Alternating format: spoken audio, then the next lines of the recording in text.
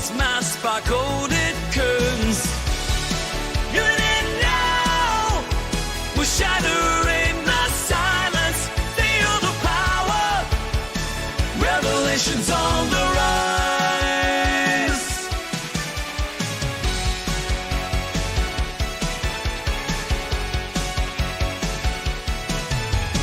From the shadows, light emerges, breaking through the veils of dark. 0 points and gravity converge, yeah. Dying voices, revelation start. Ancient whispers call. They're begging us to open our eyes. We stand tall, defying all their lies. Even in now, we're shattering the silence. Feel the power. Revelations on the rise.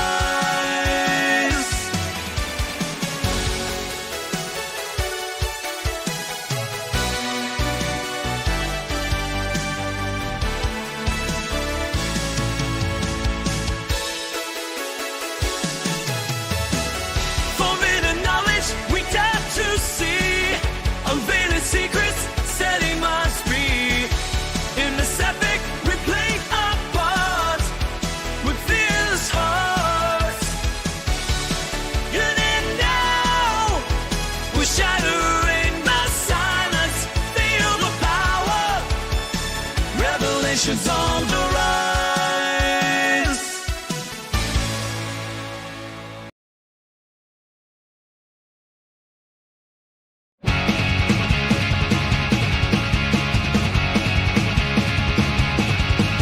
In base lamp alone with my mind. Scribble theories, they all refuse to find. I've been working on energy for a brand new day, but even in the crowd, I'm still a castaway. Alienated from the A's of added mentor in disguise. Ideas ahead of time, dismissed with narrow eyes. Benefactor boy, dreaming about the world you can't deploy. Changing the system, but treated like a toy. Ideas misunderstood, but brilliance is his boy. Benefactor boy, can't you hear his voice?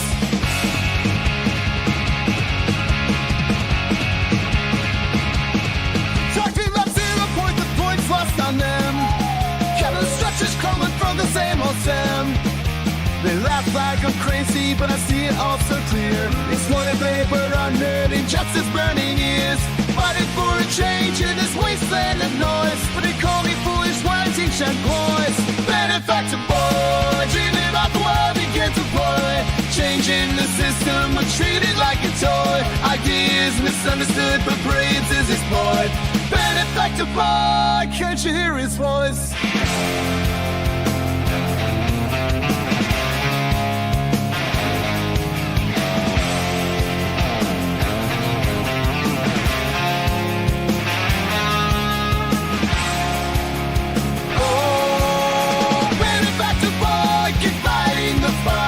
Chasing revolutions in the darkest nights. A dreamer with vision beneath the laughter and noise. A future so bright waiting for the right choice.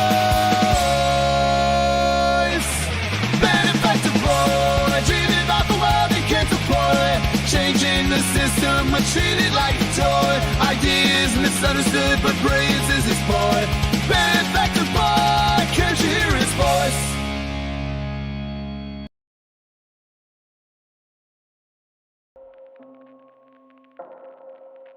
In a world where innovation is stifled by greed and corruption, there lies a hidden truth that could revolutionize our way of life. Lenny, what are you doing? Are you seriously pitching a new show right now? I didn't authorize this. My God, only 5 minutes into your new position as co-host, and you're already adding to my tight schedule. Yes, sir, I manage that schedule. But I did notice you have an entire 2 days available during your week. Wait, you're not talking about Saturday and Sunday, are you? Of course, sir. You have 2 whole days where you're free to work on new content. Lenny, those are my days off. It's okay, sir. I know you'll manage just fine. I have faith in you. Do robots have faith? I do. I have faith that you won't screw it up again. You know what? It's fine. Go ahead. I'll just build my cold fusion Lego set some other time. It's pond certified. But I'm not telling them about my idea for a thunderstorm toilet. I'm gonna keep that baby close to my chest. You know, that just sounds wrong. It's a good idea. A toilet capable of turning any toxic human waste into, well, it turns into petroleum jelly. Why petroleum jelly, sir? You know what? I'm not sure. I don't think it's calibrated correctly. Enough is enough. The world is at a breaking point. Catastrophic climate change, biosphere collapse, and a global energy crisis have been met with apathy, denial, and despair. The phrase unidentified flying object is a deliberately obfuscating term. What it really is an alternative energy and propulsion device. This is the real reason for the secrecy. These technologies, if they were disclosed, would end fossil fuels, pollution, and poverty overnight, and usher in a new era of abundance, freedom, and peace. Instead, they have been kept secret for over 100 years. The more powerful the agency, the more powerful the group, the more powerful the cartel, the more they will resort not only to legal means, but to extra legal means to suppress their competition. I said pretty early on, the problem is suppression. It wasn't really how do I make a free energy machine. It's how do I not get suppressed? Because what's the point? Microscopic ball lightnings that when they discharge are tapping into that 0-point energy field and creating the motive force. Boom! That's why the concussion from the thunderclap is so huge. There's this huge amount of energy that's actually sourced from the vacuum energy. All the dots connected. This is what's happening, right? So we need to make the thunderclap engine. Imagine a future where clean, sustainable energy is not just a dream, but a reality. Discover the countless untold stories of free energy devices and the relentless battle against those who seek to suppress them for their own gain. Black shelving. So someone comes along, they offer you $20 million for your device, it's a corporation, they put it on a shelf. Boom. This power is something I have given my life for you the people. Uncover the shocking tactics used by energy industries to control the narrative and maintain their grip on power. You don't interfere with the big, powerful people. You don't put them out of business. They still have those 50-year leases on the lines and all the power transformers. Environmental Protection Agency is a bit of a dictatorial police agency. Shadowy government with its own Air Force, its own Navy, its own fundraising mechanism, and the ability to pursue his own ideas of the national interest, free from all checks and balances, and free from the law itself. This is real, usable power. It's stable.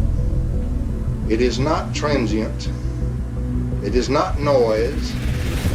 Behind the lamps, that little box is putting out all of that power, well over 500 watts, and yet it is receiving less than 1/3 of a milliwatt of input power. The rest of that power is coming out of the surging energy of the vacuum, and this little box that you see right here, solid state, no moving parts, is the vacuum triode that's doing this very practical and historical work.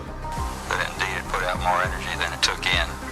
He was shot at once with a silenced rifle from about 300 yards. It reads like a James Bond movie, but it's real. There are men here that said they're FBI, and they got black vans, and they're taking all this equipment. What should I do? It's called capture, where they try to rationalize away this problem and everything's fine. From manipulation of patent authorities to infiltration of government agencies, the truth is stranger than fiction. But amidst the darkness, a glimmer of hope emerges in the form of renegade scientists and inventors who refuse to be silenced. There There is absolutely no question that T. Henry Morey had a system that produced about 50 kilowatts out of a 55-pound box. In the shadows of capitalism's dark secrets, join us on a thrilling new show. Get ready to be inspired, enraged, and empowered as we delve into the Benefactors Guide to Free Energy Devices. Only on Beneficence TV.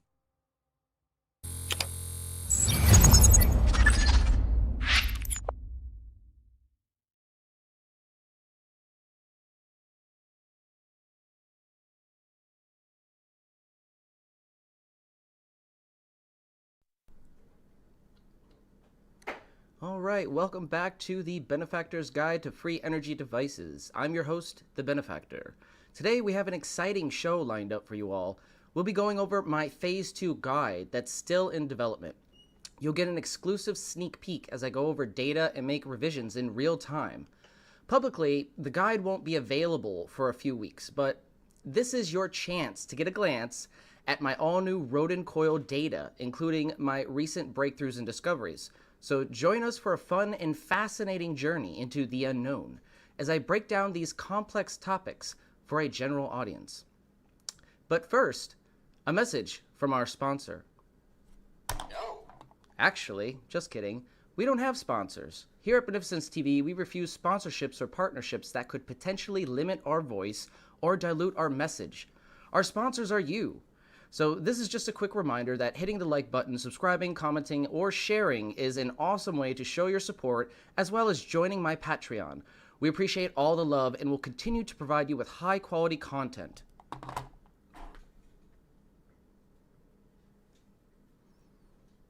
Alright, so jumping into segment 1. This is a dire warning for my fellow scientists, so mark my words, there is no free energy under fascism. So in a society dominated by fascist corporate overlords like Elon Musk and Donald Trump, the pursuit of fringe science, alternative energy, and suppressed free energy technologies is not just futile, it's a distraction designed to keep dissidents spinning their wheels while the ruling class tightens its grip. The very foundations of capitalism is predicated on the scarcity and artificial limitations, ensuring that revolutionary breakthroughs, particularly those that threaten the macroeconomic status quo, never see the light of day. To understand why, we must examine the structure of power itself. Under late-stage capitalism, scientific progress is not driven by the pursuit of truth or the betterment of humanity, but by the interest of the ruling class. Musk, despite his cultivated image as an eccentric visionary, operates within the same profit-driven system that has historically suppressed free energy research.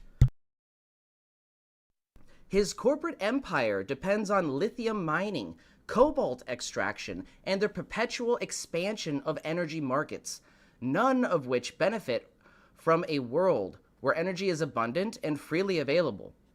Fans of Musk would argue, he's already a billionaire. Why does he need more money? But it's not about money. It's about power.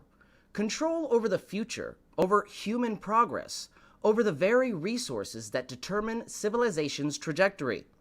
Musk desperately wants to go to Mars, not as a humanitarian endeavor or a step forward for humanity, but because he understands the brutal reality of ownership in unclaimed territory.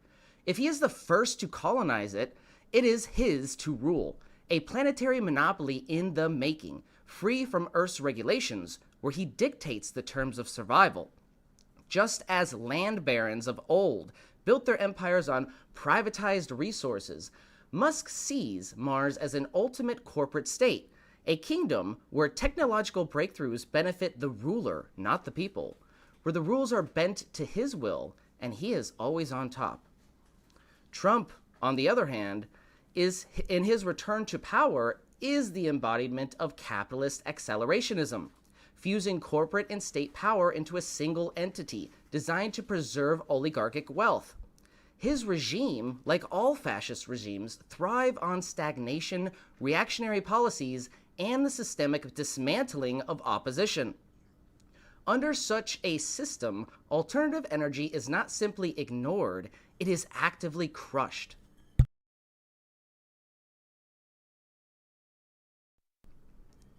The fossil fuel industry, the military-industrial complex, and global finance all have vested interests in the ensuring that no energy paradigm emerges that would liberate the masses from economic servitude. I've said this before in the past, and I'll say it again. If I were an accelerationist, which I absolutely am not an accelerationist, by the way, but if I were, I would have voted for Trump. Why? Because Trump does not merely represent late-stage capitalism, in which economic crises become more frequently and severe. He represents end-stage capitalism, where the dominant world capitalist superpower begins to show its first cracks of inevitable implosion.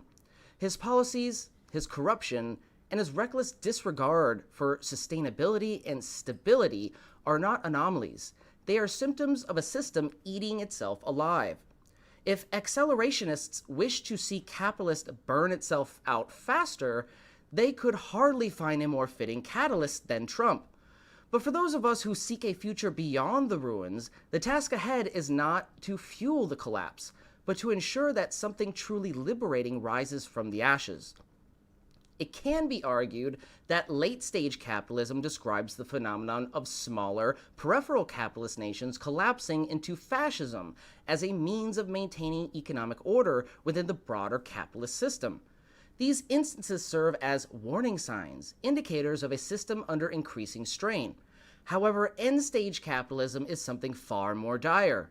It is when the core of the capitalist world system itself, the dominant economic centers like the United States, Western Europe, and Japan begin to show the same symptoms.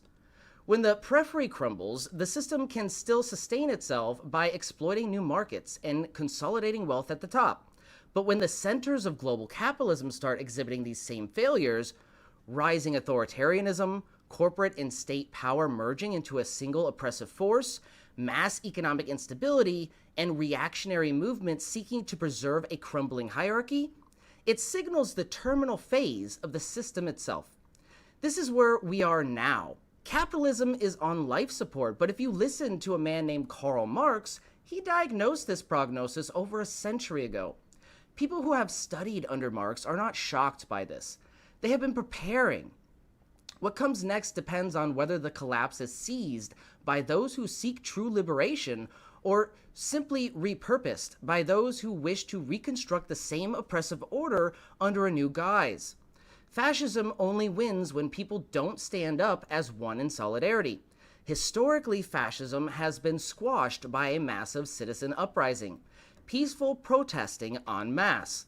As Americans, we need to learn how to yellow jacket our way out of government issues. When Macron in France wanted to raise the retirement age, the French people didn't just voice their discontent online, wait for electoral change. They didn't blame the problems on immigrants. They took to the streets in overwhelming numbers, engaging in relentless, sustained protest that brought the country to a standstill. The Gilets Jaunes, or Yellow Vests movement, demonstrated that when the government ignores the will of the people, direct action becomes necessary. As Americans, we need to take lessons from this.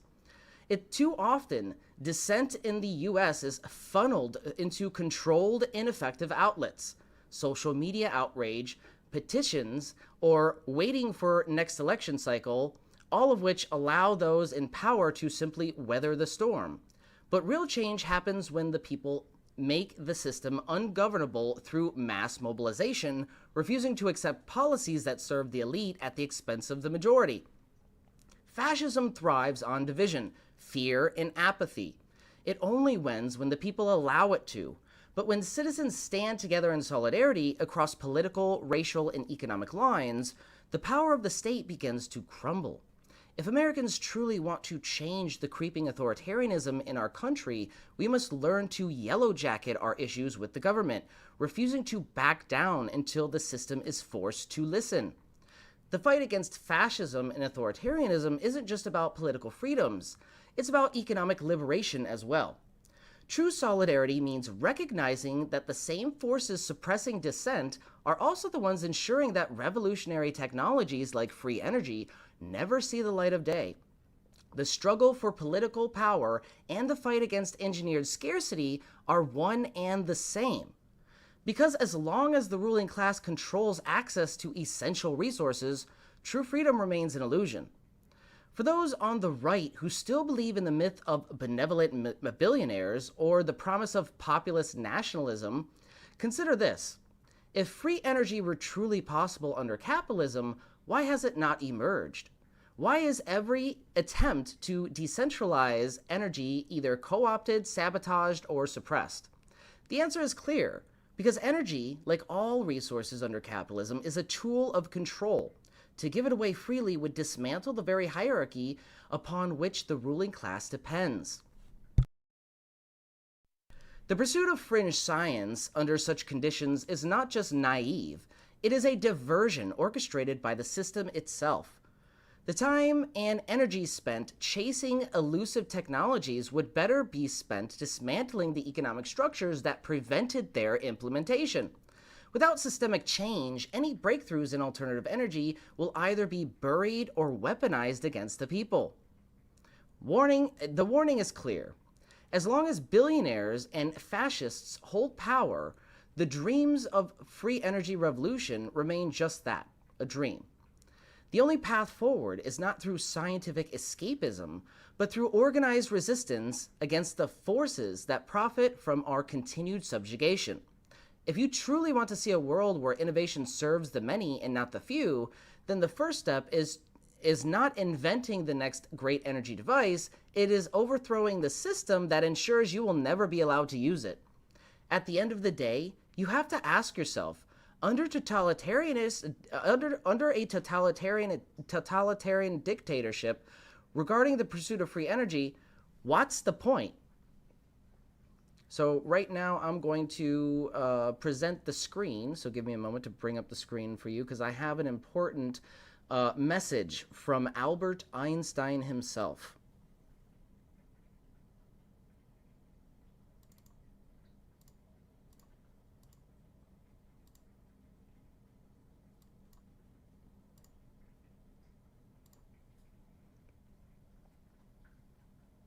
All right, so Einstein said, "There will come a time when the rich own all the media, and it will be impossible for the public to make an informed opinion." Einstein's critique of capitalism was not a time-limited observation, but a systematic analysis of how private capital accumulates and influences political and informational structures. Since capitalism still exists in fundamentally the same form, his warning remains relevant. Remember, both Einstein and Tesla were strong critics of our capitalist system.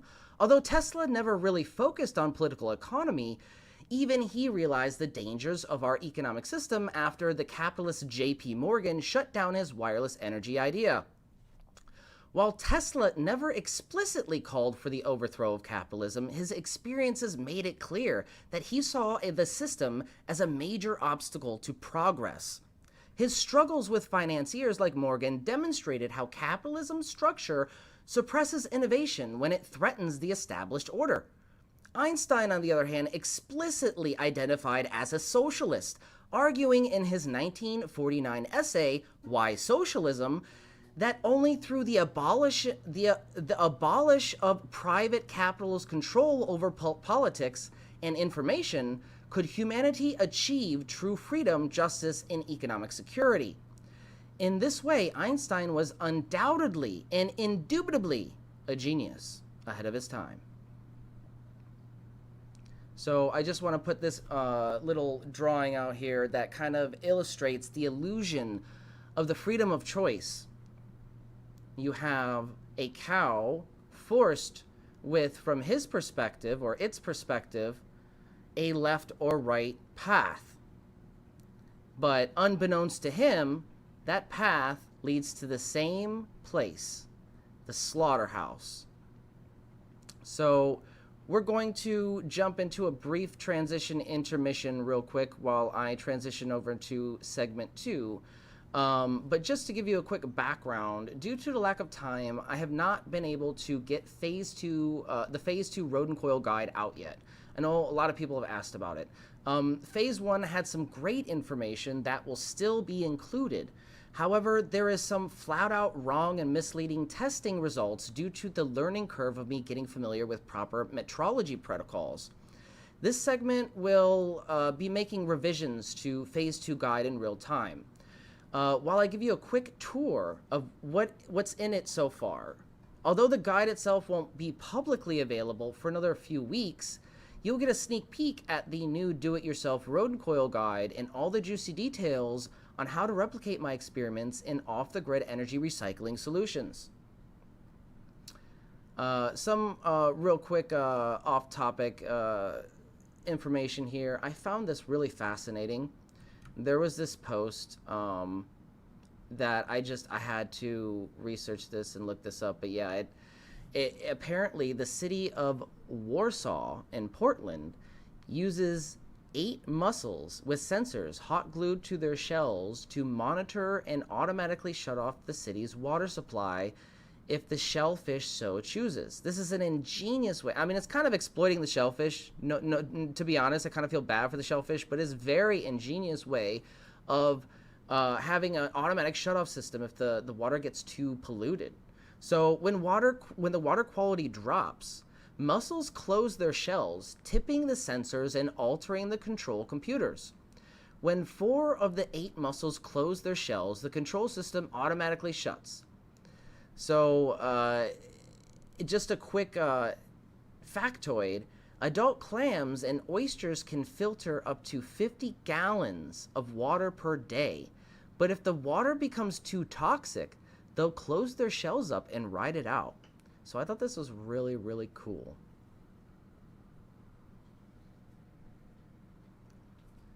All right, so we are going to go to a quick transition for a quick intermission so I can get ready to present the Phase 2 guide for our rodin coil do-it-yourself systems.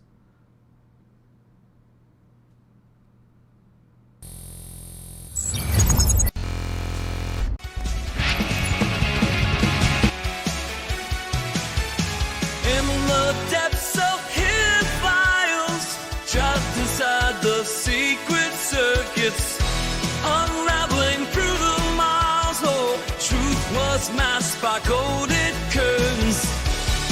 In it now, we're shattering the silence. Feel the power. Revelations on the rise.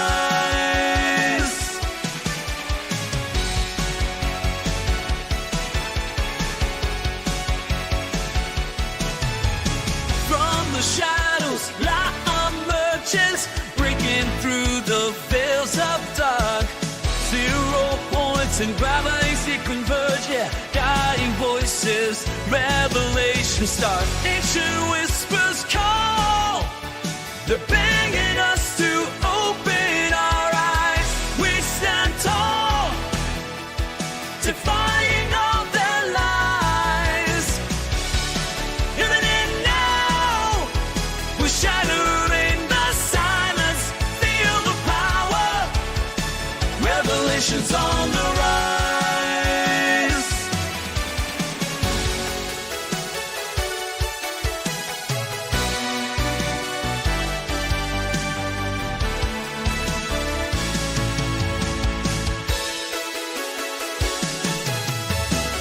Forbidden knowledge we dare to see, unveiling secrets, setting us free. In this epic, we play our part with fearless heart.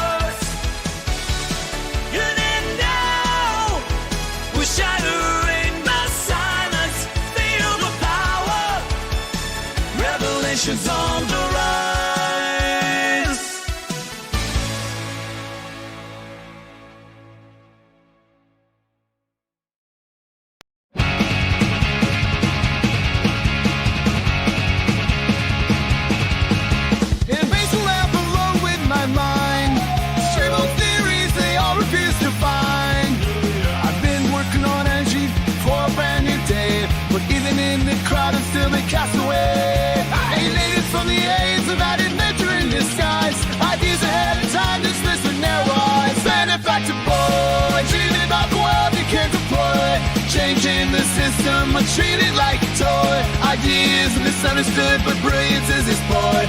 Benefactor boy, can't you hear his voice?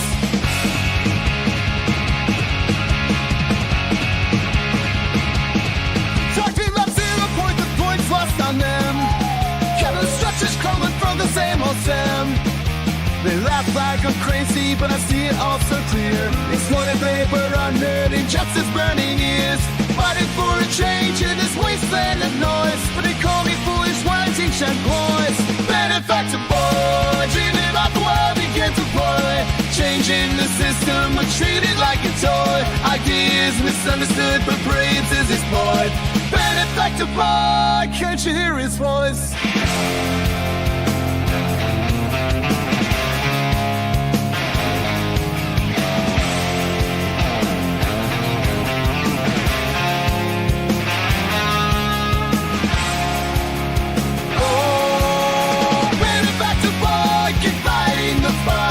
Chasing revolutions in the darkest nights. A dreamer with vision beneath the laughter and noise. A future so bright waiting for the right choice.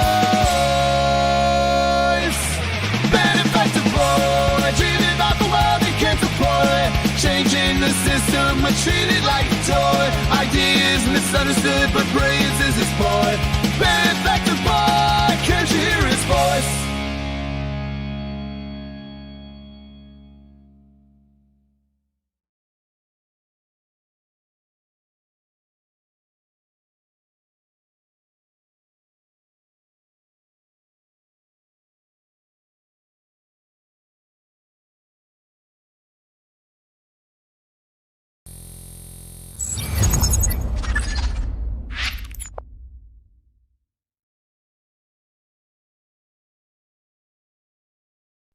Alright, welcome back to the Benefactors Guide to Free Energy Devices.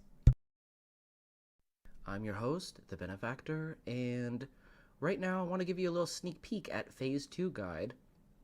It implements a lot of the information I had in the Phase 1 Guide, so don't be alarmed. A lot of it is still there. I had to go through it, though, meticulously, and we'll still go through it today. If we find any mistakes, we'll correct them in real time, but most of it should be here. There's a couple of fill-in-the-blank areas that I want to go over regarding the Lightning Thief device and everything, but just a quick warning.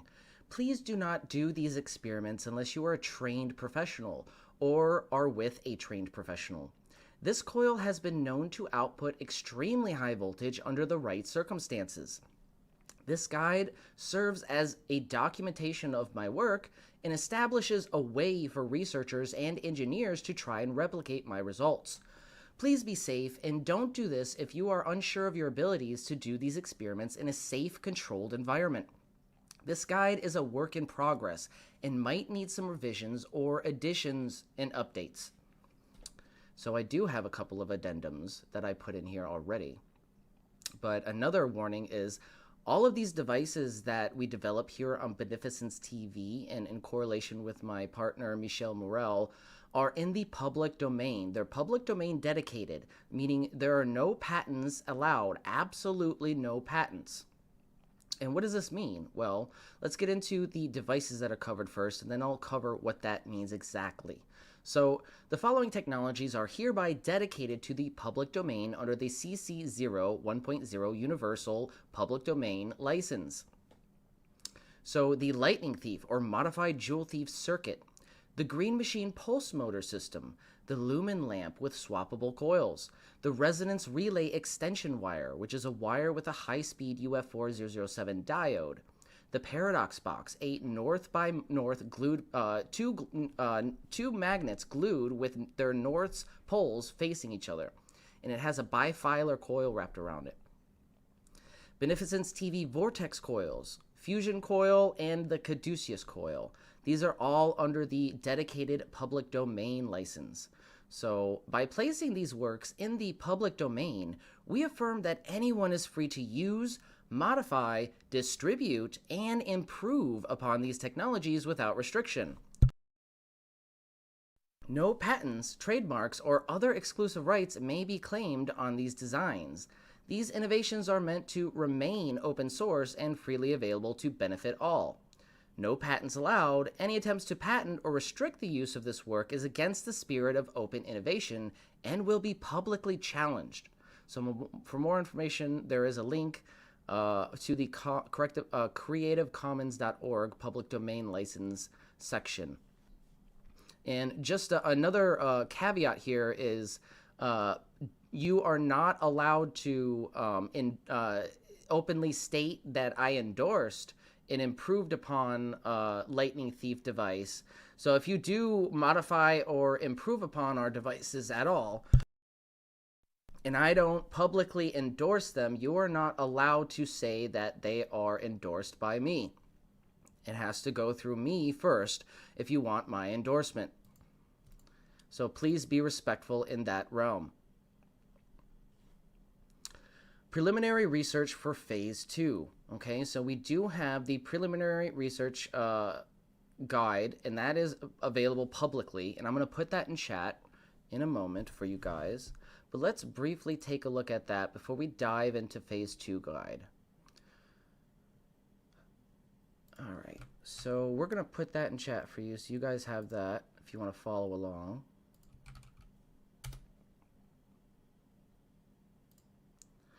So phase 2 testing, well, phase 1 was really meant to get my feet in the water, and phase 2 testing was planned as an effort to combine two very easy and common free energy devices into one simple design that could be utilized for practical applications in energy generation and battery desulfation, which is rejuvenation of a dead battery that has been sulfonated.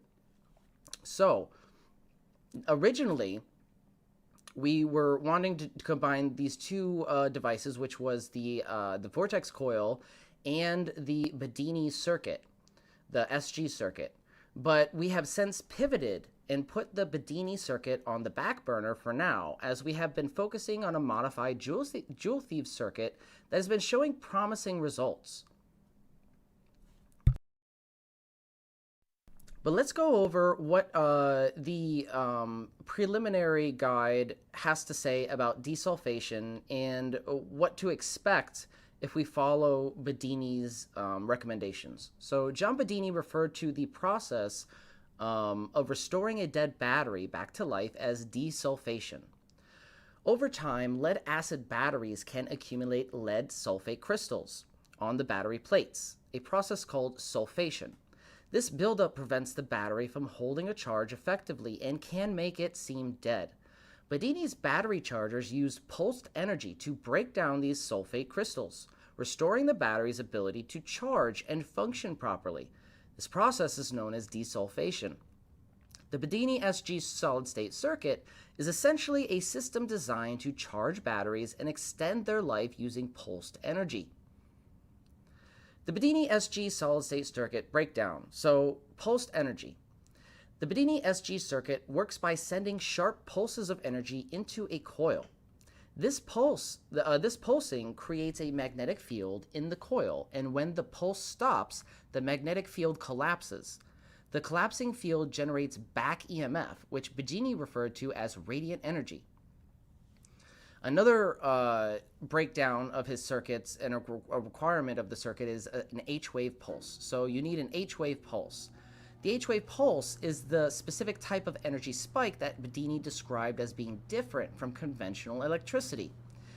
It's this H-wave that comes from the sharp collapse of the magnetic field, and it represents a burst of radiant energy. This pulse doesn't behave like regular electricity, which faces resistance, but is instead harnessed as a powerful, quick energy burst. So why is this important? Well, the H-wave is the key to capturing this radiant energy from the back EMF. Rather than wasting the back EMF, the Bedini circuit captures this H-wave pulse and feeds it back into the battery.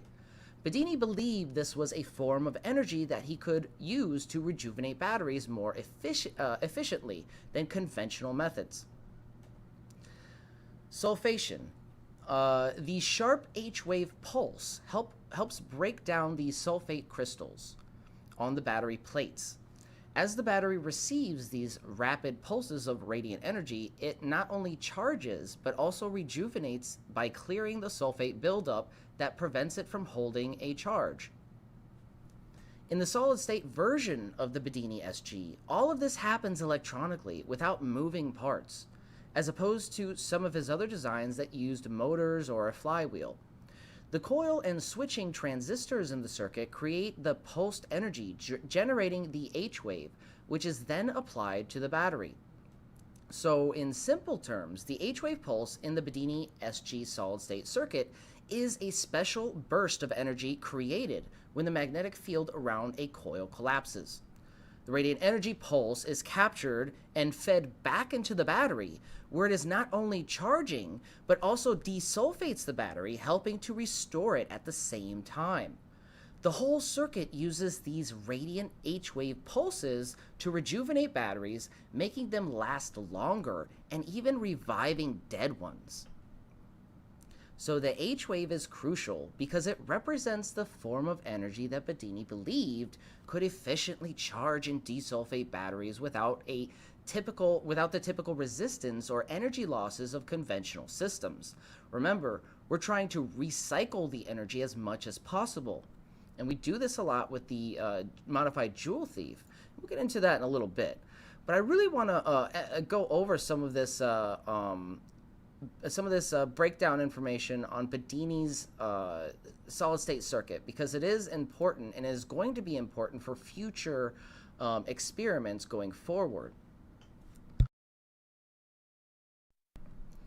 So below you can see the comparison of my wave at a higher resolution to John Bedini's diagram below.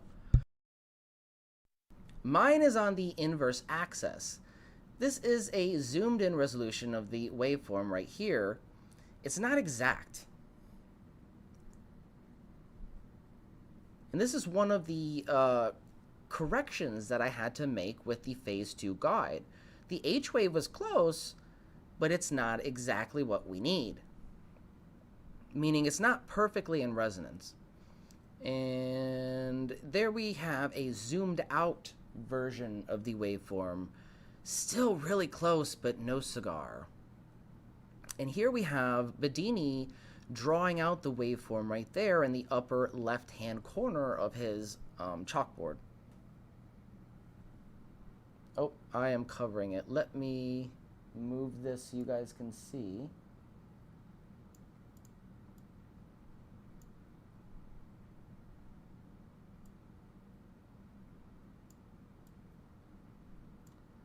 Right there, you see that is him drawing the H wave and demonstrating kind of like the shape that you're looking for.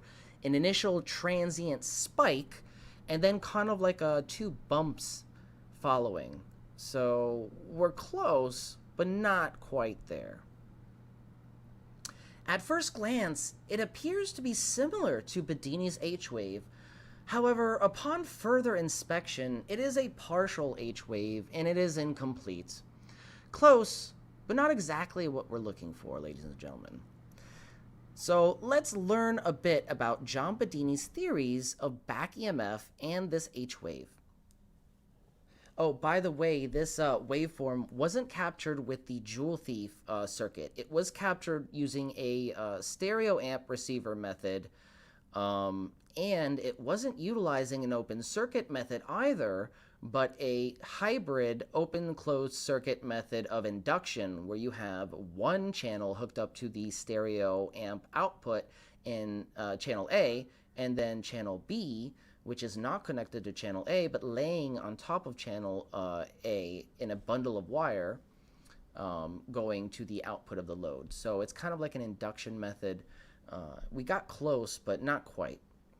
It was stepping up voltage quite a bit, but when I was measuring the current, I wasn't doing it correctly, and when I started correcting the measurements I was doing for the current, we saw that it was stepping up voltage, but at the expense of current, as followed by Lenz's law. So that's not abnormal for a system, but for energy recycling, we want to see Lenz's law bypassed, meaning we're taking the back EMF, the extra energy that nature's giving us, instead of dumping it or filtering it out, we're recycling it by resonating it with the forward EMF. And like a surfer riding a wave to shore, instead of fighting the current, we're kind of utilizing it with our system in a way that it can in theory, produce over unity. So let's learn a bit about John Bedini's theories of back EMF and this H-wave. John Bedini's H-wave and back EMF. The H-wave is a concept John Bedini used in his energy work to describe a specific type of electrical waveform. So in simple terms, it's a pulse of energy that behaves differently than a standard wave, like a sine wave, that are typically used in electrical systems. So here's a breakdown of what the H-wave is about. It's about unconventional energy flow. Instead of just flowing like a typical alternating current or direct current, the H-wave involves a kind of sharp transient energy spike that Bedini believed could be used to capture or release more energy than usual systems do. Radiant energy. He talked about radiant energy in his systems. Bedini associated the H-wave with radiant energy, a type of energy he claimed could be harnessed from the environment.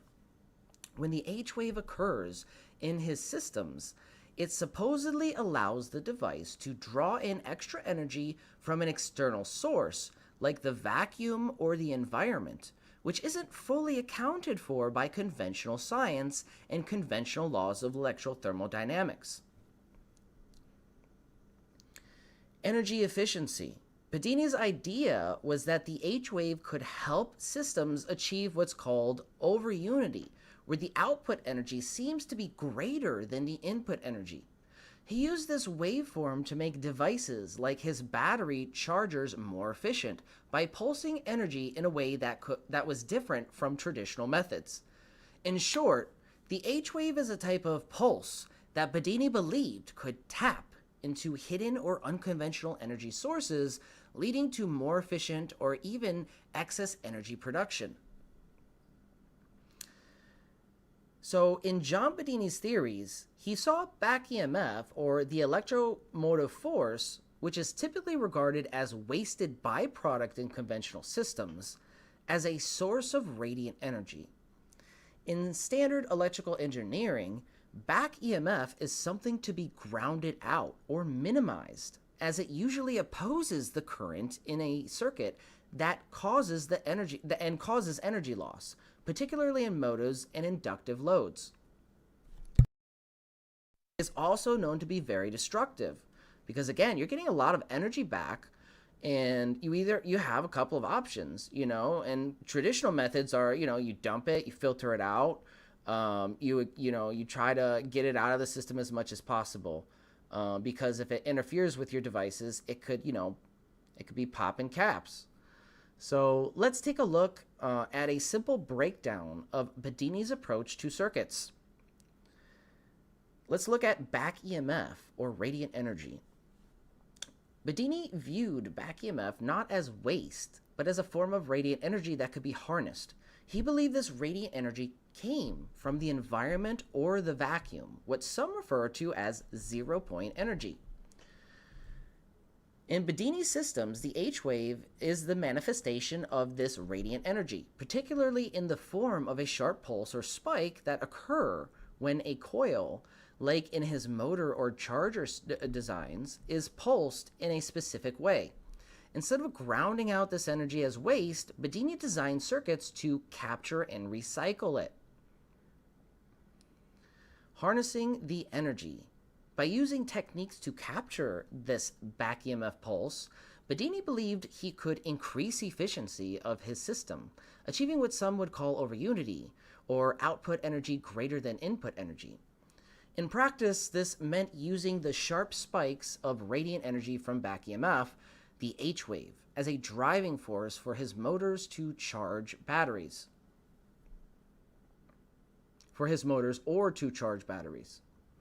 So the gist of it is, in summarizing, most conventional systems waste the back EMF by grounding it. But Bedini saw it as a valuable form of radiant energy, which he called the H-wave. He built systems that could harness this energy rather than dissipating it, which he believed led to greater efficiency and potentially the tapping of additional energy from the environment. back EMF in conventional science. So in conventional science, back EMF, or electromotive force, is a voltage that opposes the current in a circuit. It happens mostly in devices like motors and coils, especially when there is a change in the flow of electricity. Here is an analogy to make it easier. Imagine pushing a child on a swing.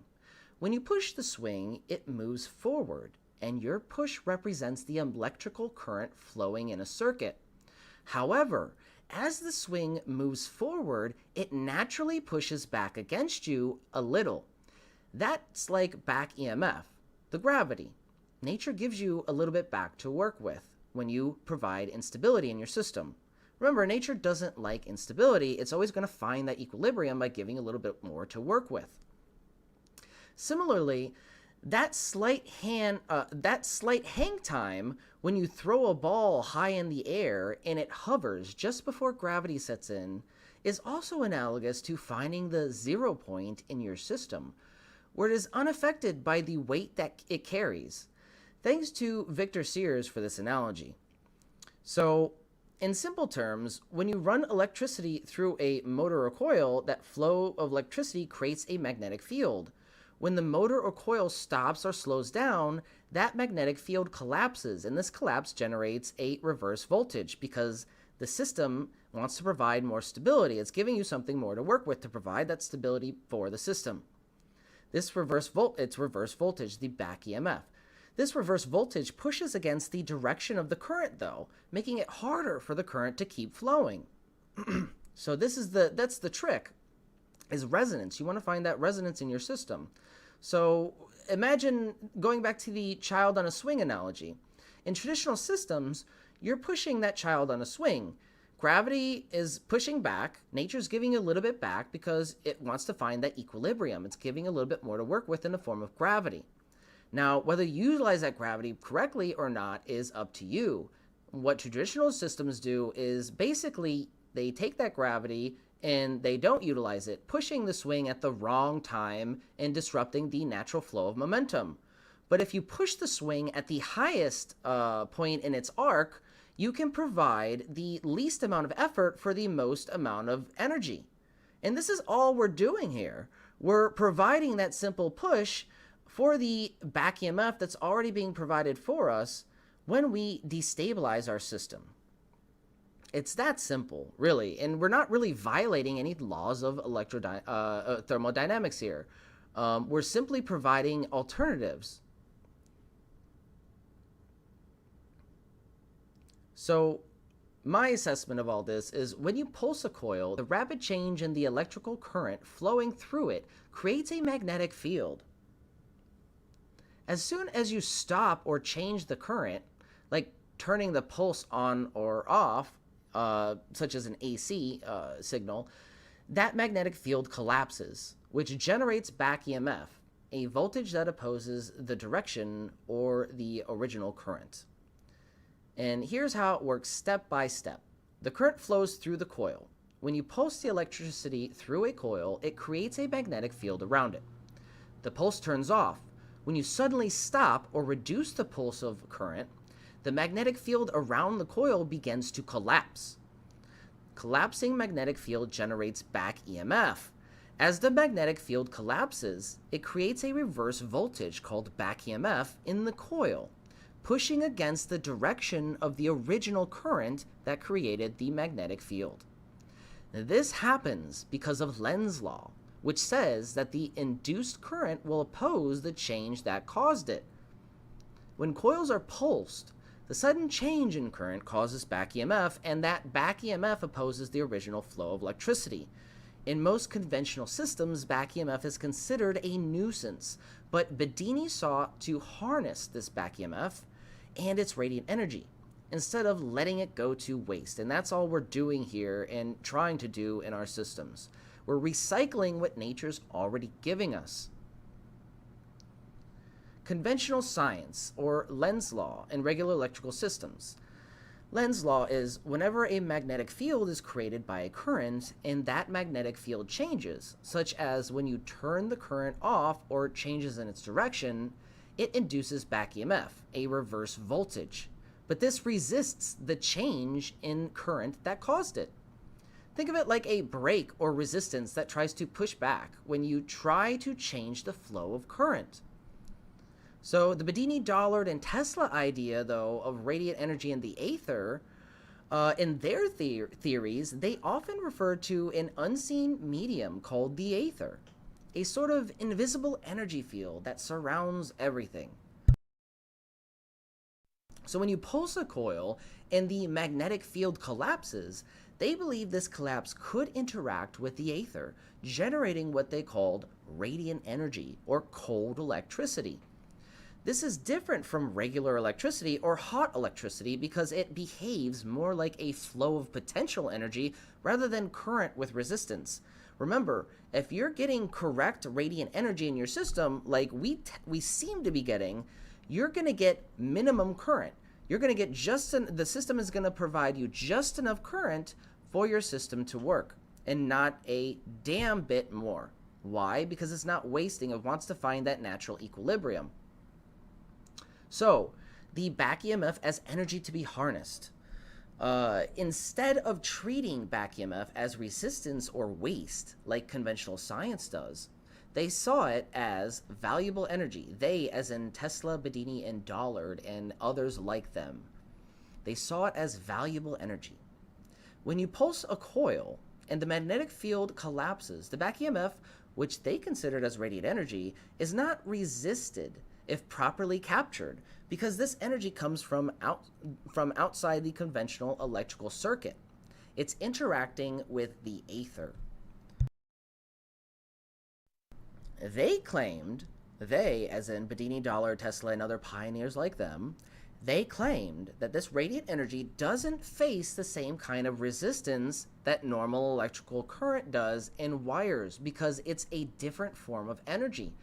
It's more like potential energy or voltage spikes that move quickly or freely rather than through conventional resistance causing current. Like Nathan says, it's just pure potential. So why no resistance with radiant energy?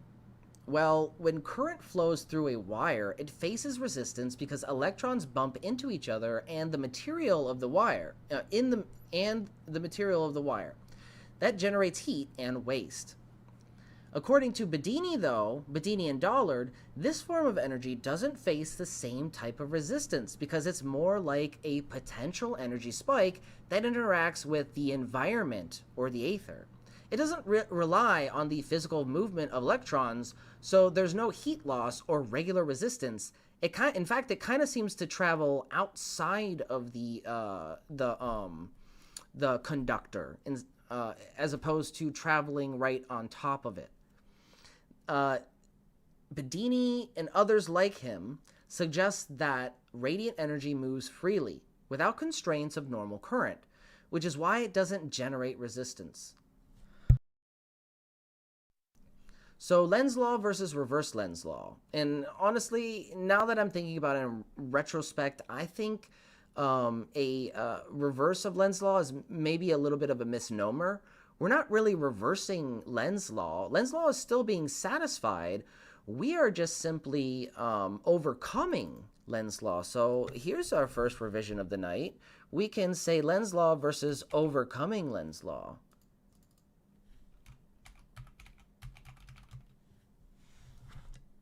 There's one for you, ladies and gentlemen. Hey, Delta KB. Hey, Mike Does. How you doing? Good to have you here this evening. Good to have everybody joining us. What's going on, everybody? What's going on, Turbo Splice? Shout out to all my members out there. You guys are awesome. Feel free to drop some emojis. I might drop an emoji in a minute because we have Mike Does in the house. Let's hit him with a Mike Does emoji. Oh, yeah.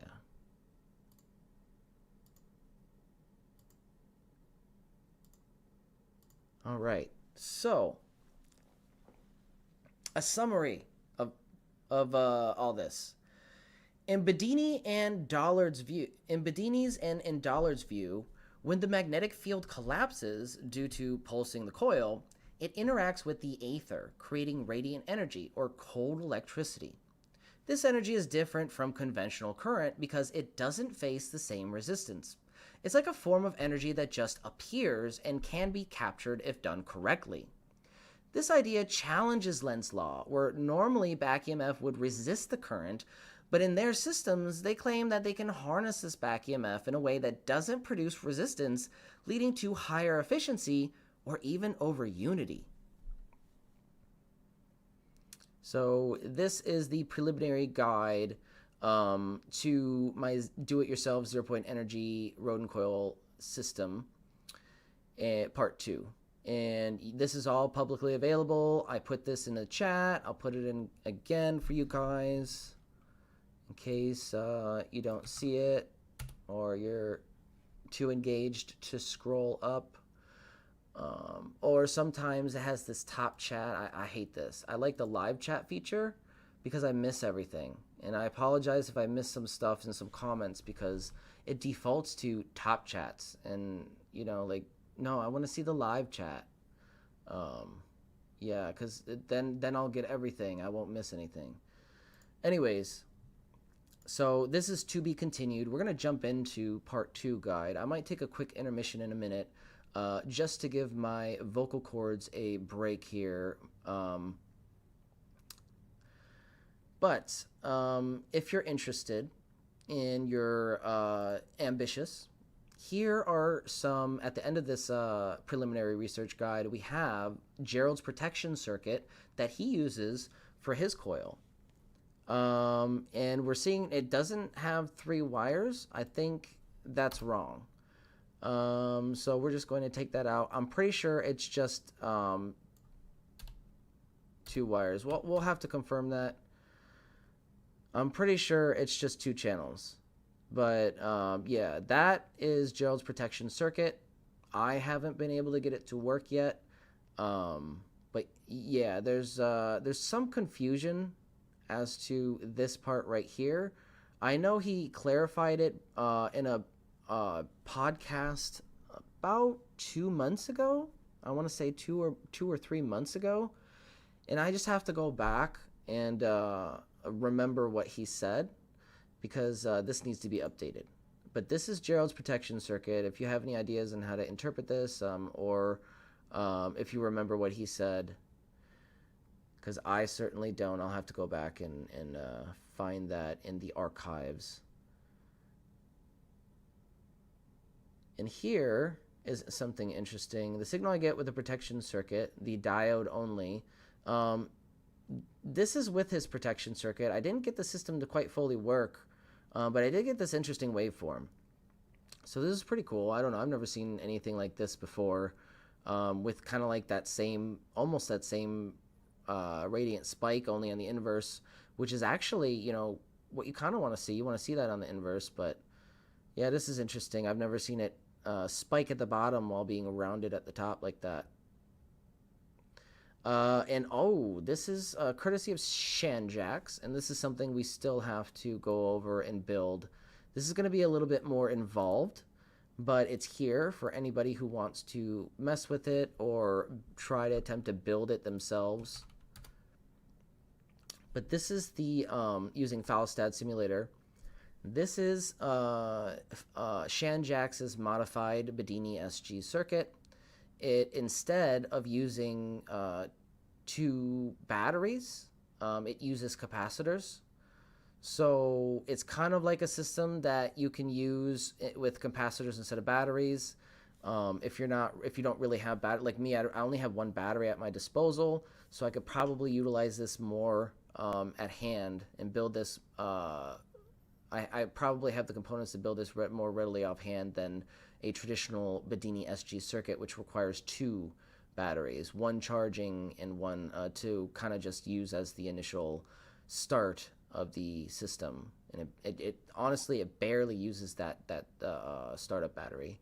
In a correctly working Bedini circuit, that initial battery, the primary battery, will barely be touched while it's charging the secondary battery and rejuvenating and all that good stuff. So yeah, this is a really good technology, guys. I'm going to take a quick break before we jump into the actual Phase 2 guide. So stand by and stay tuned for more awesome content.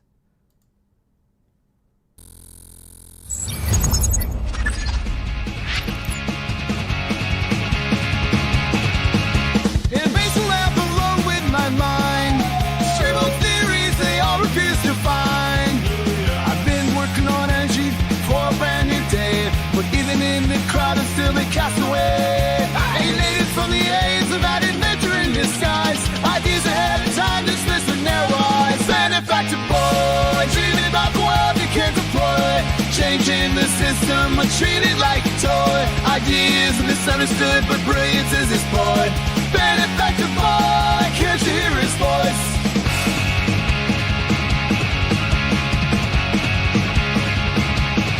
Talking about 0 point, the points lost on them.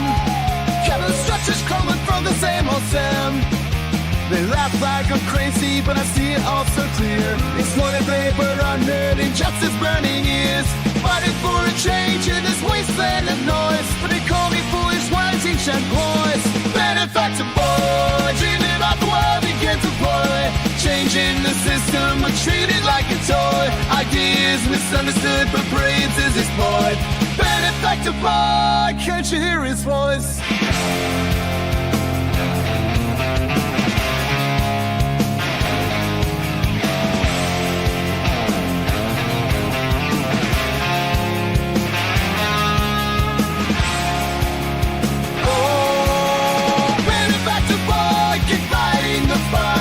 Chasing revolutions in the darkest nights. A dreamer with vision beneath the laughter and noise. A future so bright waiting for the right choice.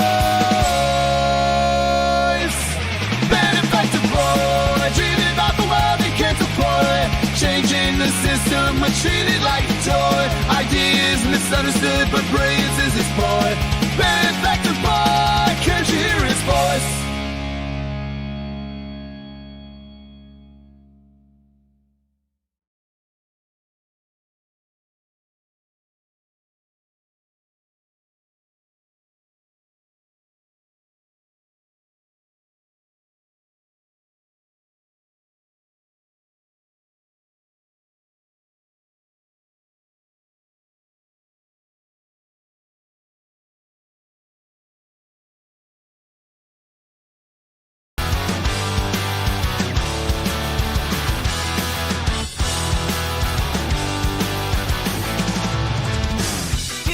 Jones working night and day. Mystic gadgets in magnetic ballet. Circles of power aligning destiny's way. Running those rings that defy gravity. Critics working out, they don't bother heat. In this domain, Jones sets the world free. Lord of the Rings, pretty strong. Proving the current can't be wrong. Electromagnetic symphony. Terror only crafts destiny.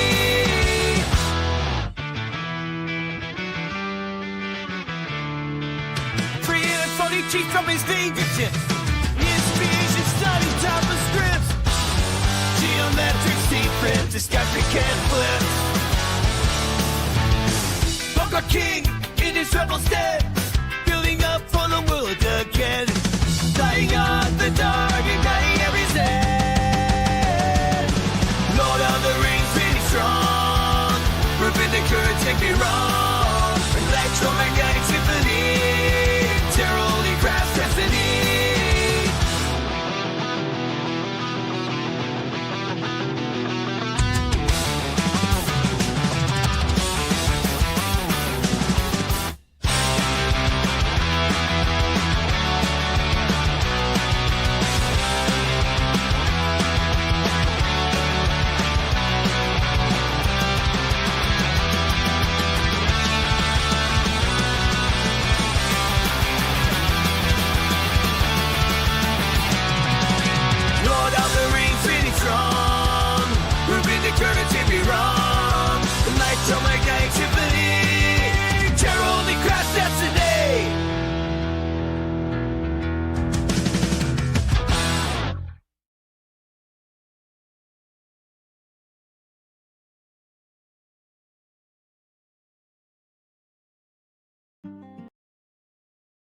In a lab, my dust cracks the code tonight.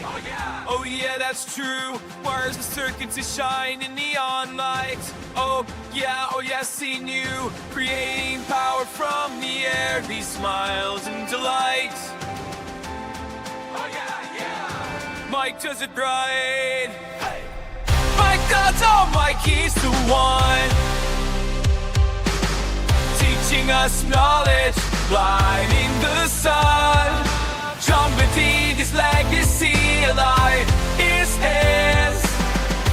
Mike does knows we're his biggest fans. Down in the basement, secrets start to glow. Oh yeah. With Nathan and Lulu in the show. Oh, brilliant team. Mike came on Faraday.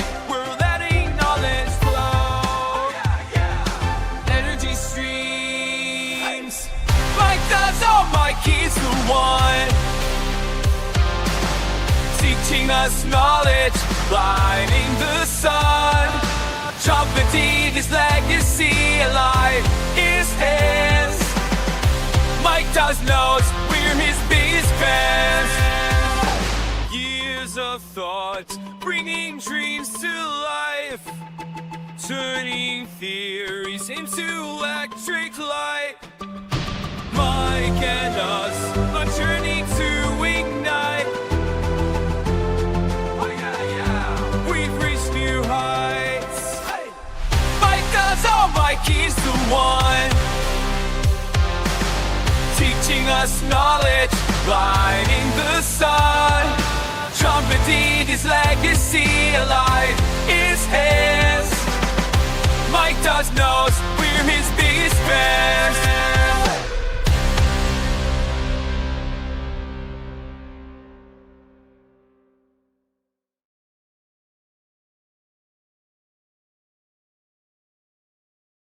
Okay, here's something really interesting. So here's the negative input for the power. This is supposed to be where the negative terminal for the green, this negative terminal for the battery is supposed to go, and then this is the positive. So what I witnessed with this, with the other board, not that one, the other board with the breadboard, not the PCB, this is the PCB version. What I witnessed was disconnecting the negative load, because there is no negative power, it's just a negative load. It's all on the same rail. So disconnecting this negative proved that the 0.6 watt LED light bulb increased the efficiency tenfold or near it. So what we have now is the 40 watt, and I'm going to show you. This is the same setup. So basically what we do is we unhook both negative lines from the PCB, and we have the negative of the power going directly to the negative rail of our load. So the power is literally being forced back from the load's negative terminal, and its return path is directly to the negative terminal on the source, instead of going back through the PCB. Okay, so this is very interesting because we know that this isn't near the tuning. The 40 watt is too high. We disconnect this, and as you can see, it goes off, right? Like it's supposed to. But watch this. So we unhook, we unplug that. This is the 6 watt that's plugged in right here. The other one is for the 40. We unplug that. Now watch this. Plug this back in.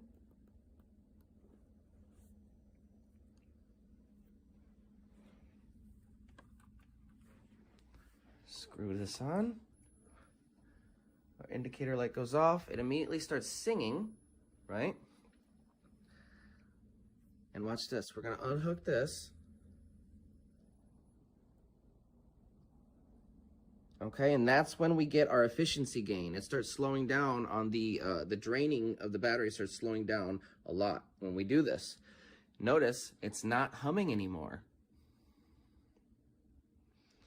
So this is basically like taking this negative battery terminal, and instead of hooking it up to the negative input, we're basically hooking this right up to the negative of the load instead of the input power terminal. So that's very interesting. I'm gonna have to update the schematic so I can give people a clear visual of how this connection actually works. Because it's, you know, this setup's a little messy and confusing, but basically this is the power line that I have to my light bulbs. You see you have the white is the positive and the black is the negative. I've got some jumpers in both to go to the PCB, but the green, the negative terminal for the battery, is hooked directly up to the negative for the power line of the load. So it's going right to the battery. And normally, again, normally this would be unhooked, and this would be hooked into the power source pin, okay? And then we would normally plug in our negative for the load as well.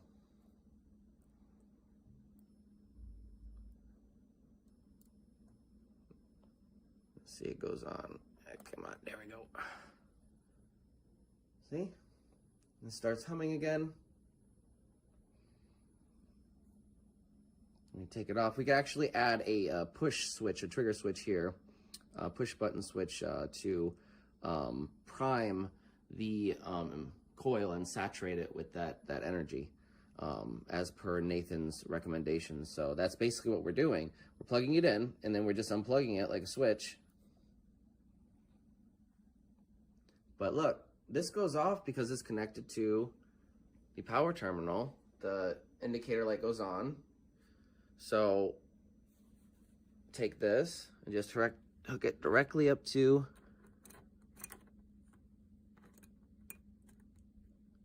there, and it goes back on. But I don't think the efficiency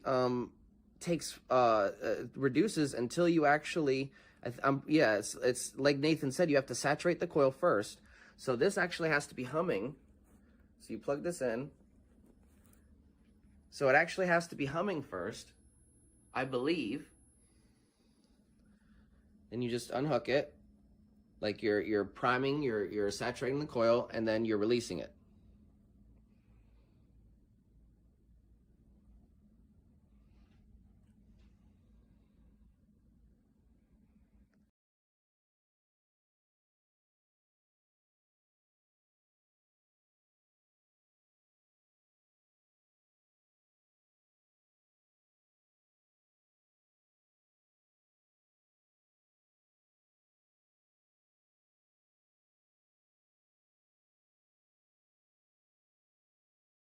All right, so we have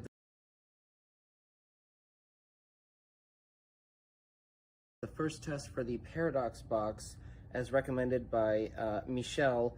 We are hooking it up in series with the positive load output after the diode here.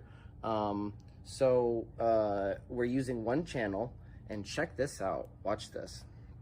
So we didn't see any noticeable decrease in brightness. It's still pretty bright.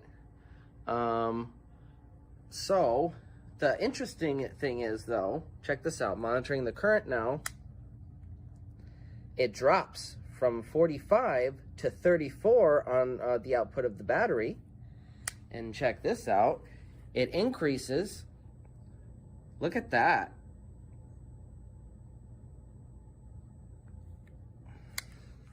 And now we go over to monitor the voltage output on the load, which is hooked up directly to the rail, positive and negative. And we get a slight drop in voltage, indicating that the system is kind of stabilizing and maybe increasing efficiency even further. So this paradox box seems to have been it seems to indicate that it's tuning our system further, squeezing it for efficiency. So that is really cool. This paradox box is really neat.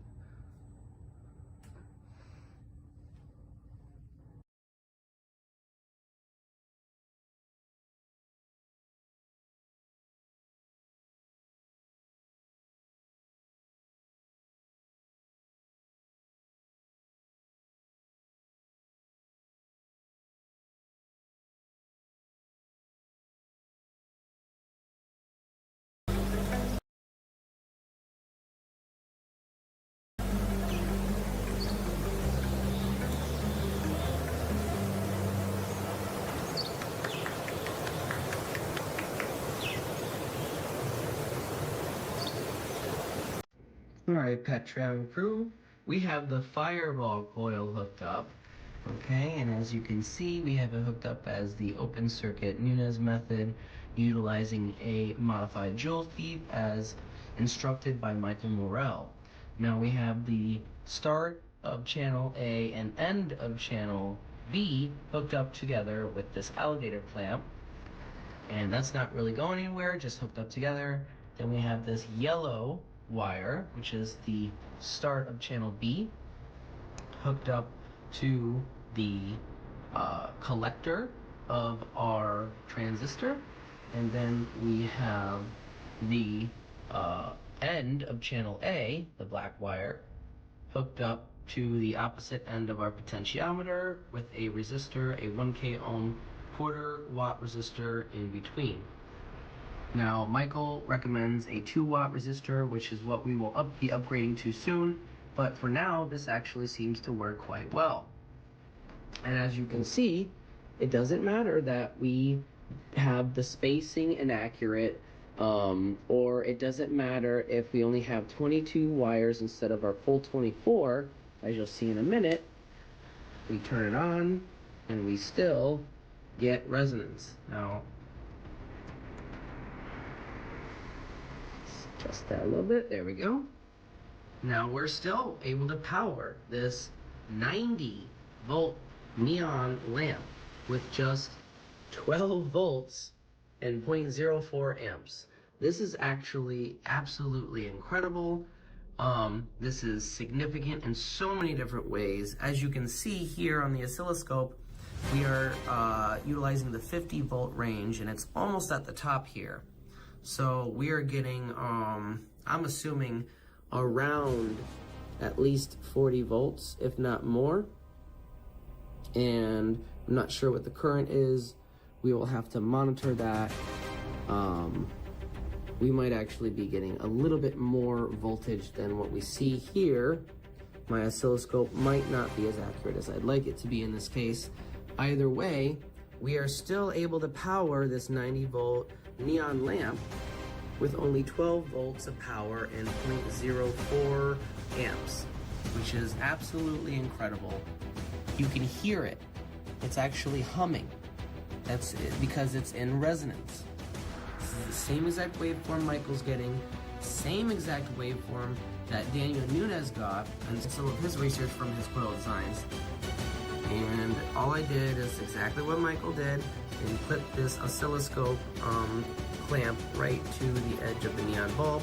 Our next test will be hooking up a larger load to the system, so you can see I kind of prepped a larger array of LED lights along with everything I can plug into. I got the pulse width modulator just to add some kind of load. I got this 12-volt stepper motor, which should provide a lot more of a load, as well as this 3 to 9 volt fan right here. So we're gonna hook up a little bit more to the system and see just how well it does. But look, this is still, it's not shining as bright as it needs to be. This is very, very dim, but it's just enough to show that it's doing something very unusual. And if I tune into this a little bit more, I might be able to get that to shine a little bit brighter. It's the potentiometer really that is our limitation here. It keeps on being finicky. It's very sensitive. Oh.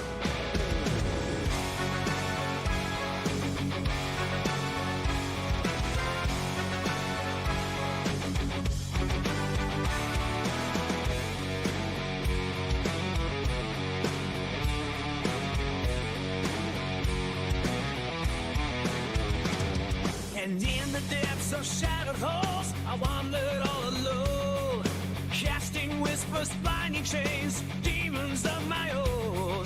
I seek death name, down spread on my frail soul. I once feared my mirror, haunted by my role. But in the echoes of my cries, just still I emerge, guiding me to where my true results are. Now I rise from the shadows with wings of fire I ascend.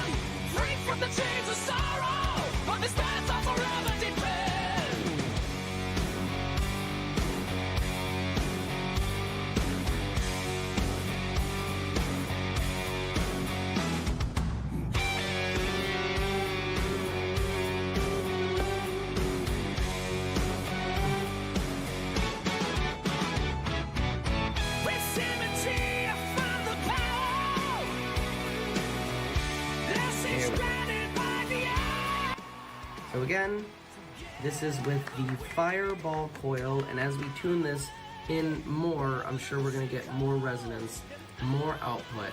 We might not be getting the 10 times output, but we're probably getting really close to it since we're able to light this neon lamp. From the chains of sorrow of this path of forever depend.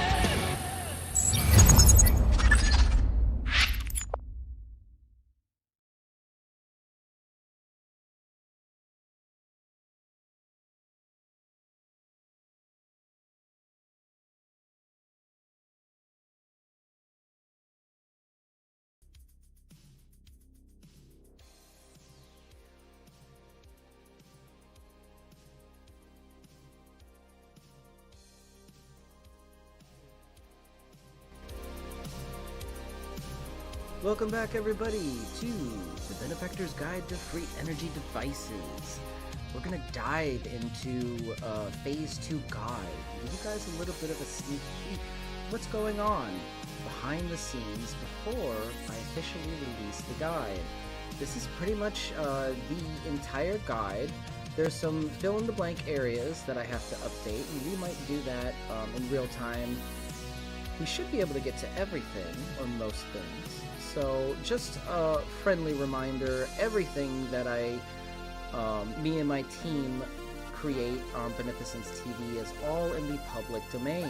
It's all dedicated to the public domain, meaning there are no patents allowed on the Lightning Thief, the Green Machine Pulse Motor, the Lumen Lamp with swappable coils, the Resonance Relay, Extension Wire, Paradox Box, Beneficence TV Vortex Coils, Fusion Coil, and Caduceus Coil, and we will be updating that with our further inventory as it expands. I already have some more ideas that I'm not ready to release at this time because they're in the early stages.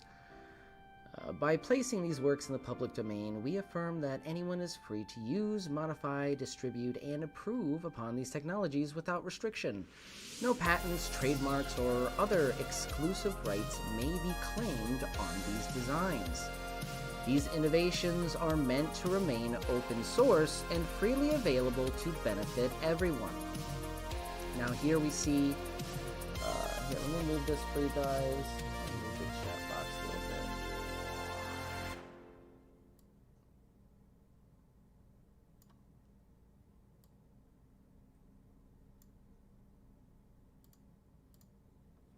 Alright, here we see on the picture on the left, we see the Fireball coil in the background, the orange coil, and then in the middle we see two Lightning Thief devices that I had tested out. These are the prototypes utilizing a breadboard instead of the PCB. And then in the foreground we have the Green Machine Pulse Motor System. Now, the goal for the Green Machine Pulse Motor System is to actually be, it's going to probably be a little bit bigger than that. This is just a prototype that I whipped up with a stereo amp receiver board, a mini board, 40-watt board. And the actual design is probably going to be a lot different. It's probably going to be a lot bigger. Because I want to fit, if you look on the right, there's this micro vortex coil all the way to the right here on top of the two Lightning Thieves devices. I want to try to fit that into the Green Machine Pulse Motor to be like an all-in-one system. So that's going to be cool if we can pull that off. It's going to be not very difficult. It's not impossible from an engineering standpoint, but it will have its challenges. And as I do with everything, this will all be developed out in the open, live. In most of my videos, will be live or either pre-recorded, and you'll see the development of these devices in real time. So with that, we're going to give you a little background information on the coils that I'm working with. So the ABHA coil, ABHA, is a variation of the rodin coil. Marco Rodin likes to call the rodin coil the flux ruster atom pulsar electrical venturi space-time inflosion field generator coil. Whew, that's a mouthful. But while working with Marco, a man named Randy Powell had discovered previously unknown number patterns hidden inside the vortex math number sequences, and the ABHA coil variation was born. And that's the coil variation I'm using now that you'll see in my coils.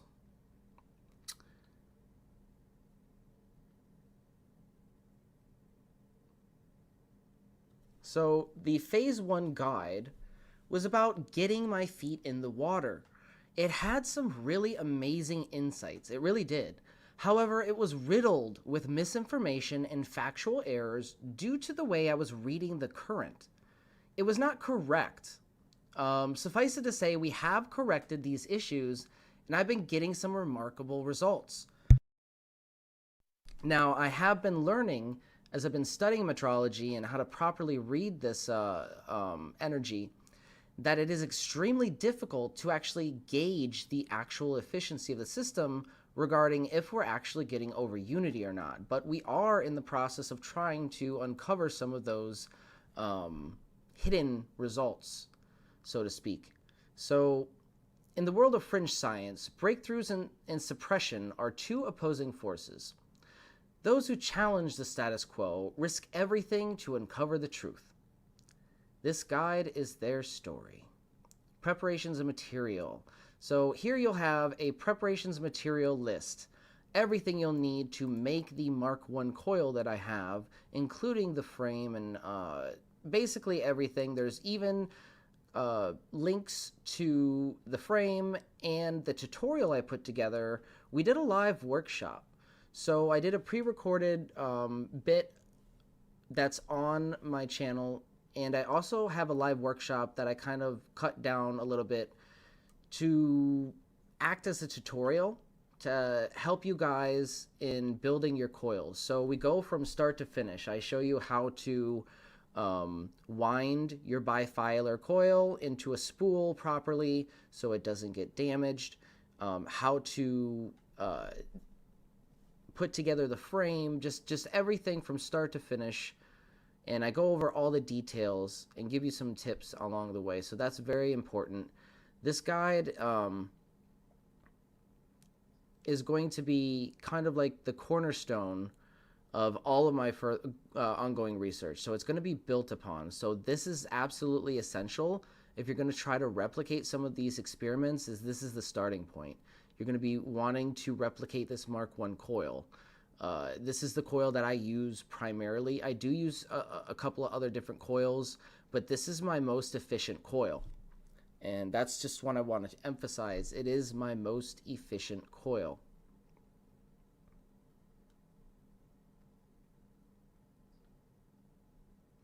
All right, so we have a couple of different ways of hooking it up, as recommended by One Stop Energies and Daniel and Erica Nunez. There are more ways, obviously, of hooking this up, but this is just to get your foot in the door. There's the closed method, which is the speaker or motor method. The closed method is what you're going to want to use if you want to turn your system into like a speaker. You can kind of get like surround sound effects with the proper setup.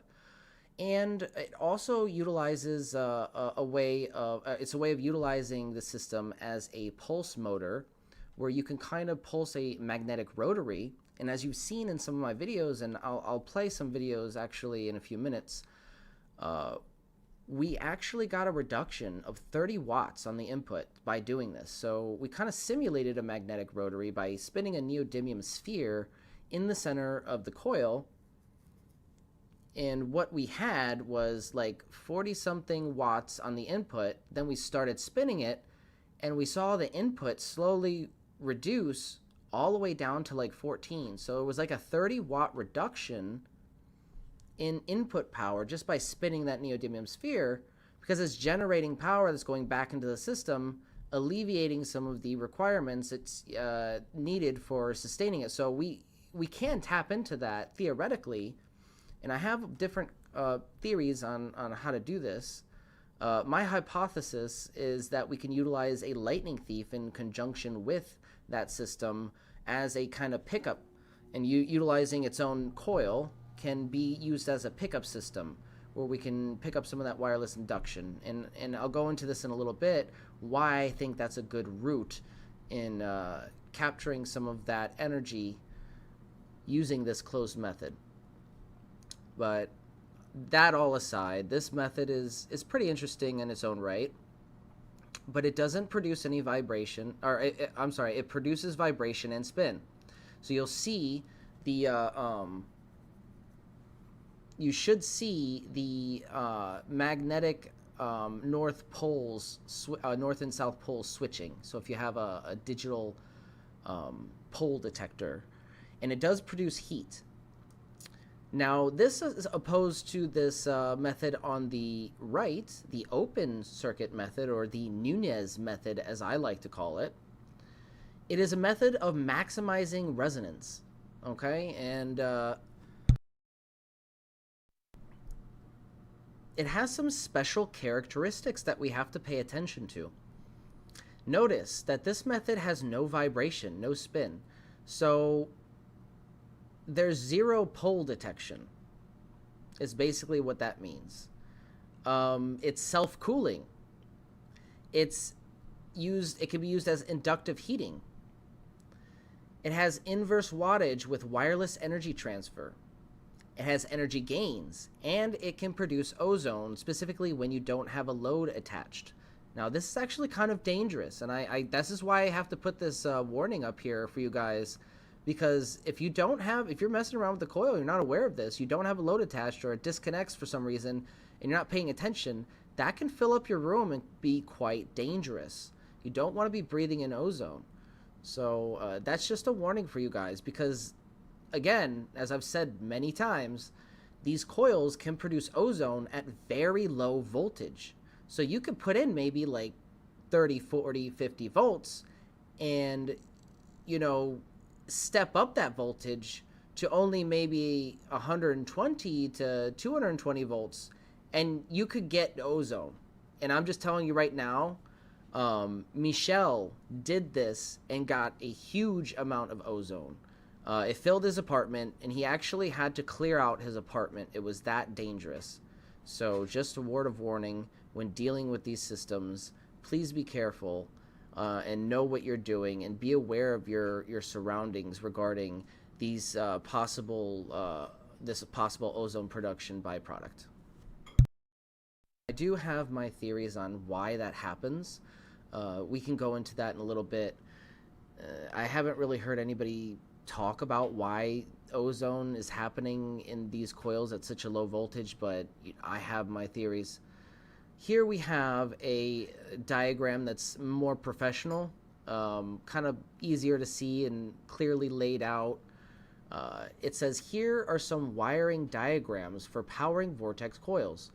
On a closed circuit, the coils can be used as speakers by putting a magnet in the center. Also great for demonstrating monopole properties. Yes, I'm sorry. And an addendum to what I was talking about earlier, the closed circuit method doesn't produce or doesn't produce a back and forth, or it can, at least in my system, but it can also produce a monopole at specific frequencies. Now, I don't know if this is unique to my coil or if this is what the Nunez experienced with their coil. Apparently, according to them, they never got a north pole. They only got a south pole, which is very unique. But I've managed to get both north and south pole, north pole alone, and south pole alone at specific frequencies. So maybe my coil is doing something a little bit different. Who knows? But regardless, this is the closed method is the method you're going to want to use to be demonstrating your monopole. By opening the circuit and connecting lights such as LEDs, neon bulbs, fluorescent tubes, and xenon bulbs, the coils are able to draw in more resonance and create high voltage. So that is really cool. I've experienced this firsthand with the Mark I coil and utilizing the open circuit method and a 0.15 microfarad capacitor, 2,000 volt rating, like a Tesla cap, pretty much. We got it to excite like 5 neon bulbs. It was intense. It was really cool. I wish I could find that. I think it's somewhere in the archives. Maybe we can look for it in a little bit when I give the video section of this show, after I do a little reading into some of the details and basics. So how to measure. There's different ways, and I have a video that we can watch actually. It's not here, but I'm going to put it in here. So it's a really good video, and unfortunately my oscilloscope is kind of crappy, but we're still going to attempt to use this method to try and pick up the actual energy. Because as I've said again, it's weird. It's kind of like a synthetic AC current. It's not a true AC signal, and it's not a DC signal. It's utilizing a DC signal, but you put the amp clamp up to literally the output positive terminal of the battery when the system's in resonance, utilizing the Lightning Thief, the Joule Thief circuit, not this one, but our own system. And it basically picks up the current with the amp clamp. And it picks it up pretty accurately. The math kind of like lines up with Lenz's law and all that. So it's I'm sorry, not Lenz's law, but it's interesting because it's not acting like a traditional AC current.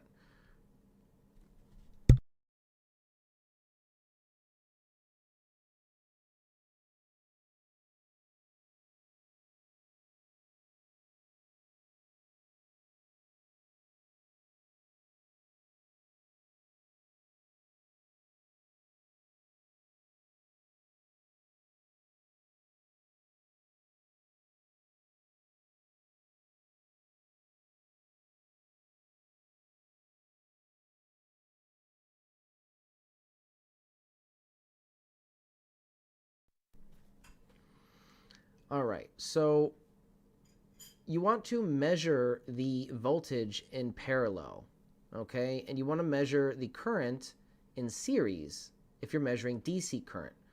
And if you're measuring AC current, you want to use an amp clamp. So this is the setup that I've been currently using. I've been using an amp clamp and using the voltage measured in parallel, okay? We're going to load a video. Give me 1 second, I'll load it. It goes in a little bit of detail on how we can actually, how we might be able to actually see the full waveform and utilize the full waveform to kind of calculate the efficiency and get a better picture of what's happening in our system.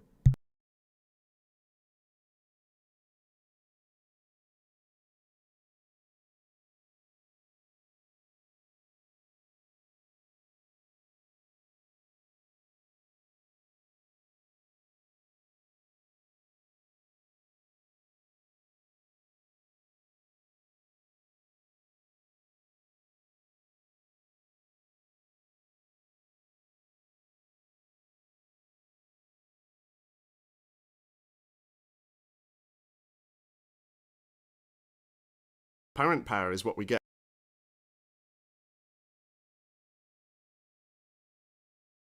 No, that's not it, is it? Give me 1 second. I'm looking through some videos to see where I could find it.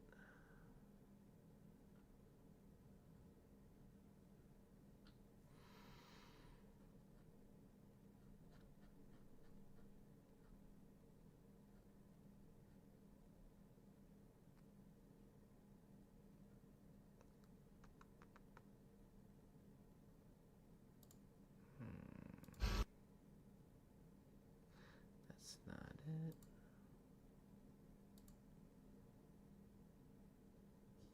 Oh, here it is. Okay, so it is this. All right, so we're going to...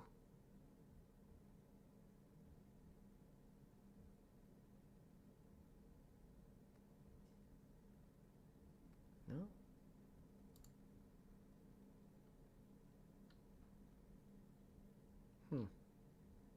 All right, we're going to skip that for now. I can't find the video.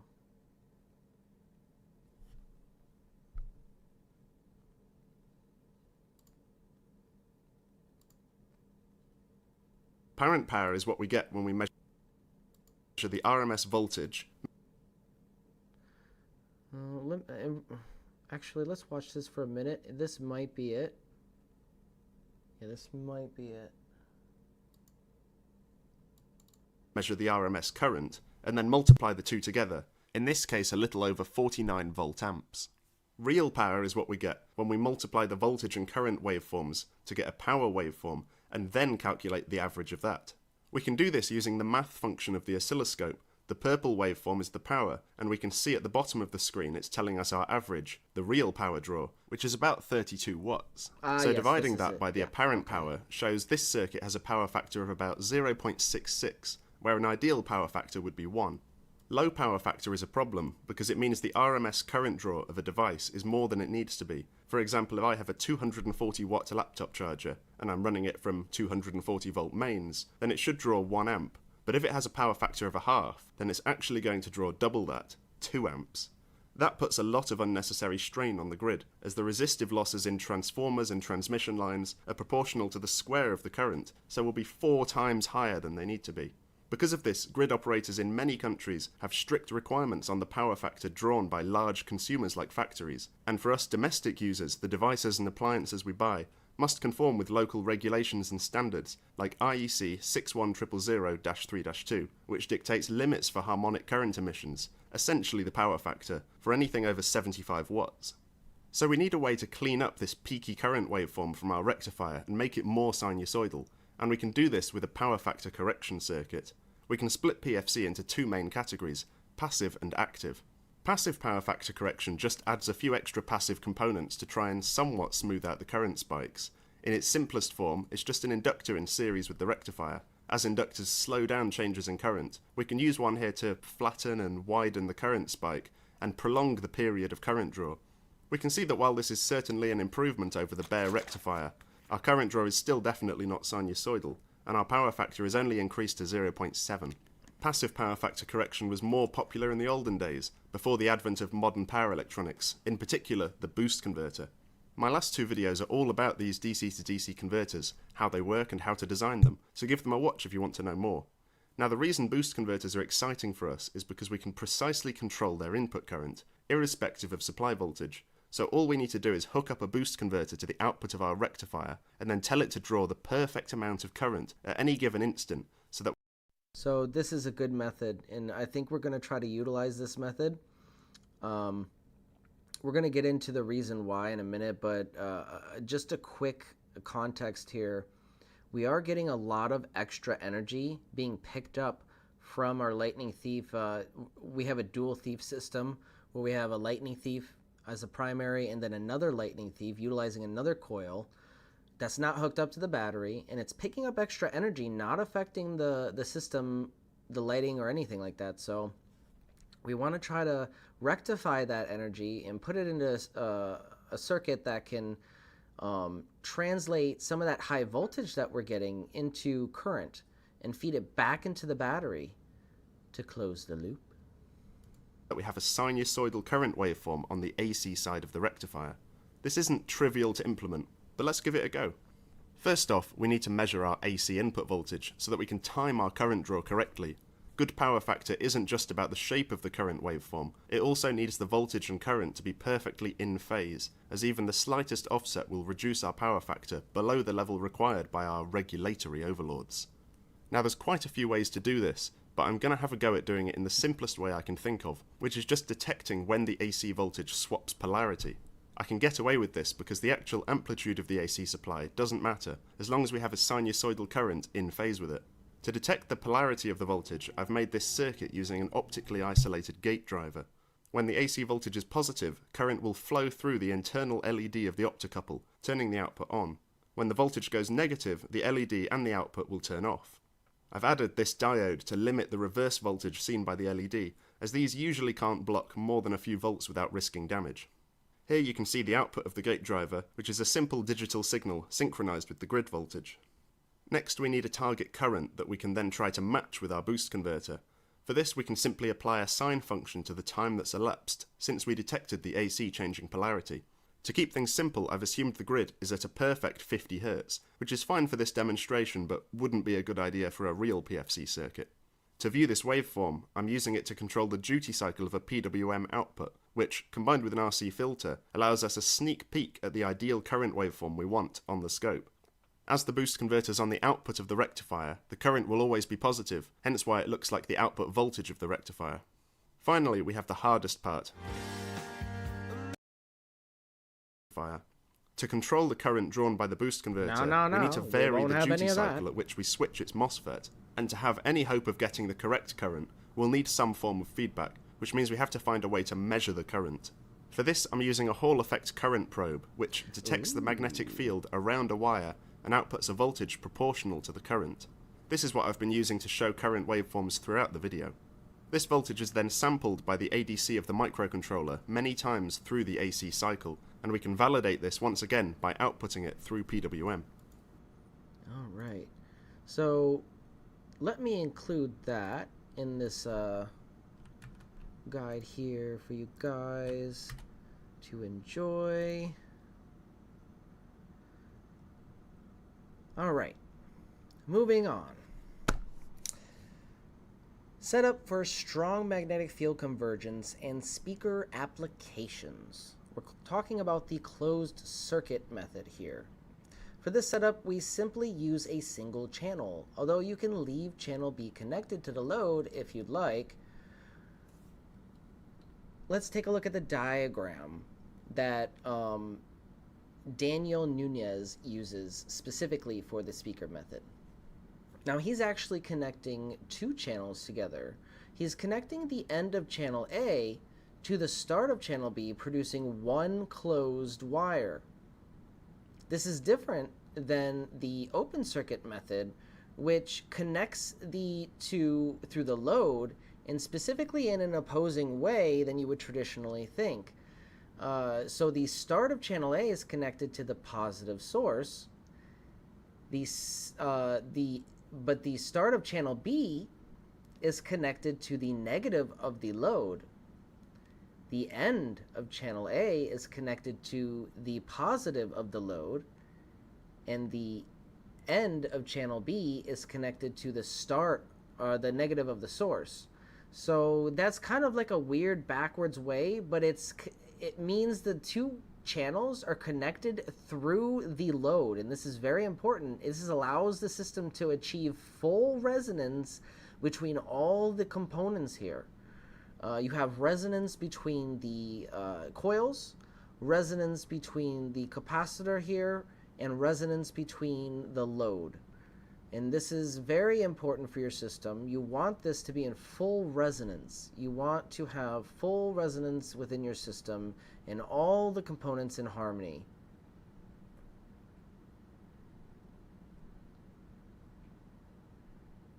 So the coil's ability to create a resonant circuit with the amplifier and tone generator may be what allows it to transfer energy through the circuit. It's creating a perfect resonant cavity for the energy to slide down the conductor in the path it wants to go naturally.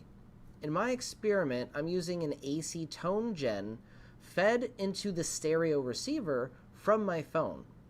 You can use any input though, like a laptop, phone, waveform gen, to drive the coil, which when tuned correctly to the correct frequency, it creates a resonance frequency in the circuit. This resonance may be what allows the energy to flow through the circuit, regardless of whether there is a detectable magnetic field or not. The energy is being pushed at the height of its flow. Remember the swing analogy. Right as it starts to slow down back and forth using a path that it wants to go naturally. The closer you get to this path, the more efficiency you should see. This also makes sense. What is the one defining variable that determines if a conductor can even create a detectable magnetic field in the first place? It's geometry. That's the variable. By simply twisting the wire into a coil shape, you can create a detectable magnetic field. So why not push this one step further and say, let's create a more accurate path for that energy to flow in? That is essentially what the rodin coil is, an extension of what we already know to be true. Geometry is integral to quantum electrodynamics. It is also worth noting that the rodin coil claims are not universally accepted by the scientific community, and many experts have questioned the validity and functionality. With my experiments, I hope to provide valuable insights into the coil's behavior, and it's clear that further research is needed to fully understand its mechanisms. This is where you all come in. We need people to try and replicate my research here, which is also just an extension of Daniel and Erica Nunez's work from One Stop Energies, which has somehow been lost in time.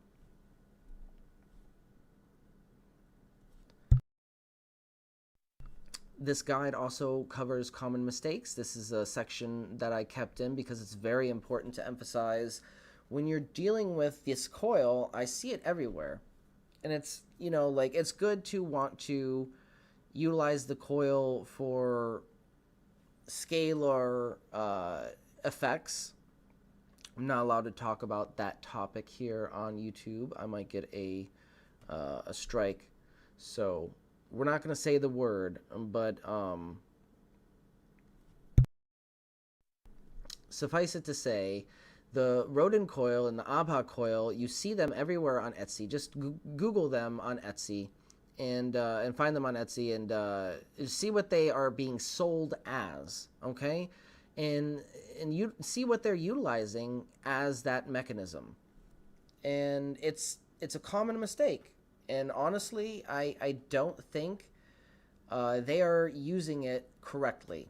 Not for what they want to do or what we want to do with practical applications in off-the-grid energy recycling for lighting and heating and all sorts of stuff. So one of the most common mistakes with the rodin coil is the assumption that it can operate effectively with a single channel. You see this everywhere. All the coils on Etsy and Facebook, they're all sold with one channel.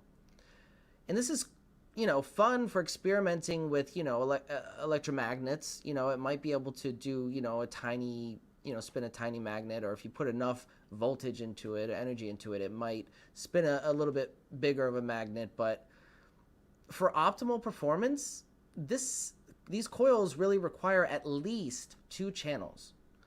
According to Daniel Nunez, energy should flow clockwise in one channel and counterclockwise in another channel, with a 180-degree phase shift between them. This configuration generates 2 counter-rotating magnetic fields, which interact in a way that compresses and structures the coil's geometry, potentially leading to unique energy effects. He also mentioned the number of winds being significant, and that having evenly spaced bundles, such as a manufactured VGA cable, will, and I quote, change everything.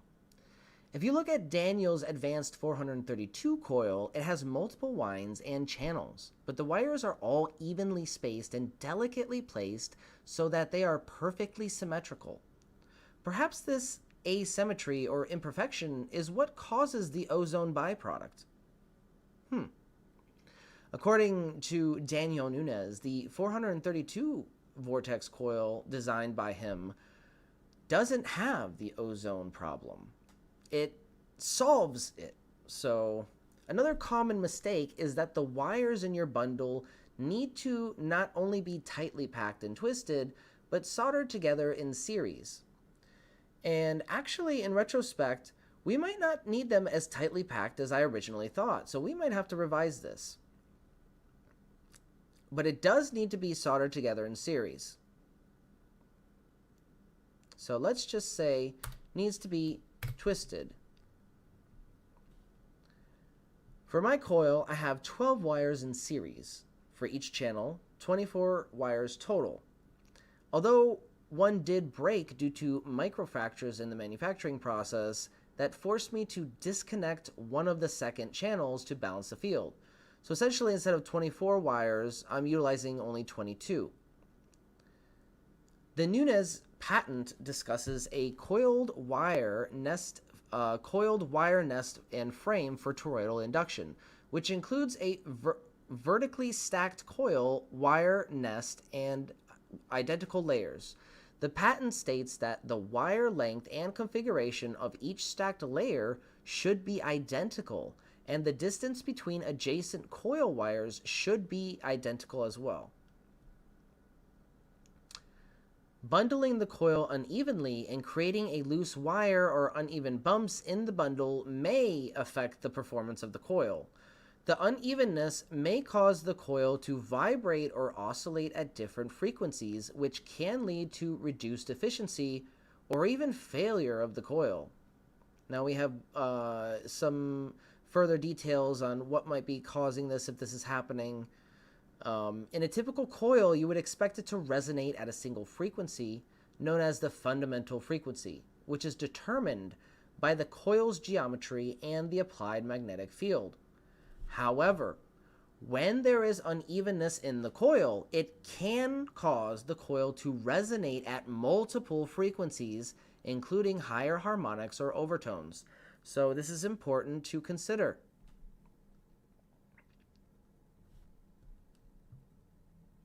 All right, so if you're trying to detect a single monopole with a spinning magnetic field, here's some things to consider.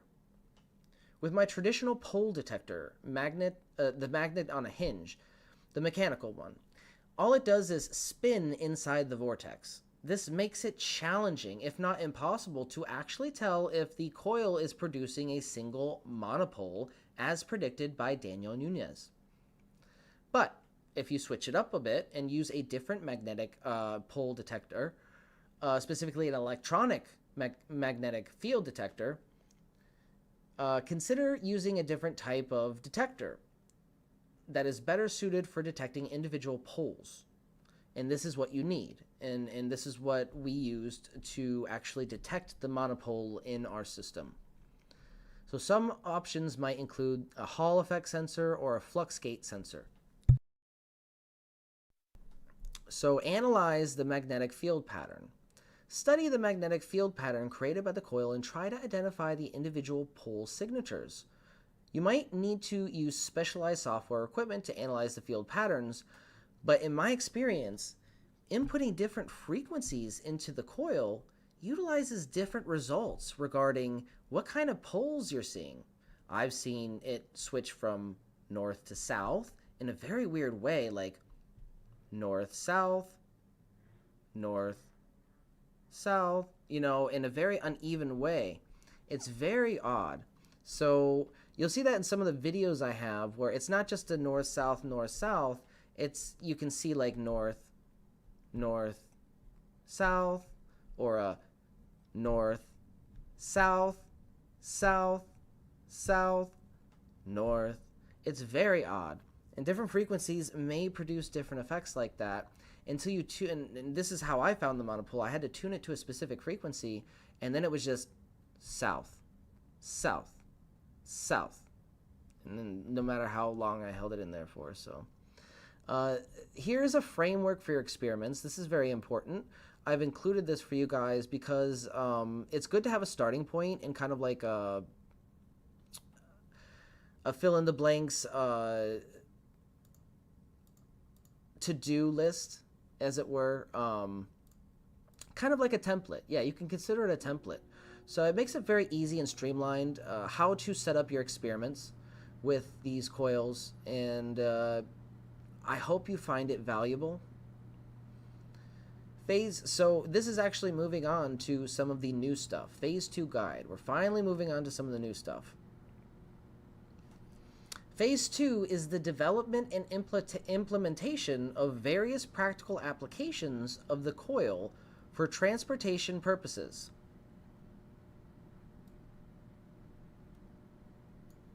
Okay, because this is what Phase 3 is going to be. I haven't talked about Phase 3 that much. I have mentioned it, though. And Phase 3 is going to be trying to close the loop with one of these systems with a scooter that doesn't really need to power itself. So that's going to be really cool if we can pull that off.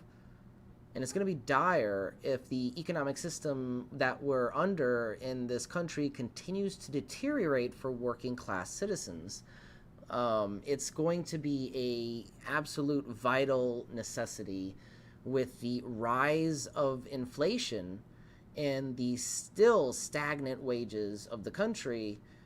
It's going to be very necessary. So for at least me, and I know a lot of you could probably use a scooter to get around locally as well. And if you could save on those costs for, gas, that is, obviously going to help put food on people's table if you can utilize one of these systems and save on that money. Utilizing that money in a more appropriate fashion to suit the material needs and oppression under the economic system that we're under, because everybody's struggling right now. There are reports from Politico, even, which, is not really a left-wing outlet. There are reports from Politico that, mainstream economic outlets are telling you that the economy is a lot better than it actually is. We're actually in Great Depression level. We're actually on par to Great Depression level of unemployment. So remember, in the Great Depression, the level of unemployment was like 25%. Now, when you take the U6 unemployment rate, which is the people who are only not unemployed, but are discouraged from looking for work entirely, and the people who are underemployed, meaning they only maybe get 5 hours of work a week from their employer. When you factor in all those inadequacies and you get a better picture of the unemployment rate, which is the U6 unemployment rate, we're at 23.9%, so like 24%. We're at Great Depression level of unemployment right now. It is getting bad out there. So people need these free energy devices, or at least efficient solutions in energy recycling and off-the-grid solutions. With lighting and heating, it's going to be essential. So that's why I'm really trying to get the Coil Kits lab shop up. I want to get these prototypes out to the team so we can test them and maximize the efficiency of them for the consumer products. The ABHA Coil Research Phase 2 Beginner's Guide. Okay, so welcome back, fellow explorers. In this guide, we're diving into Phase 2 of the ABHA Vortex Coil Research. If you followed the first guide, you know we've come a long way since the Nunez method with the stereo amp receiver, and we've learned a lot, including what not to do. Let's break it all down in a concise, fun, and easy-to-read way. And as you can see, there are parts missing.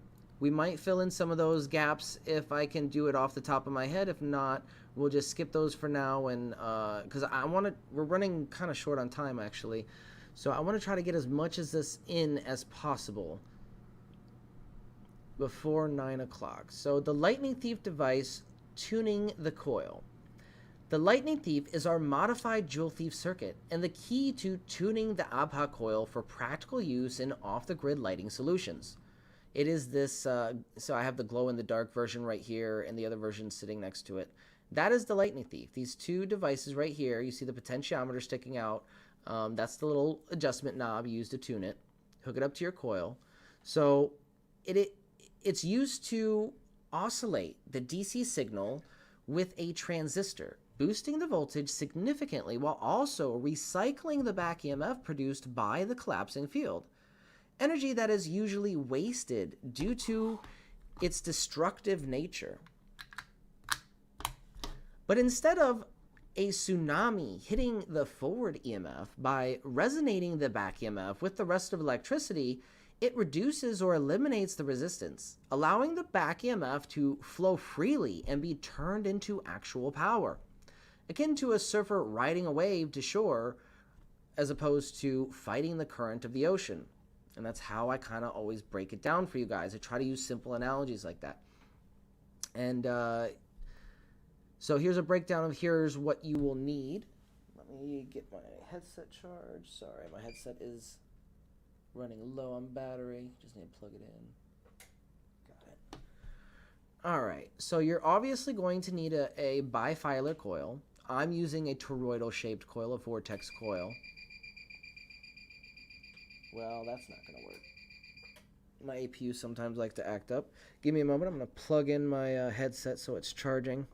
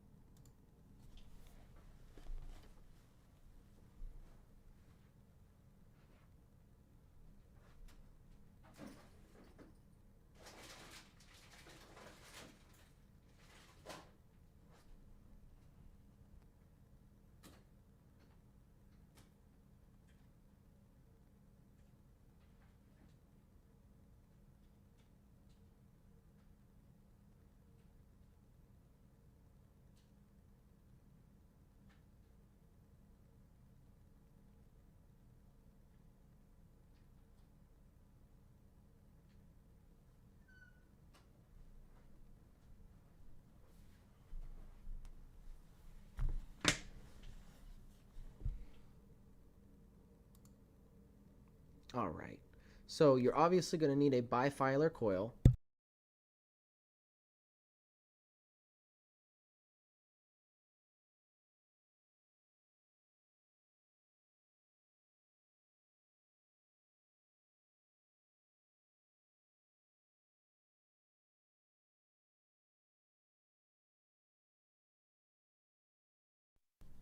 All right, so theoretically, the Lightning Thief device should work with any bifilar coil, not just vortex coils or rodin coils specifically. Assuming you adjust it if it's outside of a specific range, meaning if it's too small, you might have to adjust the resistance, but it should still theoretically work with any bifilar coil, as long as you have those two channels. Here is a video of Michel's modified ABHA excitation circuit, which is the Lightning Thief device. We're not going to watch it, but it is available on my channel if you want to watch it at some point. So going into the Lightning Thief configurations, this is very important because we have a multitude of different ways of hooking the system up, and specifically for different applications. So, the Lightning Thief setup is highly versatile, and we've developed several exciting configurations. The first and most exciting configuration that shows the most promise is the Dual Thief, combining two Lightning Thief circuits for increased power output. This setup connects two primary circuits working in tandem to drive the ABHA coil with more stability and efficiency. So just for the basics, the Lightning Thief hooks up to a bifilar coil. It's hooking up to the rodin coil, and then it's taking the power from a source. And the Dual Thief has a second Lightning Thief device with its own coil, but that coil and device is not hooked up to the source. It's not getting any actual energy from the battery. It's getting its energy from wireless induction from coil to coil. Those coils are sitting on top of one another. So you see the Christmas coil kind of in the top left corner, Ian's amazing cap bank in the bottom, and the Lightning Thief device. We do have a section on monopole detection. I'm kind of short on time, so I'm gonna skip a few things. I want to go into, I promised Mike we would go over some of his videos because some of them are very relevant on the Bedini stuff. He is the resident Bedini expert, so we might do that and chill out to a couple of his videos before 9 o'clock, before the main show starts. Here is the micro vortex coil.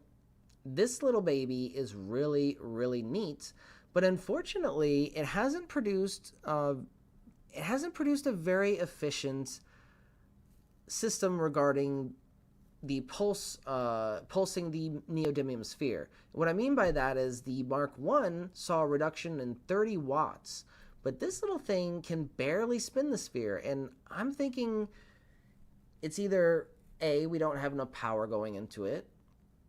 B, it's too small. Or C, the neodymium sphere is too big. Or maybe a combination of B and C. But either way, we haven't really done much experimenting with it. We did get it to work with the lumen lamp, which is very cool. I have a video on that. We might show if we can get into it, if we can get this all done in time. So some key takeaways here is the ABHA coil works best when finely tuned with the lightning thief circuit. The stereoamp board and capacitors can help generate high voltage, but watch your heat levels and ozone production with that one. Detecting monopoles opens the door to fascinating new possibilities. And the magnetic rotary devices can cut input wattage without sacrificing efficiency. That's a cool one. Something that I forgot to mention is the dual thief device is actually able to, it's able to pick up at least, we saw like 200 or more than 200 volts off of the coil without affecting the lighting. So it's powering a 40-watt bulb or LED panel. The primary device is powering a 40-watt LED panel, and the pickup device, which isn't hooked up to the battery, and it's not affecting the lighting, but it's picking up all that high voltage. So this is really cool because it's indications that we might be able to convert some of that voltage back into current and feed that back into the battery. Now, I've already tried, when I got the, it's like a stable 30 volts, I tried to rectify that and feed that back into the battery, and it didn't seem to smoke or anything. It didn't seem powerful enough to charge it, because when I rectified it, it was like down to like 8 volts or something like that. But it is possible for us to feed that back into the system because I used an O-scope and I saw the induction spike on the negative on the positive terminal. And you see it when it's not, you hook up you close the loop, and it's not enough energy to close the loop, so to speak, and make it power itself almost indefinitely until the power parts wear out. But it's enough to show you that it's doing something, right? You can see the spike, and it's not there when you don't have the loop closed. You're not feeding it back into the battery. You don't see that negative spike. It's just a tiny one. So there's got to be a way that we can take some of that high voltage, maybe without the rectifier, because that seems to be the wrong way of going about doing it. At this point, it does seem like it might be just straight up some kind of pulsed DC that's being picked up, and not something that we have to rectify specifically. Further testing will have to be utilized to determine that, though. Another cool configuration is the thruple thief, which is integrating another lightning thief circuit into the secondary.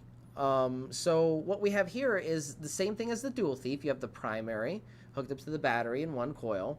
Then you have the secondary hooked up to its own coil, but not the battery, just its own coil, and sitting below it or on top of it. And then you have that one, but that one's only hooked up to one channel. And then you have a second one hooked up to the second channel of that secondary coil. And what this does is it excites the neon lamps in both devices, indicating you can, in fact, get that high voltage. And we were, because with one device we saw, and I have to go back in the footage and figure out exactly how we did it, because it was in an interactive mini lab that we did together as a team. We were going through different processes and testing, and we were able to get like 200 plus volts out of it with just one, with the dual thief setup. So we know it's possible, but with the thruple thief, it's indefinitely possible, indubitably possible, because we see both neon lamps excite, and the breakdown voltage of those is at least 120, if not more. So we also have the micro thief setup, which is interesting. We haven't been able to test this one out specifically, but once we get the resistance matched with the lightning thief circuit to the small size of the micro vortex coil, we can utilize that hopefully for off-the-grid purposes in what we're doing now with the lighting. We also have the green thief, which is pairing the Lightning Thief with the green machine pulse motor setup. Again, this is going back to the theory on how we can utilize some of that efficiency gain with the 30-watt reduction on input power spinning the magnetic rotary. Well, you know, you have a closed loop there. How are you going to hook up a load without disrupting that closed loop system and disrupting the magnetic rotary spinning and being pulsed? So you use the pickup coil.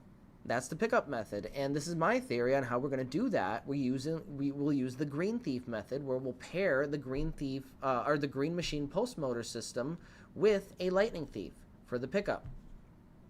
And this is going to be exciting. I did do some, I think I did like a 30-minute test just to hook it up real quick to see if it worked, and it didn't work off the bat. So that tells me it might have to be tuned a little bit for it to work regarding the correct frequency and all that. But it does lay the possibility that we can, in fact, utilize that 30-watt reduction on input power for something practical. Now we also have the Lumen Thief. Remember the Lumen lamp? The Lumen lamp is this beautiful lamp designed by Michel Morel with the swappable coils. We have the ability to actually hook up a Lightning Thief device to the Lumen lamp. So connecting the Lightning Thief to a Lumen lamp for minimal but functional light output. This setup could demonstrate the coil's potential for practical lighting applications with lower input power requirements. So each configuration offers unique advantages depending on your goals. Experiment and find the one that works best for your project. Again, everything is in the open domain, no patents allowed, but you can build one of these now if you don't want to wait for my Coil Kits Lab Shop to open up and you don't want to buy one. You can build one if you want and you have the skill set. So the next steps is to, it's now your turn to experiment. Share your findings, test the boundaries, and let us know what breakthroughs you discover. Science is better together. Got questions or want to dive deeper? Join the community on Patreon or YouTube. My community on Patreon and YouTube are the best communities to join for fringe science, and we are welcome of all people of all walks of life. Exclusive content and videos are waiting for you there, so don't forget to hit the like button and subscribe. Subscribe to the Patreon if you want to help support my Zero Point Energy research and help fund the expensive equipment that is required to do some of this groundbreaking, to be quite honest, groundbreaking stuff. Here's a cool bit that I included in okay, so this will be a good segue into Mike Does' video. We'll watch a couple of Mike Does' videos on his channel, and this will be a good segue into that. So this is actually going back to what we're looking for with the H wave, okay, as described by Bedini, as an initial transient spike followed by an H spike wave, followed by an H-shaped wave.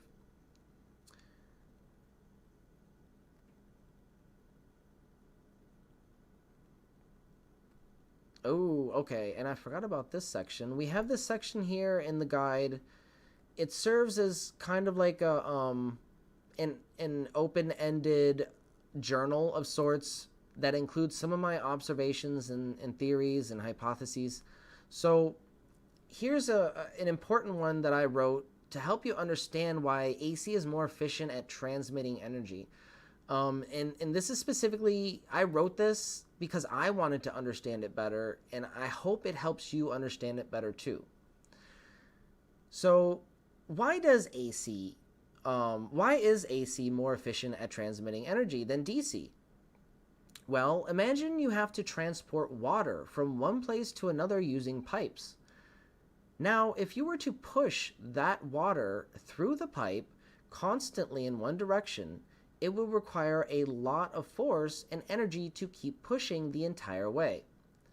This is similar to direct current, where the flow of electricity is in one direction and constant. But if instead of constantly pushing the water in one direction, you could make it move back and forth, it becomes much easier to transport the water. You can use a pump that vibrates or oscillates, and the water moves back and forth, making it easier to push through the pipes without using as much energy. This back and forth motion is similar to alternating current, where the flow of electricity changes direction periodically, like being pushed at the height of your arc when swinging on a swing, in our analogy from before.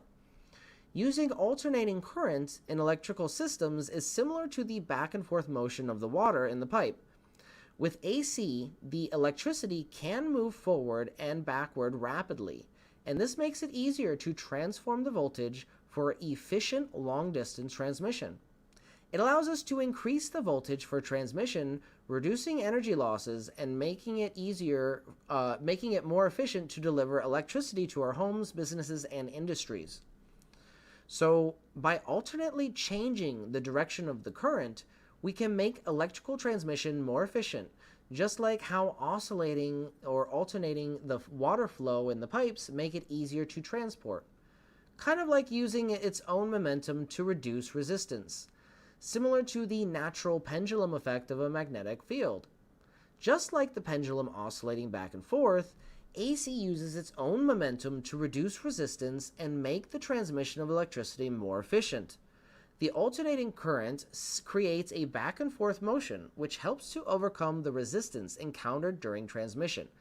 This allows for the energy to be transported over longer distances with fewer losses. I think one last thing I wanted to read before we watch a couple of Mike Does videos is the Aether conspiracy, because this is important too. In the annals of scientific history, in the annals of scientific history, the luminiferous ether was reigned supreme as the mysterious medium through which light waves were believed to propagate. However, a controversial theory posits that the existence of a conspiracy to eliminate the ether from scientific legitimacy, with Albert Einstein emerging as a central figure in this narrative. Now, this is just a theory here.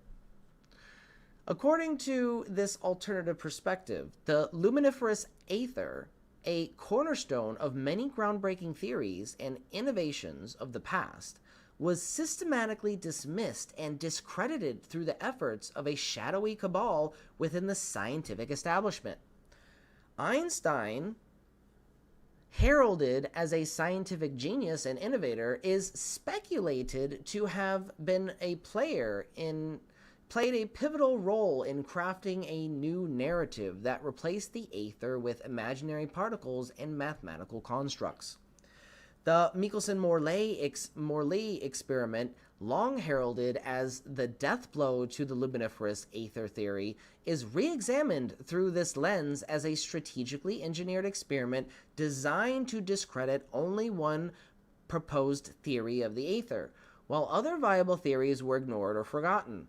This selective dismissal of alternative theories and the emphasis of theoretical constructs over empirical evidence raises provocative questions about the nature of scientific inquiry and the influence of historical biases on our understanding of the universe. Now remember, the Michelson-Morley experiment was replicated at the APEC conference by, I forget who it was, by a team, and all they did was point out the fact that the original experiment was done incorrectly. They had the experiment done on the wrong axis, but by flipping the axis from the x-axis to the y-axis, you can actually achieve or pick up that drift pattern, which is indication of the ether. So what they were doing was either by mistake or intentional, I have no idea, but they did the experiment wrong, and if they simply switched the axis they were on to pick up the actual flow from the magnetic field of the Earth, they could have picked up the drift pattern produced by the interaction with the ether.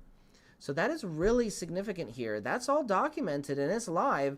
It was documented live, and you could see that happening on the APEC channel. That was really cool. We'll try to pull it up in the future at some point for us to review, but that's a very significant moment in history that nobody seems to be talking about, and it's quite possibly one of the most remarkable discoveries of scientific inquiry in the last 50 or so years.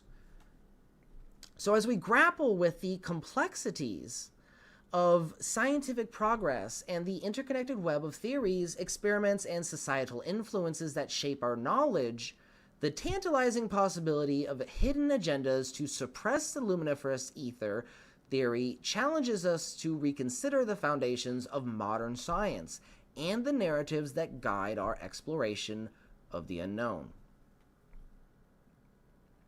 So that is a sneak peek into the Phase 2 guide that we are putting together for you guys. It should be up within a few weeks as soon as I finish Part 2 video that is going to be released in coincide with this guide. We're going to be releasing Part 2 of the video, 0 Point Energy Solved ? And we're still going to add a question mark there because we really don't know if we've solved the issue, but I think we're on the right track, and we have a lot of indication that we are. Now, if thermal reduction is in fact practical at higher voltages for this coil design, I just want you guys to, closing thoughts here, I want you guys all to think about this. If the thermal reduction is in fact practical at higher voltages for these coil designs, think about the applications. Replacing this extremely loud, hot, and inefficient and expensive transformer right here with this simple design right here.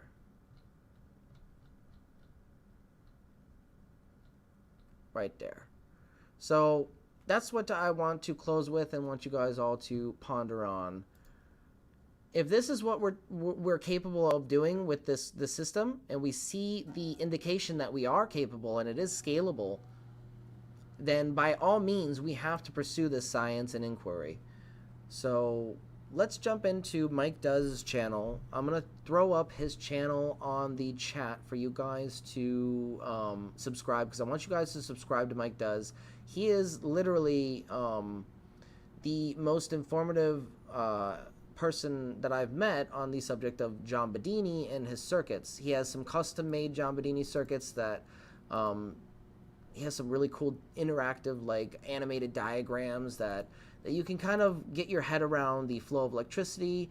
They're very cool and color coordinated. Like, I try to keep my stuff so it's easy to follow the flow. And let's jump into his channel.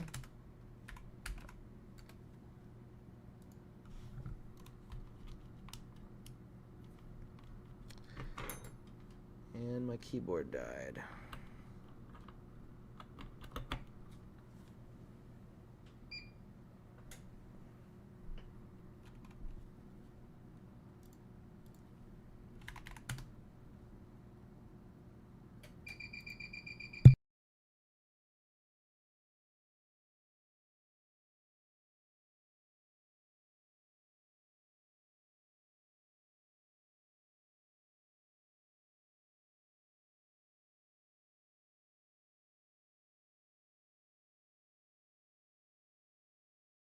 Let's take a look at the law of Ohm's law. I apologize earlier. I think I said Lenz's law when I meant Ohm's law.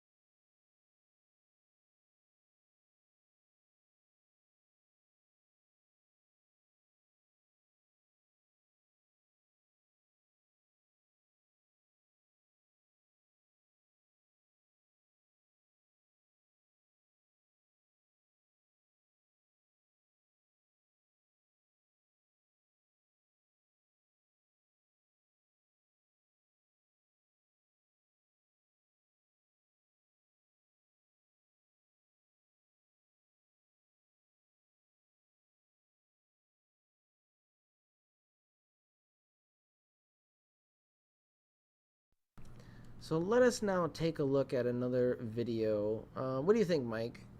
Do you have a recommendation that of a video that you would like us to watch?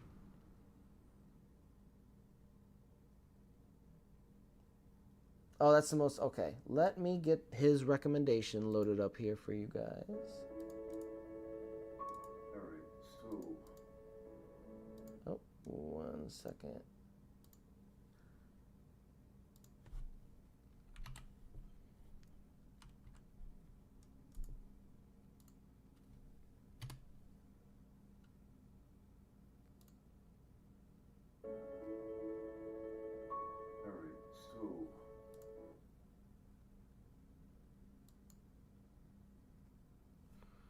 Alright, give me a moment. The desktop audio won't work without my headset. It's on the charger, so I'm going to go grab it real quick.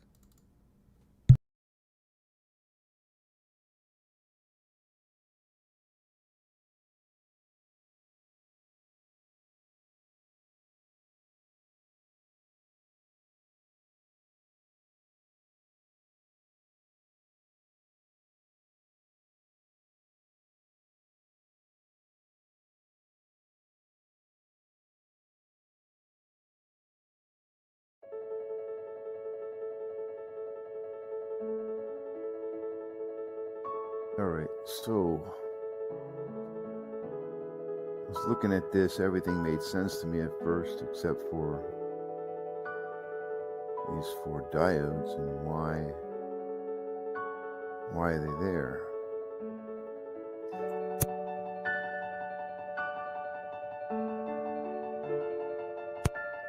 Excuse me. So, and the reason they're there is, where is that? The reason they're there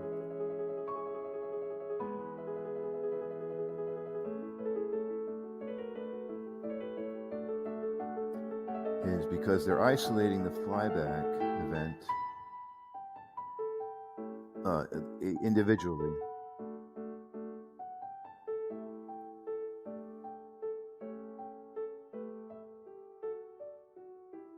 So what's going on is the battery's going to charge up all 4 of these coils, right? Through the diode. Once the switch closes on the transistor, it charges up to negative, you know.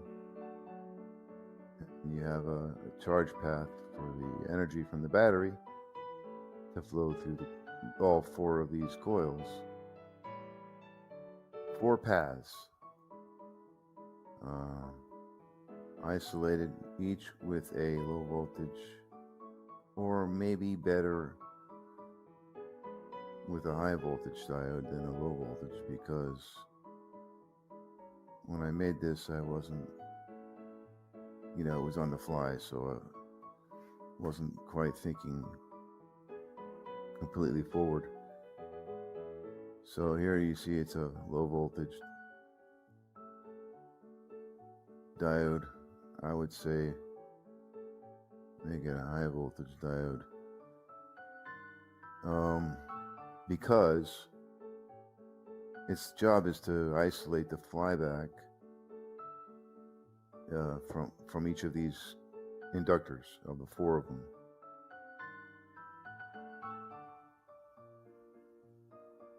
So the positive from the battery finds itself on the top of these 4 coils here, and once the switch closes, the negative path is established.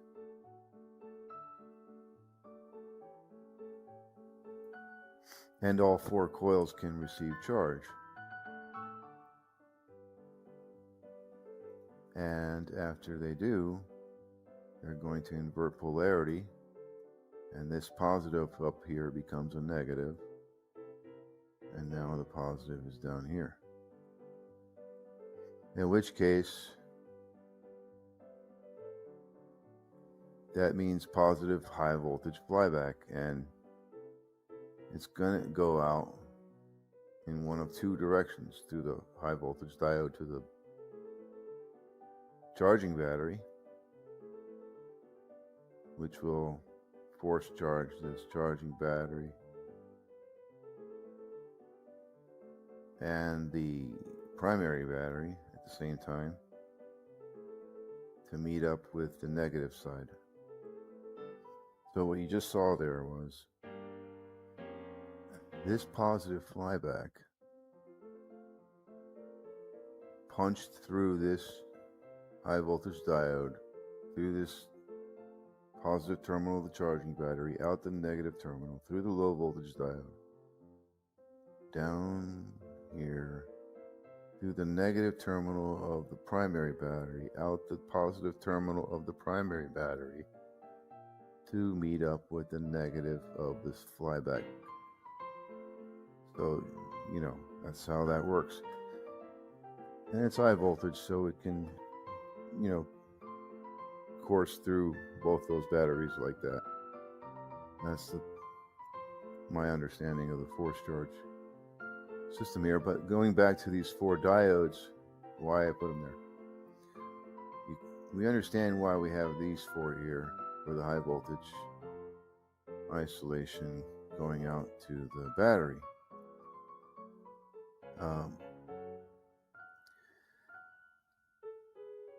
But these probably should be high voltage also, because if you don't have them there, what happens is they, you know, all four ends of these four coils essentially become connected as one. You know, so they're essentially connected as one now when these diodes are not there. And they, you know, and that means that doesn't mean that this doesn't work like this. It just means that the flyback, what it means is when the flyback, positive flyback is going to find itself on all four of these coils together on one end. So we take out the diodes now, and what happens? They're all now in continuity with each other at this point, right here.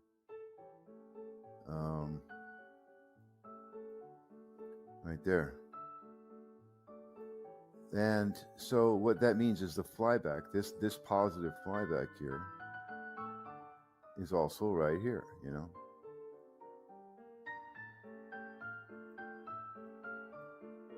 It's right here also. And it's like you're combining the flyback from all four coils, you know. And then what? So you send it out in four separate paths again. You see what I'm saying? That's kind of weird, no? Let me say that again. It's like you're combining the flyback from four separate coils into one conductor location, and then what? You're going to send it back out again and isolate it again? How does that work? So that's probably why I put those diodes there, to keep the flyback isolated the whole way through, from each coil and its flyback isolated, never letting them combine. So let's, you know, rewind here. So now it makes more sense why those four diodes are there. I just wanted to recap that again, refresh the memory banks there. Hope that was enjoyable. And yeah, short one for tonight. Over and out.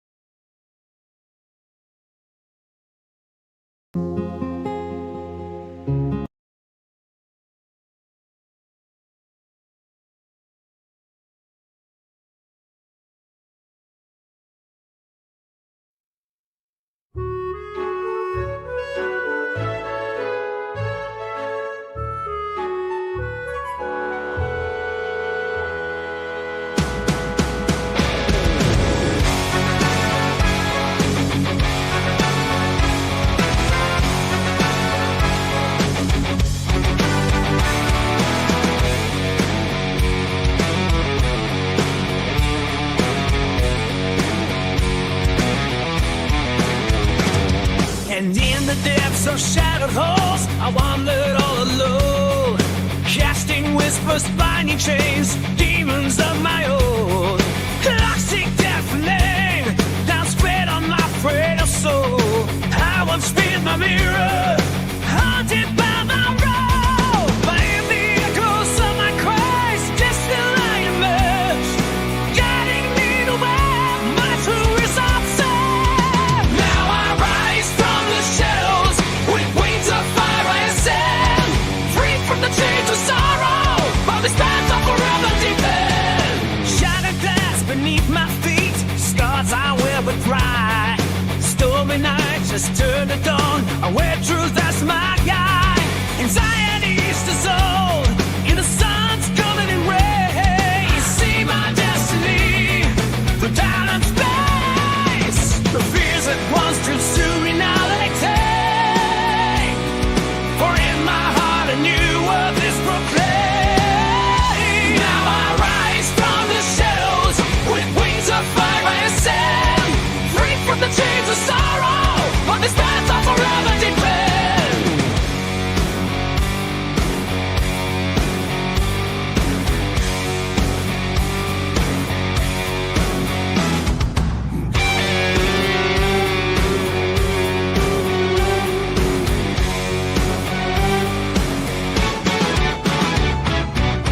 With symmetry I found the power, blessings granted by the hour. Together we will come away. Revolution calls and I'm not strong. Now I rise from the shadows, with wings of fire I ascend, free from the chains of sorrow, on this path I forever depend.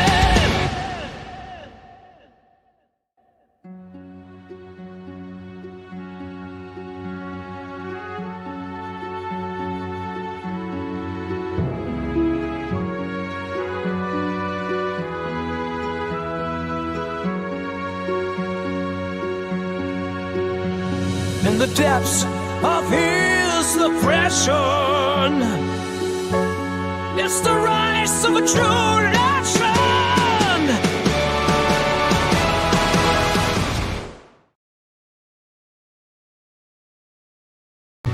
Shadows in his eye, minds open wide, fringe heroes unite, secrets can't hide. 0-point dreams, they reach for the sky, ready to fight, ancient whispers abide. Welcome to the edge of what we know, where dreams take flight, let knowledge flow. In the cradle of stars, whose light we'll go, with Nathan and the benefactor, watch the future go.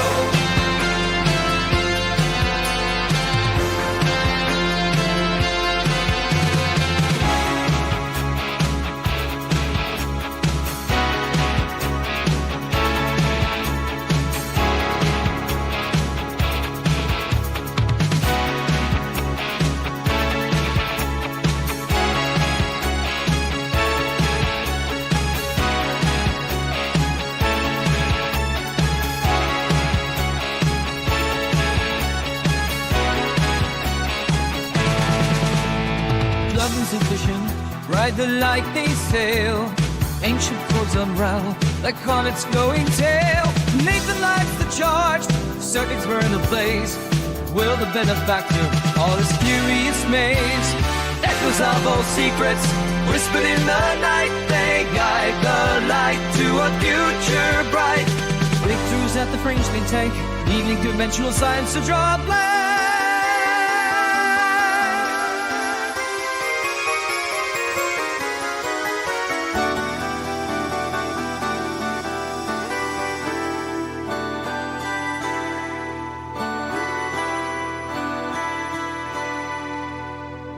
The fringe think tank, the scientific lens, Nathan, Ben and friends, the fun never ends.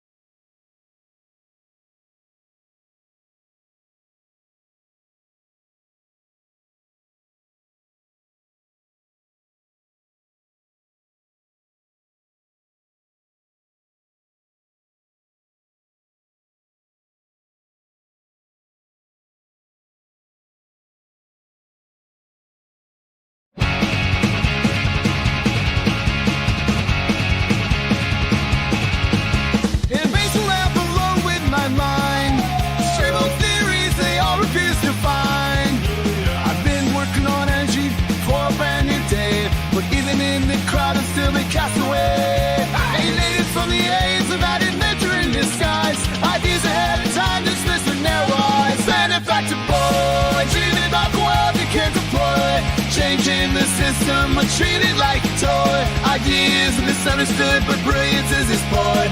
Benefactor boy, can't you hear his voice?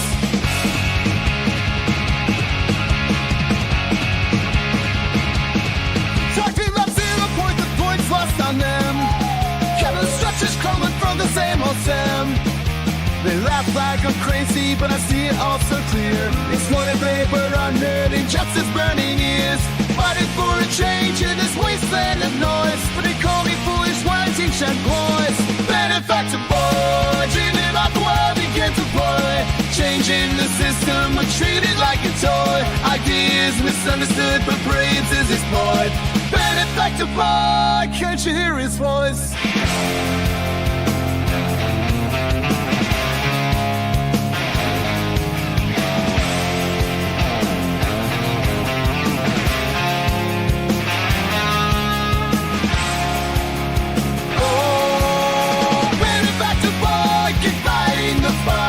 Chasing revolutions in the darkest nights. A dreamer with vision beneath the laughter and noise. A future so bright waiting for the right choice. Benefactor boy, dreaming about the world he can't deploy. Changing the system, but treated like a toy. Ideas misunderstood, but brilliance is his boy. Benefactor boy, can't you hear his voice?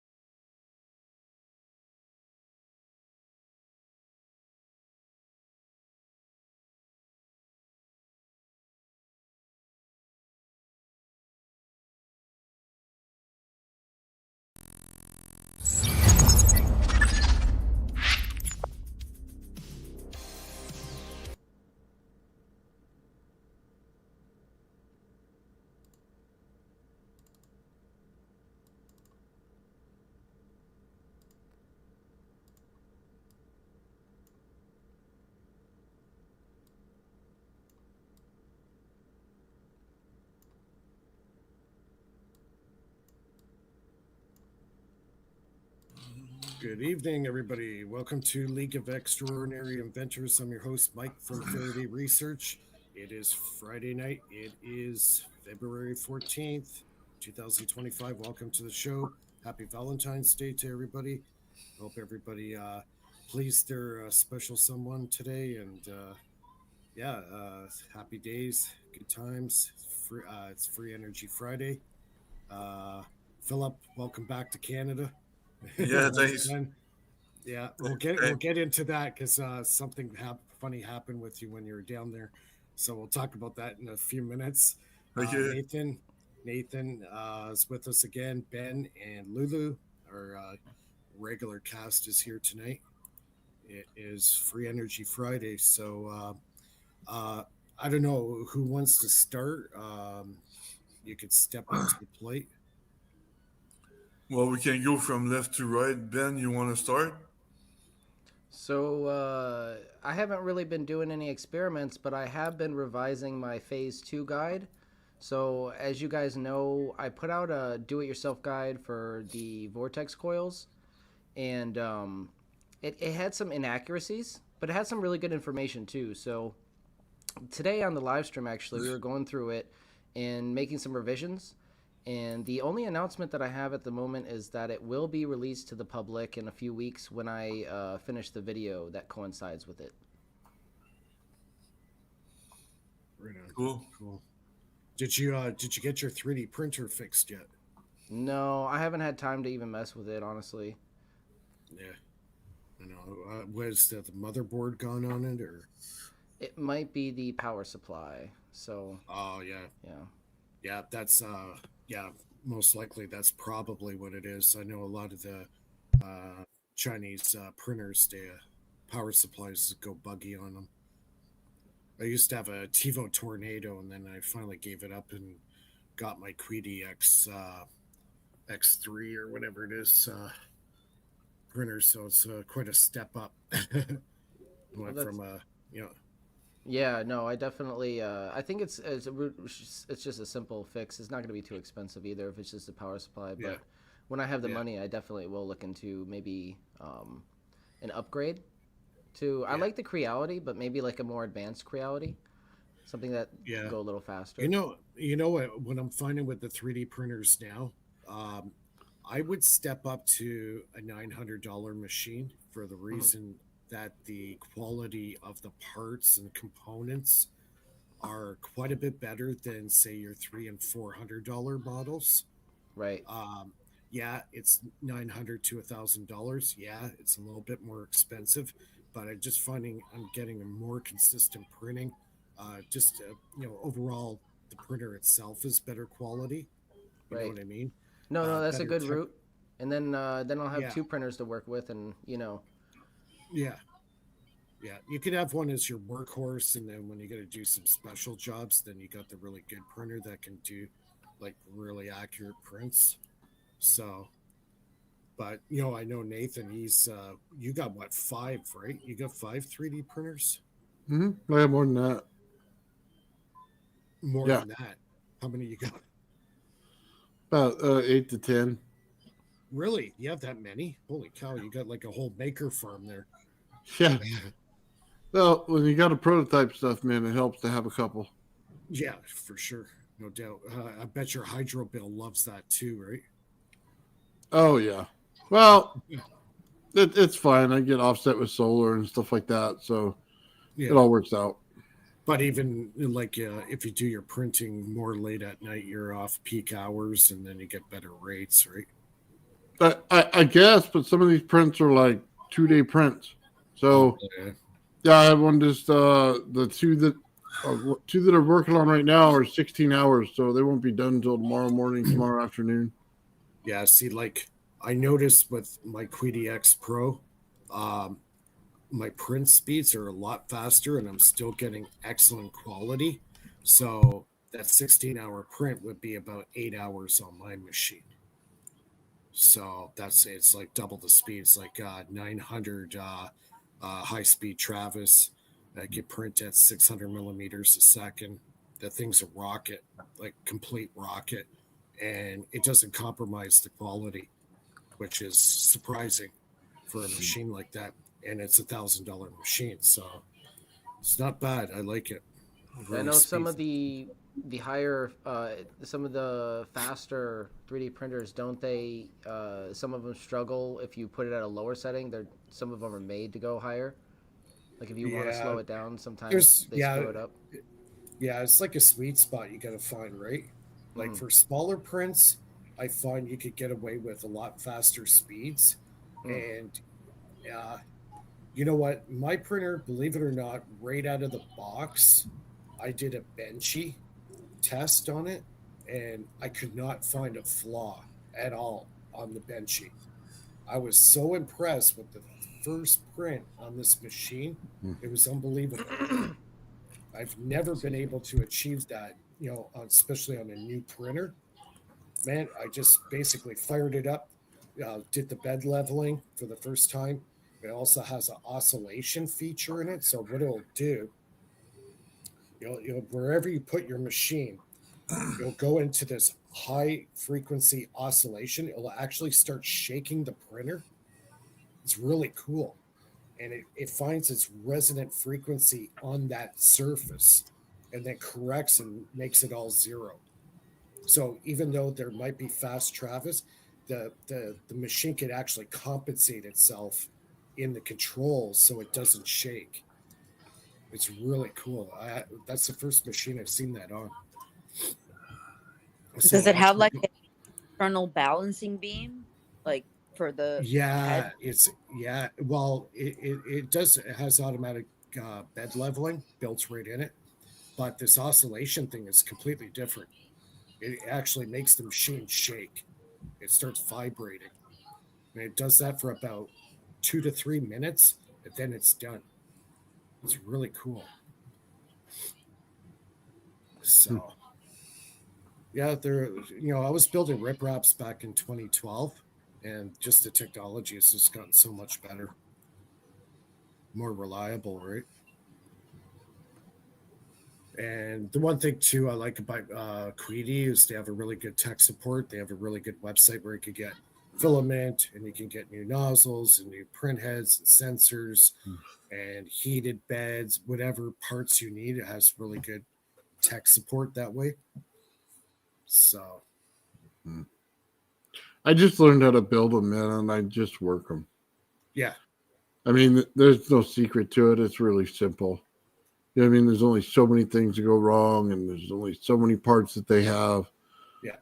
So, yeah, as long as you take care of them, man, then they work forever. Yep. Keep it fine-tuned like a car. Everybody, live chat is open, so if you have questions, comments for the panel, please post them. Usually our chat's on fire. Philip, I want to go back to you for a second. So we were talking offline about you coming across the border again. I think Mr. Philip is on the list. Oh yeah, yeah. Every time I cross the border to go to the United States, I'm detained by the customs. In December, I was detained for an hour and a half.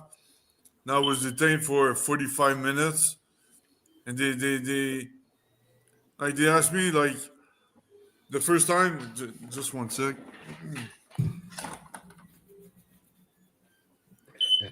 That's hilarious. Yeah, we had a quick brown. Oh, okay, don't worry about it. I'll talk about that later. The first time it was, even I did some stupid things when I was a teenager. Like we drove carts on a golf course illegally when I was 17. But it got erased. I thought it was erased when I was 18, but they claim it's erased, but the custom they can't see everything, even if you think it's erased. So America's Most Wanted. Yeah, they asked me if I had like Canadian charges and American charges and things like that, but I couldn't remember what I did when I was a teenager, so I said no.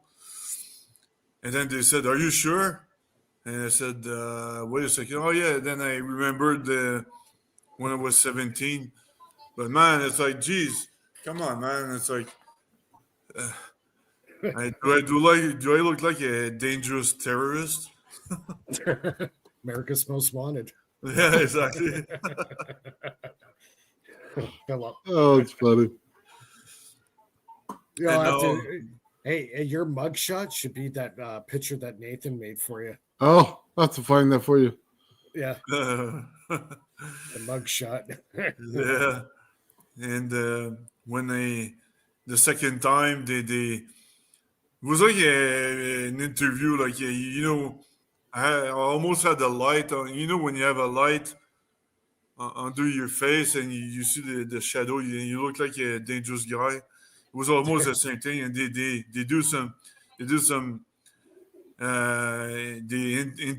interrogate me.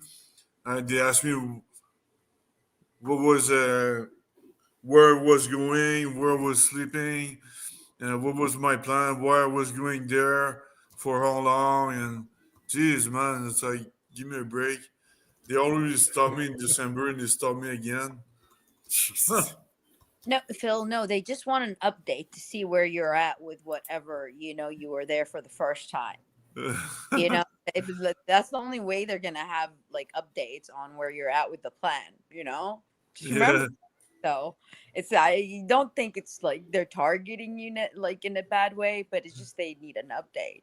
Yeah, How exactly. Maybe you're right. You're probably right. They want me to see if I what the if I go back to the defense conference or something like that, and if I have new yeah, stuff. that's what I think it is. Yeah. Because already know who you are. They know why you came here. They've already been vetted, screened, like every possible thing that they could, get information on you has already been done. And you already stated what you wanted. And so, like, oh, you're back in the United States. Why? What are you up to? It's like that. Yeah, they're watching me. That's for sure. That's not a conspiracy here. That's a fact. Yeah, that's good. That means you're special. Yeah. But I did have time to make some cool calculations this week, despite being in San Diego. Do you guys want to share? Do you want me to share Sure. my stuff? Yeah, go for it. Cool. Partager l'écran. We're never going to say no. Entire screen. Yep. All right. Here we go. Here we go. So if I wanted to share, before I started talking, I want to share the image of capacitor. I'm gonna share.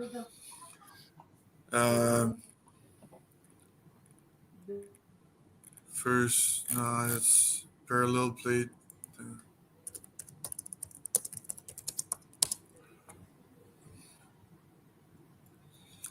Okay, it's always better to use images. This one looks good. Okay, but first I want to share the images of San Diego. This is Pacific Beach right here. This is where I used to live 15 years ago. Right on the beach. No, not at this exact spot, but like 2 blocks away from there. It's very nice. Lahaina, that's a beach house. You drink, you eat. So my friend lives right there, right next to it.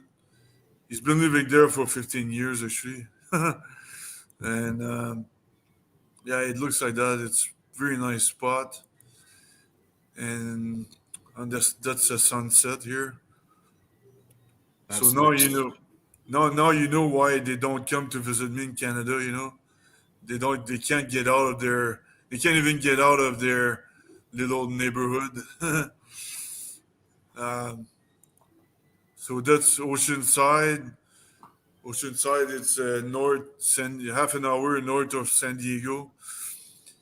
And that's where they filmed the first movie Top Gun. And that's the Top Gun house. Remember when Tom Cruise is driving his motorcycle next to the ocean? Well, that's exactly where they filmed that sequence. And that's a good old friend of mine. So yeah, that's that. And now the fun part.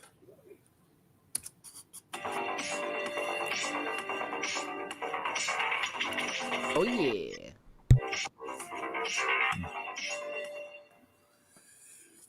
All right. So I made. So when I talk about a parallel plate capacitor, it looks like that. It's like two plates with two plate with charge charge plate of the opposite sign, so it creates a parallel electric field. And what I was thinking of doing, because I made calculations last time, and remember it follows up from last time. Last time I was talking about increasing the linear charge density of the linear charge density, so the electrons would have a strong nuclear force. but by increasing I made some calculation, and to increase the linear charge density up to 0.005 coulombs per meter, using the equation highlighted right here, then I would need 565 megavolts for. I would need to have a capacitor with 565 megavolts. This way, I would be able to create a linear charge density of 0.005 coulombs per meter. And by doing that, I would be able to create to increase the strong nuclear force between electrons. So then that means the electrons would attract each other. So electrons of the same charge would actually attract each other, because all particles have the strong nuclear force, just at a different amplitude. But it's possible to have electrons that attract each other. And how to do that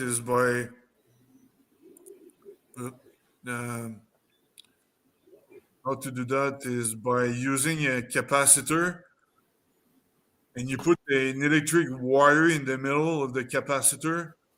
You have an electric current, like a DC current, and you have the capacitor of 565 megavolts.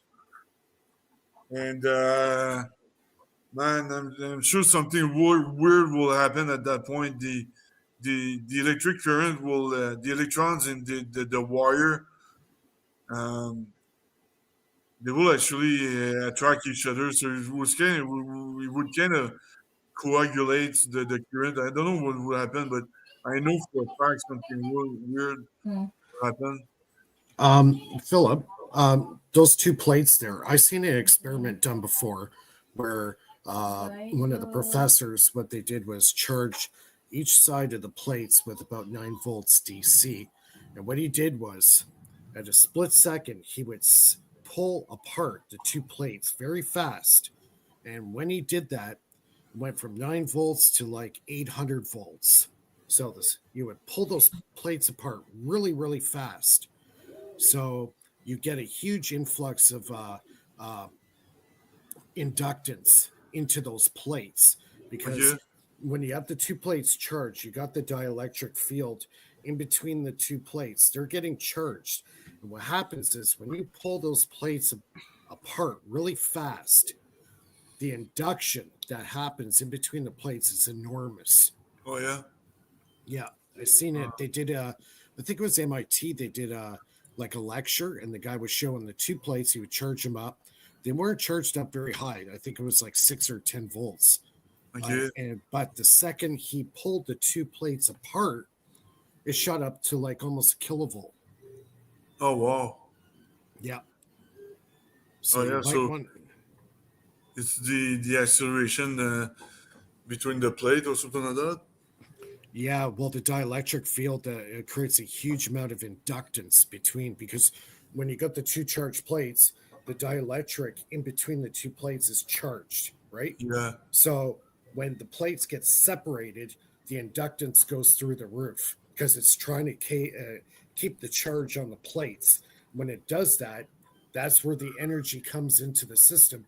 And this is where Einstein, basically all his theories go out the window at this point, because there shouldn't be any power entering that system. The voltage according to Einstein, that shouldn't happen, but it does. So when you pull those plates apart, you get a huge surge of inductance in the dielectric median in between the plates. And that proves that energy is entering the system from outside. Yeah. And they used to have a big problem back in the early 1900s at the switching station, all right? So when they wanted to cut the power off, every time they did that, the switch would blast. And almost every time they did that, somebody died. Oh yeah. So it got into a big fight with GE and Westinghouse. Oh, your switch sucks, and the insults go back and forth, and eventually they create those big towers um, that would release the energy. And when that happens, when they release the energy, the energy density in that space is so huge that you get a runaway. You basically get these lightning bolts shooting off into free space. There's some really good pictures. Dollar did a whole uh, lecture on this. So, wow, interesting. Yeah, very Do you have a interesting. link for that?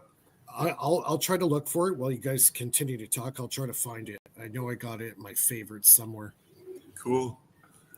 And so the idea was to have an electric current between these plates using a wire, but ideally I would have electrons and positrons, because the goal was to increase the charge. The goal is to create super electrons and super positrons with an electron with a greater charge than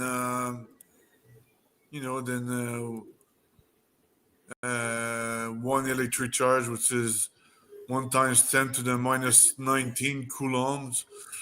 So the goal is to have 2 times the charge, and to knock the electron, the super electron, and the super positron together, and see if I can create a photon going 2 times the speed of light. And so the positron is they do have a they do have a positron gun, actually. The University of Michigan created a positron gun back in 2013, a long time ago. So so they do have a gun. So they could have a gun of an electron and a gun of positron, knock them together and see if it's going to create a photon traveling at 2 times the speed of light between the parallel capacitor plates. So yeah, my goal is to go faster than the speed of light by increasing the charges of the electron and the positron, create annihilation. And yeah, man, I think it's possible, man. According to what I was saying the previous weeks, I'm convinced that the electric field of the electron and positron is converted into kinetic energy that gives the speed of the photon. And so all you have to do is increase the charge of the electron and positron, and you should have a photon going faster. So yeah, I'm pretty sure, but I'm not sure. I'm not sure if I need to.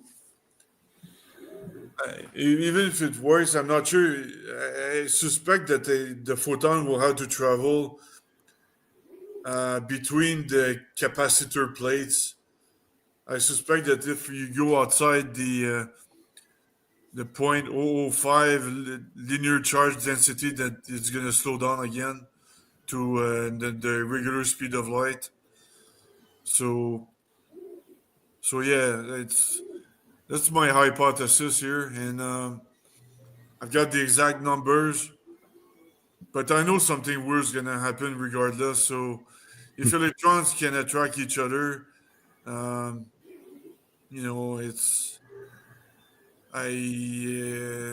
getting, it's something you can't predict what's going to happen, basically. So, but yeah, that's a cool experiment.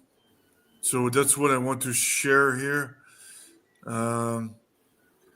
So I want to say something else too, but I forgot.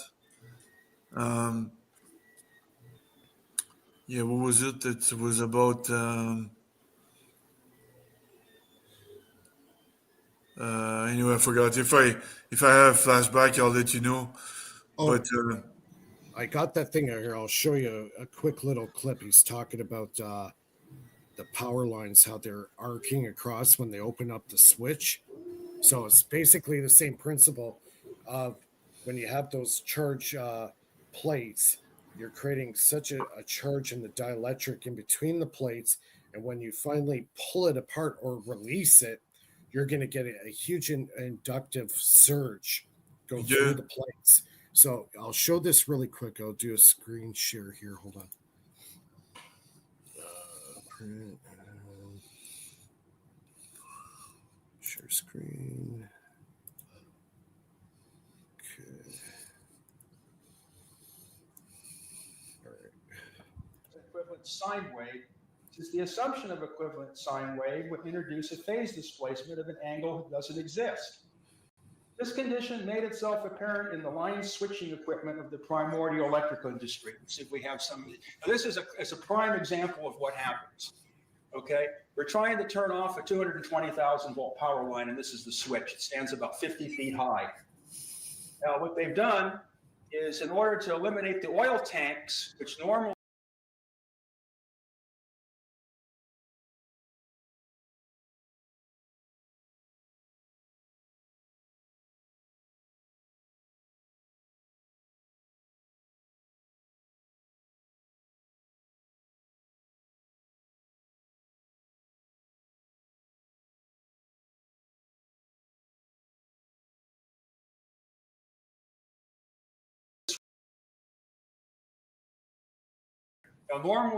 these cells here break the electrical circuit in the vacuum so there can be no arc, but that's kind of the last thing you want to do, because the momentum of the electricity will come thundering back down the line to try to keep it going. And what I just read from Steinmetz is in the actual arcs where the switch contacts are breaking open, is you start to get energy anomalies in these arcs. And the system goes into a cumulative oscillation and continues to accumulate energy until something blasts. So as we go through the opening of the switch, you can see where now the fire has jumped across and there's no way to stop the flow and it's just accumulating. I think we've got one more shot before it explodes. There we go. Now it's getting ready for the final blast. And then the final shot, that's another switch. Okay, that's the final shot where it shorts out the power line. The intensity of the light's so great that the camera can't really, it's shorted out the camera. So you can't really see you can't see it at this point very clearly. It fuzzed it out, but that's a lot of power there. You're talking about the electrical discharge there is probably equivalent to maybe 20 locomotives running full bore, hauling trains over the Tehachapi Pass. But I'm sorry, let's look at this right. This is interesting. A plasma is established inside these vacuum switch chambers? No, the whole idea is to have no plasma. But being that the current is not cut off at a 0 point in the cycle, as the electrical momentum starts to come thundering back down the line to maintain the current. So a plasma is created. No, inside it does not create a plasma, but the problem is the voltage gradient goes so high. Can we go back to the first one? When it first starts to blow, okay. What happens is the voltage gradient now, the electric field around this, we'll get into it later, this is not just objects in isolated space. Right. The electric field density has become so severe, okay, that it has to strike out in the atmosphere to create a plasma because it can't create it in the switch. So you might have an electrical field here in the order of maybe 10 or 15 volts per megavolts per centimeter. And so the fire breaks out. See, normally when the switch opens, the remaining fire is dissipated in these opening arms. As you see going through the video, it goes step by step. These were live pictures, but we couldn't have they're stunning to watch move. So you can see now the arcs have come off the switch and now found their way back to the line terminals. And there's no way to stop this now. And then the arcs are changing resistance. This is the key thing. The arcs are cyclically changing their resistance with respect to time on the alternating current cycle. And in the process of doing this, they're creating a imaginary, or I wouldn't say imaginary, but another dimensional energy that has to come out into this dimension. And this is a process very worthy of study. This is what Steinmetz is mentioning here in Article 241. Then I would like to one thought, because a lot of folks keep getting, like Red Ball, for instance, keep getting these mysterious voltages occurring on their antenna arrays, Is that related to this concept here? No, not directly. But it does indicate that there's something else coming in from a different dimension set, maybe. Well, what it is, it's basically mutual induction to the ionosphere and the sun. And those electric fields are always changing, but it is an electrical gradient. But there's no plasma other than the sun itself. But then we're getting into a system with much larger dynamics and more factors come in. Sun bitusity. Right. Okay, So there you got it. There you have it. That is pretty much explains what's happening between those two plates. The same thing. You're just doing it with a capacitor, right? So if you're pulling the plates apart really quick, your voltage is going to go up through the roof. You'll have a power gain. Oh, that's cool. Yeah, it's really neat stuff. I highly recommend people watch all these old videos with Dollard. If you're not like electrical savvy or just getting into this kind of thing, start watching every single video that he did back from the 80s to the present. And he'll give you a pretty good education, even though in the beginning it all sound like, you know, a foreign language to you. By the time you finish... Oh, go ahead, Ben. Oh, no, I was just saying, could you post a link of that? Yep, I could do that. Yeah, there's... Now, there's two websites. There's ericdollard.com, which is a front site to try to defame him. So the real website is ericpdollard.com. That's his real site. So they try to defame this guy whatever they can possibly do it. So yeah, those websites, those phony websites are usually tells that, you know, somebody's onto something and somebody's trying to cover somebody up. They destroyed pretty much every lab that they ever put out. I think they did one with John Hutchinson too. Oh yeah, they took John's stuff down about 4 or 5 times. Yeah, and I talked to John, you know, personally about that. So there's the link for that video. It's in the live chat. Nice. Thank you. Watch that whole video. You'll learn a ton. Yeah. So I'll put that in my chat as well for my audience.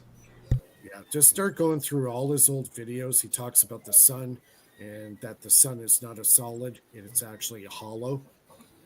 And he all this research was done when he worked for RCA. And yeah, he's got some pretty interesting stuff, like even right into audio and music. Music, he says, is about as closest thing to energy as you could get. So there's a definite correlation between music and actual energy or electricity. They're one and the same. So there's a lot of good stuff there. Yeah, thanks. I'll check it out. Yeah, there's a lot of stuff. I might try to. I'll find another video. He's got a few really good videos that everybody should watch.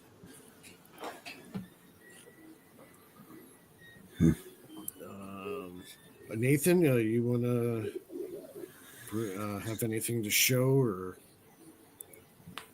Yeah, well, you know, kind of working on my printing stuff right now. Oh, okay. How's that coming, anyways? How's that coming along? You can see the shells. They're building out. And this is the second size. There's the first size here. They go, sorry, it's white. You can't see it that well. Maybe I'll show it in black, but it's one inside of the next. Oh, okay. So you can see kind of the size difference there. Yeah, yeah. And the next one has about the same size. And they're almost done on this second one. So it's almost ready to go to the third one. But there's a pretty decent spacing on this when you look at it. From right here. The little nub right here is where the shell goes on the outside. And it'll keep that spacing all the way around so I can put in different materials. So if I later on want to take this outside shell and make this pure aluminum, I could do it. If I want to put something in between this shell and this shell, because they'll interact like this halfway through, like a locking mechanism. And then inside that right here, you can put whatever you want. So if you want to put an Electra in there or whatever, you could do it. But it's coming together very well. I got 2 on the printer right now, and then I'll have 2 more tomorrow, and it'll probably take a little while to finish them up, and then it's time for assembly. Right on. So looking forward to it. Yeah, it's getting there. Yeah. I'm just trying to find more links here. Oh, yeah, shoot. That's not what I wanted. Yeah, and somebody asked me. Go ahead. Do they sell printers, 3D printers, like have a metal filament on them? Yep, they do. They do, but the metal in them is very light. The amount. It's I have the metal filament here, and when I hook it up, say like a Tesla coil or something, there's not much going on. That's very So it's a very small amount.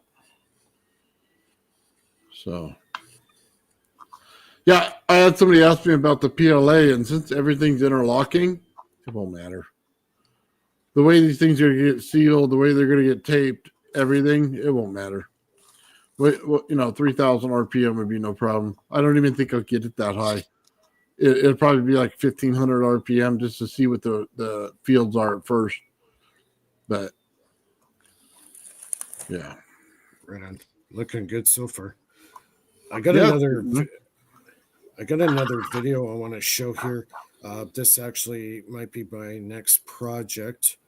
I just want to see what people. Oh, hold on, wrong button here. The percent. Share screen. This is another laser saber video.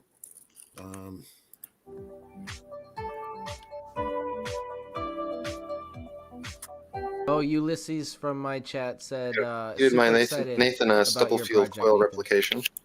What's that? Say that again. I said Ulysses from my chat said he's super excited about your project. Oh, cool. Yeah. Right on. I have made a couple changes to this coil. Instead of iron wire, I'm using aluminum wire. It's a lot easier to wind, and I had an idea that it might create a crisper magnetic field collapse. A fast side out to, I don't know, about halfway out, and then I've got a secondary on the rest of the coil. The LED that you see over here is connected to the secondary. When you do a make and break switch connection between the copper and the aluminum wire, it generates current in the secondary coil exactly as Nathan Stubblefield described. You can see here that when I connect and disconnect those primary wires, there is definitely a current induced in the secondary. And what I've designed for my coil is this little rotating magnetic wheel here. All it is a bearing on a spindle, and I've got 4 magnets on it. And I have a reed switch. So when this reed switch closes, it pulses, well, it actually turns the primary core of this coil and the soft iron core into electromagnet. And that electromagnet pushes this wheel around to the next position, as you see here, and it just takes off and spins up faster and faster. But what that's also doing is it's pulsing the magnetic field through the secondary coil and generating the light and the current you see here in the LED. So it's very, very interesting. It works exactly as Nathan Stubblefield described in his patent. And it's just a lot of fun. It's really, really a neat little gizmo. When I show it to people, they're always sure that I have a battery hidden away in this coil somewhere. It's kind of hard to believe that the coil is its own battery electromagnet self-generating induction coil, basically like Stubblefield described it. So yeah, that's pretty much it. I just thought I would share it now that I've got it finished. I do plan on putting this in the ground and seeing if I detect any power increase from having it in the ground. That'll be my next test. Yep, another cool project. Yeah, that's talking about the solenoid. I was wondering if I had a solenoid with 565 megavolts in it, and it would create an electric field. But inside the solenoid, it would be null. I mean, the net electric field would be null. But I'm sure something weird will happen because, like I calculated with the annihilation process, when you have two opposite electric fields, they annihilate, but it creates kinetic energy. So I suspect inside the solenoid is going to create a some sort of thrust or kinetic energy that would propel like some sort of Lorentz force, something like that. But there's just a hypothesis here, an idea that it might or might not work. There's just like a TRL1 idea that they did not test. But oh, you're gonna get a force, all right. You put that many volts into anything, you're getting a force. So, yeah, dude, that's a lot of energy. You know that? That's a ton of energy. That's not child's play, man. That's like, let's go up to the station itself and plug in because you're not getting it anywhere else. That's a huge amount of energy. yeah, like I was saying earlier, I would need a Van de Graaff generator, a Mars generators, a Cockcroft-Walton multiplier, or a tokamak. And maybe the size of a 2-story building or something. It's a lot of energy. I mean, you couldn't be anywhere near that thing. Like just the voltage coming off of it, if you get a stray volt, man, it'll go right through you. Vaporized. Yeah. It'd be just poof. I don't know that would pass the engineering standard of let's get in it and write it. You know what I mean? Yeah. That's like putting a lightning bolt between your legs and saying it's fun. Yeah. Wow. What's that song from Metallica? Ride the Lightning? Yeah. Yeah, it feels right in the lightning, all right. That's you gotta find a way to bring that energy level down.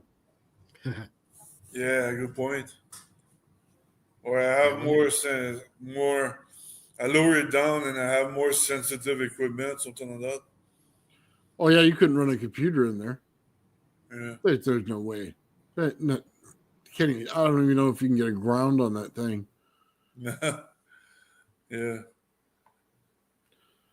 Yeah, when you're at that voltage potential, you can't mess around. That's like a life and death situation, man. It's more like a dead situation. I'm sure to die. Phil's really making an incineration chamber, is what it really is.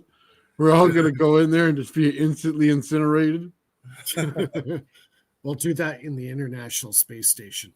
Huh. Oh wow. Yeah, but these levels, there's a lot of cool thing. Not only that, but it can remember the 200,000 amps can create. You can start creating force fields. So, we're not very far. It's not like astronomical type of energy. So 200,000 amps. Yeah, that's not astronomical to you. That I don't know what is if that isn't. Yeah, we got the power of a planet, but yeah, not that bad. Yeah, I mean, I guess it would work if you get it that high. I don't want to be anywhere near it. Please videotape from 10 miles down the road. All right, I'll show it to you next week. Oh my God, you get a runaway on that? Whew. Oh yeah. Oh man. Yeah. Just kidding. Well, they said Dollard was saying they had problems back in the day with the New York subway system.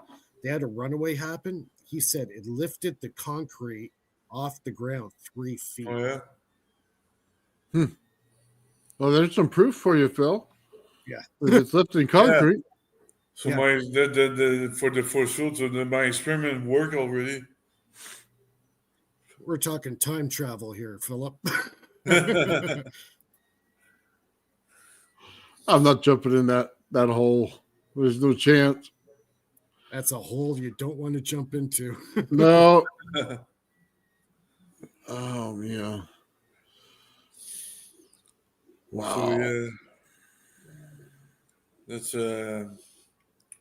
That's all I got this week, man. I want to say something else, but I forgot, man. I need to knock my head. Because that's how I have great ideas, when I knock my head, when I have Carson in, knock my head, I have great ideas. 30, 40 coffees later. Yeah. No, but it's a good topic, though, getting this huge amount of induction, when you release a switch.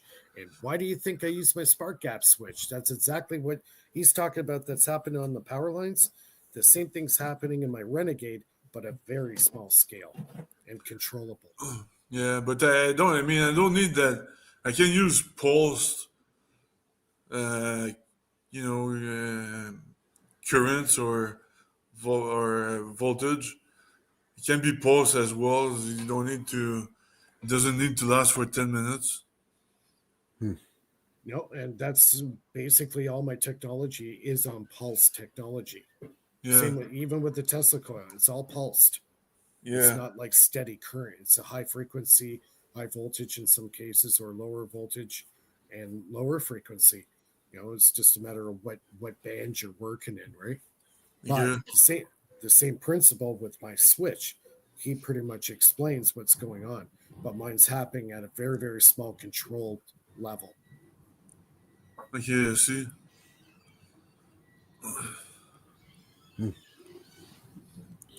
Interesting. Yeah. When you were playing that video of Dollard and he was explaining everything, your switch or your a spark gap is what immediately came to mind. Oh, you're muted. You muted? Oh, sorry. Yeah, that's where part of my idea came from, to start using the high-speed relay switch.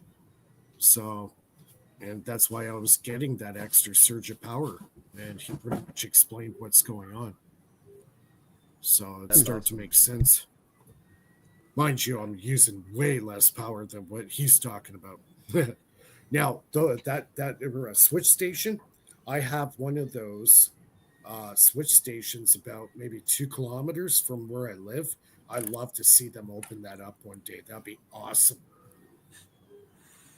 Because from where that switching station is, I would say maybe about a mile away from there, we have a power plant. So we got a lot of juice going through that circuit.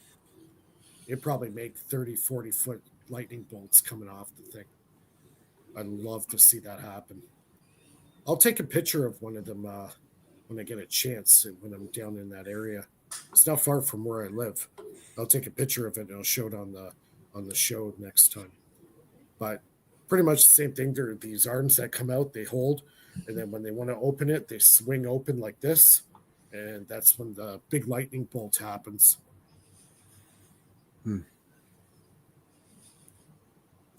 Cool. Dude, I think my neighbor started his fireplace, dude. God, it smells like crap in here. What, the barbecue at least? Dude, I fucking hate that thing. I would buy the house next to me just to bash that thing to pieces and throw it away. What's he cooking? Nothing. It's a wood burning stove, but the guy puts like 500 logs in there, and then his house is lower than mine, so it goes right into the vents or windows of my house, and it's like, dude, it's not that fucking cold. I mean, we're in California, for God's sakes. He thinks it's like Canada. It's just, it's insane. It drives me up the fucking wall, dude. Oh, man. Maybe he's burning garbage. Yeah, dude, I don't know. Maybe he's burning people. Oh, dude, that's even worse. Yeah. Your neighbor is Hannibal Lecter, maybe? Yeah. I don't think so. Dude, I just it know doesn't that matter what he's burned. Just the smoke alone, will get to you. Yeah. I may just move because of that, dude. I fucking hate it. Doesn't the city do anything about it? Like, they weren't supposed to permit it, and they did it anyway. The city of LA, they want you to burn as much as possible, so you might burn the whole city at the same time. Yeah. They put in a thing where you can't have those kind of fireplaces anymore in California. So they're not supposed to be that legal out here. Yeah, because the houses are butts to nuts. You know what I mean? They're like, I fart and my neighbor smells it. It's bad, dude. They're too close. There's no space. Yeah, none. They're even worse here. And this guy's got a forest chopped up in his backyard, man. So as soon as he goes ablaze, we're all fucked. So there's no hope for my house at that point. I might as well just get the fuck out because we're all going down. So, yeah, it can be irritating for sure. Oh yeah. Your neighbors that close, have they ever experienced anything weird with the experiments that you run in your garage? Oh, I'm sure they have. They don't say anything. Nobody said. My son's speakers start going off and doing sounds and things like that, and a bunch of weird stuff happens around my house. Yeah, but just the Van de Graaff generator on their house. Yeah. Yeah. Come move to Canada, man. There's a lot of nice space out here. We got tons of room. Yeah, it gets too cold. Yeah. Yeah, but you can make a nice big fire. Oh, yeah, just what I hate. Thank you. And you're taxed to death, so you're not. As soon as you come in, you're not going to be able to get out because you're going to be taxed to death. Yeah. It's like Hotel. It's not. You know, Hotel California, the song. They say, well, once you get in, you cannot get out. Yeah, that's what it is. That's not true. It should be Hotel Canada. Once you come in Canada, you're taxed to. You're so much taxed to death that you cannot get out. Yeah. The big beast is Justin Trudeau. You know, they tried to kill the beast with their force. Well, the beast is Justin Trudeau. Oh, He resigned, but he's still there. Yeah, he's like a hemorrhoid that won't go away.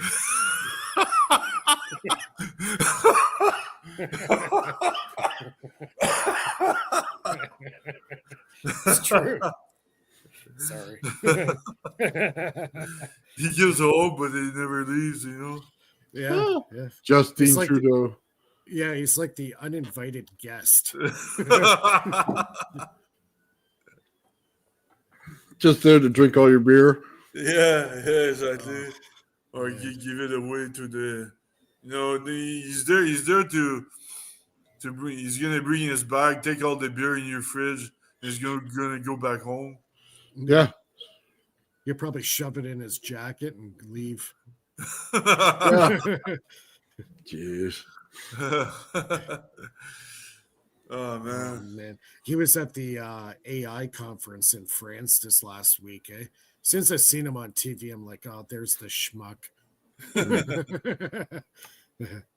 JD Vance was there. Did a speech about AI and all that stuff. Yeah, it's on YouTube actually. The whole it was not sure where in France, if it was in Paris or whatever. Yeah. Dude, they're just asking for trouble with that AI. Oh yeah, they want to go full blown AI, man. Asking for it. It's bad enough, dude, when people don't do experiments and they go in there and use it and they get stupid answers. And then some people believe the answers because they don't realize that they're wrong. And it's just a big poop storm. It's not fun. Yeah, the United Health AI had like a 90% error rate. Yeah. Every time I use the AI to make calculations. It makes mistakes, but it's harder. It's harder to correct something wrong than do the math from scratch for from yourself. You know. So so it's a waste of time. It's like the same thing with Einstein. Einstein did a lot of mistakes, so it's harder to admit he made mistakes, to correct them, than to just start with a new theory from scratch. You know what I mean? Oh, I get it. I mean, but if you're doing calculations every day, it shouldn't be that bad. Yeah, but it's I was listening to something about AI. The problem with it is each person that interacts with it, it teaches it a different style. So it always updates, you know, on ideas or whatever the you know, concept of interaction that learns from it to for the next person. So it picks up a lot of bad data, bad information, because you know, it's not like there's one central command for the information. Everybody's a participant.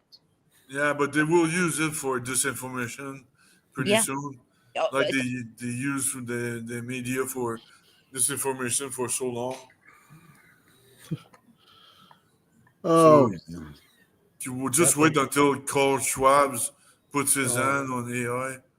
yeah. Well, you know, it might be shady in certain contexts, but regarding like looking up data that's on the internet, like just archived stuff, it's pretty good.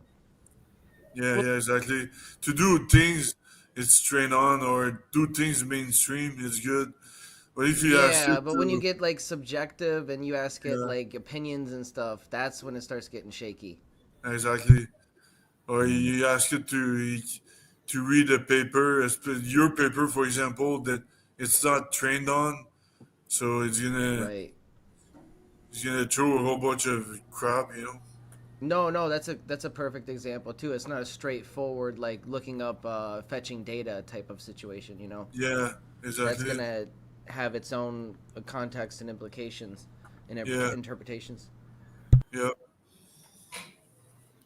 wow. It's pretty funny. I watch once in a while before going to bed. Whenever I need to fall asleep, I watch the podcast of Doctor Unzicker.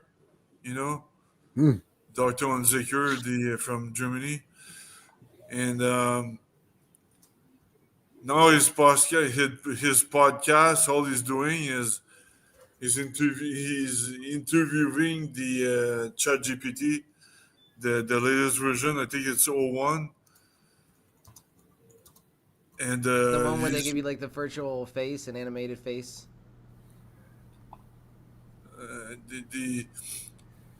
the animated face. Oh, you mean the videos? Yeah, there's a Chat GPT version where it's like all animated now. There's a face that talks to you. It's kind of creepy. Oh yeah.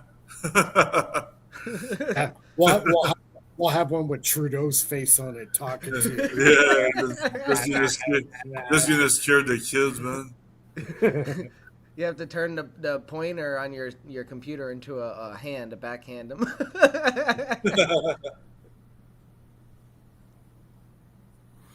I love that about Mike's videos, by the way. I see his hand in there. It's like a little hand. It's like a fake hand that almost looks like half the time. Pointing over here and go to here to this. Cracks me up, man. Because you see the smiley face get happy and sad. Oh yeah. And then, I like that. Yeah, I love it. At least you know it's Mike every time on there. Yeah, his videos are fun and goofy.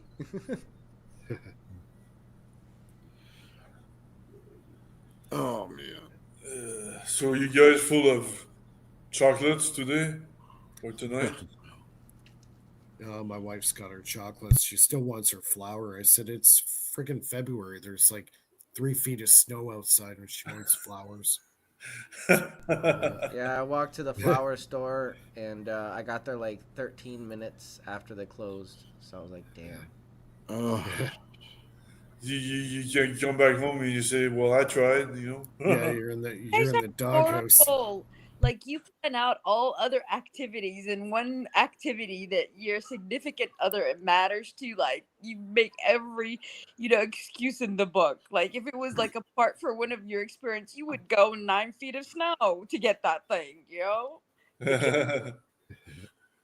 Well, maybe they should put the stores next to each other then. To get her more flowers. Because you got to say you're sorry for spending all the money at some point. Yeah, exactly. Go get flowers. So like before 12. My daughter reminded me yesterday. Had to take me down to the store to get everything. Man, I hate leaving my house these days, man. It just sucks. Yeah, you just hate interacting with people outside. Oh, it's horrifying. They're so different than I am. Yeah, you feel like an alien. Yeah. Oh, Nathan, show that picture you showed before we went on with you as the alien.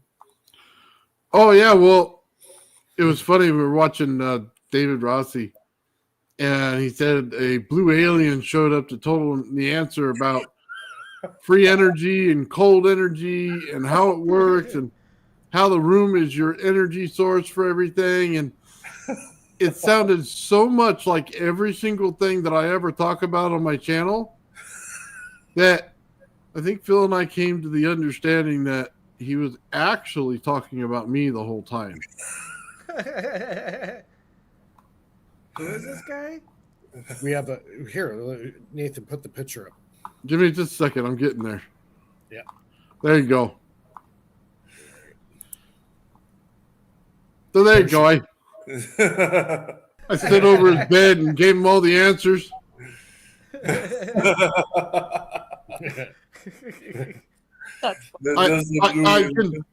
I can 100% swear on the Bible that I did not probe anybody that night.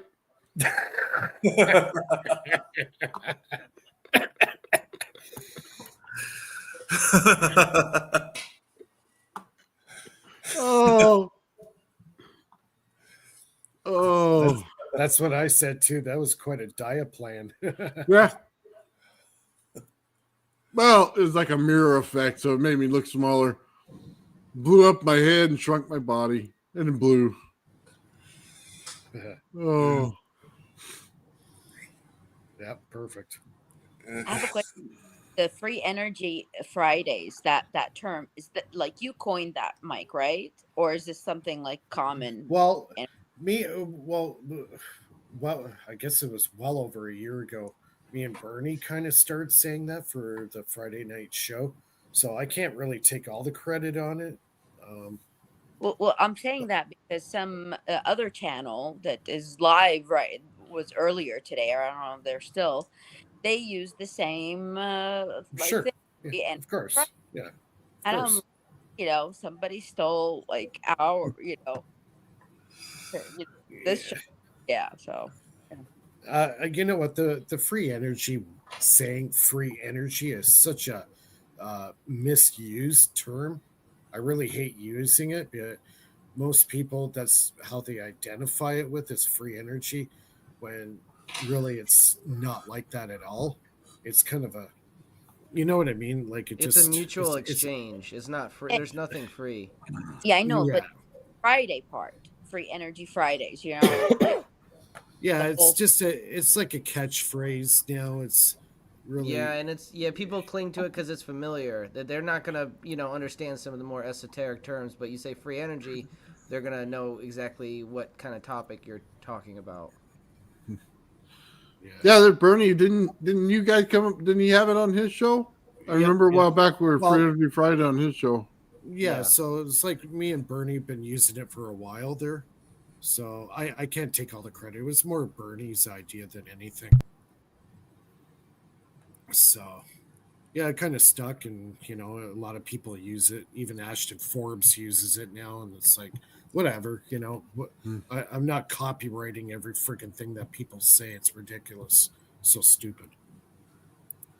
Well, it just means we're trendsetters. People, But you should, you people should, copy us, yeah. you should actually, you should copyright everything you say because, since especially you, Nathan, because you're under the radar. Yeah. I could just see Nathan in the blue alien, costume. That's what you could. That's what you could do for Halloween now. Become a blue alien. Oh man, that's great. Oh yeah. Well, I mean, look, I'll be honest with you. If you looked at the script of what was said on that show, I mean, literally, you could walk over to my show and hear every single word that was said. Just about. It's so bad. Like, and he may come up with it independently, but that is just too freaky that you would have everything I would describe in the last 2 months right there in front of you. And it's like, I'm agreeing with the whole thing as I'm watching. I'm like, yeah, that's the way it goes. Yeah, it does do that. And then like Phil sends me a message, hey, are you sure he didn't take that from you? And I'm thinking, fuck, man, it seems like it because it's all the same shit I keep saying. Who was that was saying that? Well, the biggest difference is, man, is I have the receipts. I have the builds. I have all of them. And I'm sitting there looking at it going, fuck, man. Let's go over there and put up or shut up. And let's see what you got. Because, buddy, I got it. You know what? The guy, I'm not going to say the guy's name because I don't want people to start going after me. But we all know who we're talking about here. He hasn't shown one freaking experiment ever. I've been watching him for the last couple of years. He has not shown one freaking experiment to prove anything that he has spoken about. Nothing. Zero. Yeah. And he keeps saying like, "Oh, I cannot talk about it because I signed an NDA and blah blah blah." Yeah, exactly. You know what? I'm under an NDA, but I've got over 500 videos on my channel showing other stuff that I've worked on.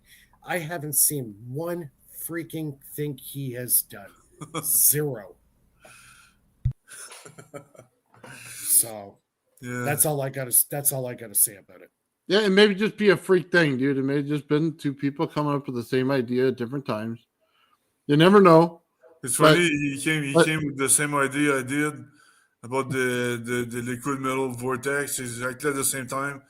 Same thing with you, Nathan. Exactly at the same time. He has the same idea. Yeah, right. You know. Well, maybe I should tell him I just lift the anti-gravity with my farts, and then he'll come out with a video on it and tell. He'll be sitting on the machine passing wind trying to lift it. I mean, that proved the point, I guess. I mean, put a little misinformation out there and see if it falls for it. You know what I mean? Anti-gravity powered by Taco Bell. That's it. Oh no! All honesty, I'm not trying to talk shit. He probably came up with it on his own. I won't. You know what? Whatever. The way I see, what we're doing. Okay, Nathan does a ton of experiments.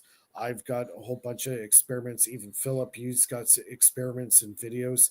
We're actually showing stuff that we're actually building and actually showing the viewers that okay, yeah, I do have some stuff on the side that I can't show you right now for reasons, but I've got a ton of shit on my site right now that you could watch that I'm totally transparent with.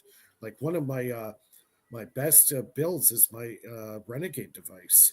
That's my baby, and I've disclosed everything on that device. Everything. I'm hiding nothing on that. Yeah, that's a pretty impressive piece of equipment right there. So, but when I see all these guys, some people like to just hear themselves speak and, come up with all these ideas, but I don't see any experiments. That doesn't help with your credibility. Anybody can do this. Yeah, it's sad that people can't figure it out. You need to warn people. Watch, people are are falling for it so easily. You need to tell people like, watch that guy. The guy is he has a big mouth but an empty brain or something like that. You know, it's I think people like those guys. They're creating entertainment. yeah, exactly. They're- Yeah, I think entertainment is the opposite of being an intellectual because intellectuals are more introvert. They're less fun to listen to. But these people, they're a little bit more extrovert.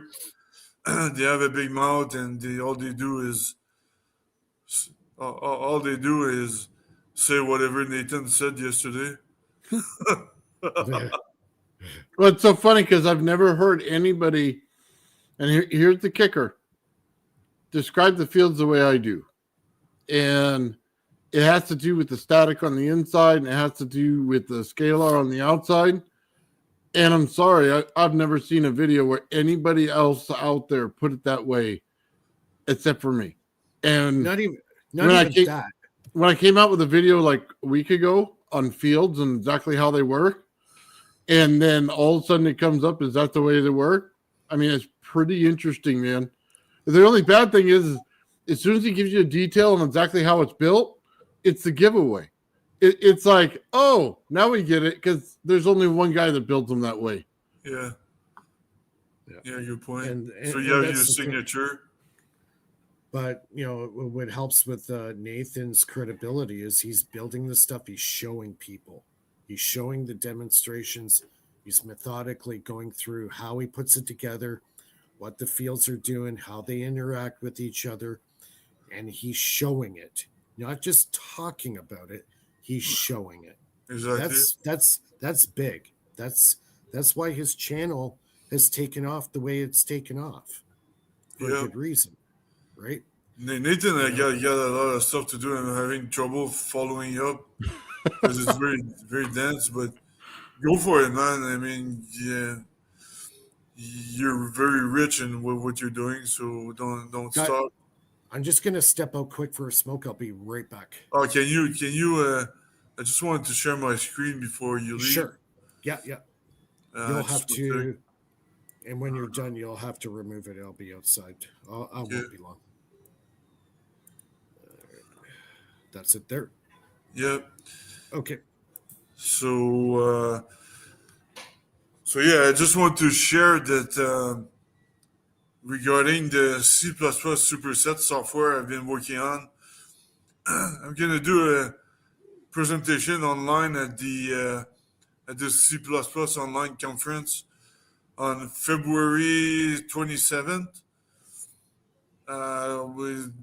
This is a conference with the best C++ programmers in the world, and so yeah, I'll be presenting my software there, and any programmer out there that would like to join are most welcome to join.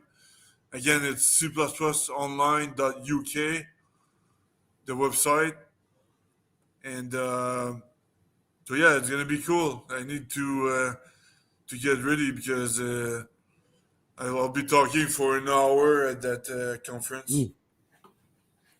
So wow, that's cool. Yeah, thanks. That's what I want to share here.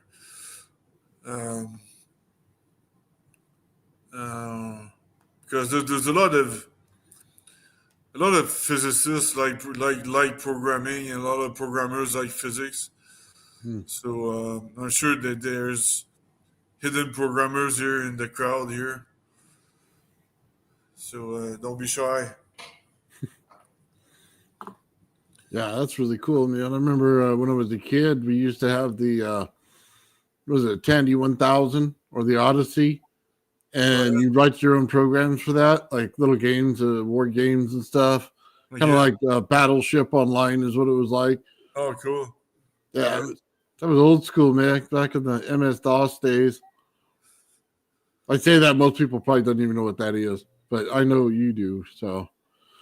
Or Defender and yeah, it's old school stuff. Yeah. Back when Pong was a thing. Yeah. Frogger. Remember Frogger? Oh yeah. Pitfall.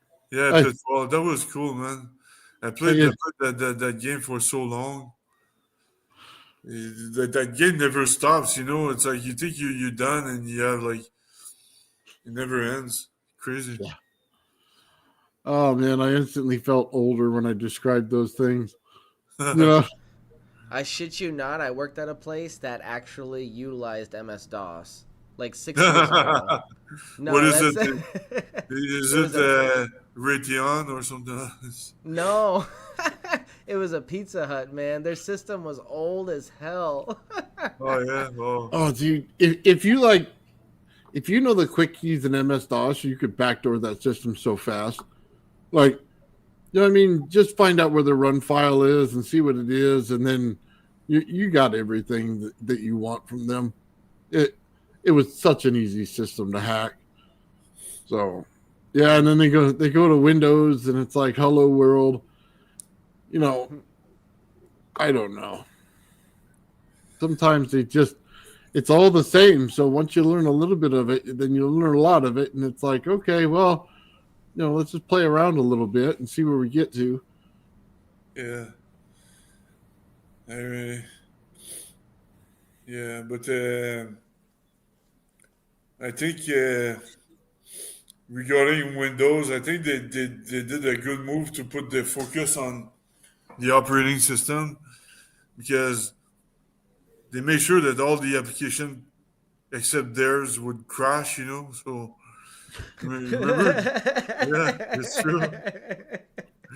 Remember when you were using WordPerfect or Lotus 123 or Netscape, they would always crash. But Microsoft Office for some reason would never crash. Nope.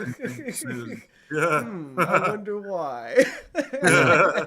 It's the same reason why when I'm using Google Maps on my iPhone, it always screws up. Dude, I just hate when it does its download and it's like, they want it to restart. And I keep telling it no. Like, you're arguing with this stupid computer. Like, shut the fuck up. I'm trying to do my work here. And then you go to take a leak and it restarts your computer on you. And you're like, fucking shit. You lost everything. Oh, absolutely hate that garbage. I keep turning it off too. And then it finds a way to turn itself back on in the next month. And I'm like, you son of a bitch. Turning you back off again. I like argue with my computer like all the time. Like I yell at it because there ain't nobody else in here, so I can yell. So yeah, arguments with your computer. That's one's bad. That's why I don't like AI, because they be telling me stuff the same way. Oh yeah, I didn't do this. Oh, fuck you. I ain't doing none of it.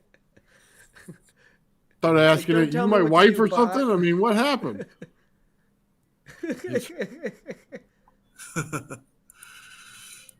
Oh man, it's like calling tech support. You might as well give up right then. If you're that desperate to call tech support, it's over. Dude, find someone that's like 15 years old and have him fix your shit. He'll be way faster and way better, and probably cheaper too. Because tech support, they didn't even speak my language, and I'm like, what the fuck did you just say? Like, I can't even hear as it is, and you want me to understand that? No, I can't do it. Yeah, I did call support for Microsoft at some point, because I put my C++ superset software on their online store or something like that. So I had problems at some point. So I called support, and it was like somebody from India. It was outsourced in India, and it was not the same time zone. So I had to fucking answer their call during the night. It's like, come on, man. Are you serious? They don't even adapt to our time zone. No. And I couldn't understand what he was saying anyway, so. Yeah, dude, it's so funny because you hear them, right? And then they say, well, let me just get it in your computer and fix it. And you're like, no. They keep telling me hackers sound like you and do the same shit. So no. Cannot be in my computer. Exactly, yeah. Yeah.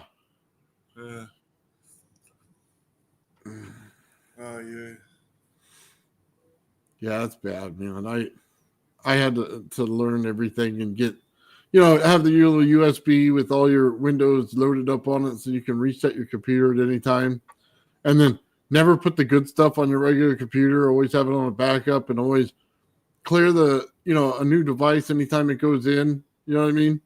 And wipe everything out. Yeah. It's sad, man, that they let this stuff happen. And it's because they're making money somehow on it. Like, how are they going to sell me software to fix my stuff if they don't break it? Yeah, I know. It's the same thing with the Microsoft updates.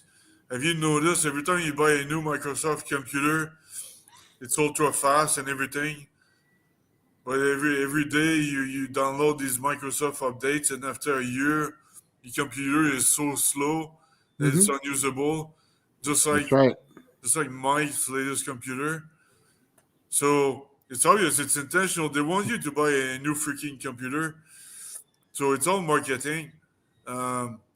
Same. And talking about Microsoft, have you heard? I heard that if you have Windows 11, you have to downgrade to Windows 10 because it's so bad. It has so many breaches and problems. It's better to retrograde.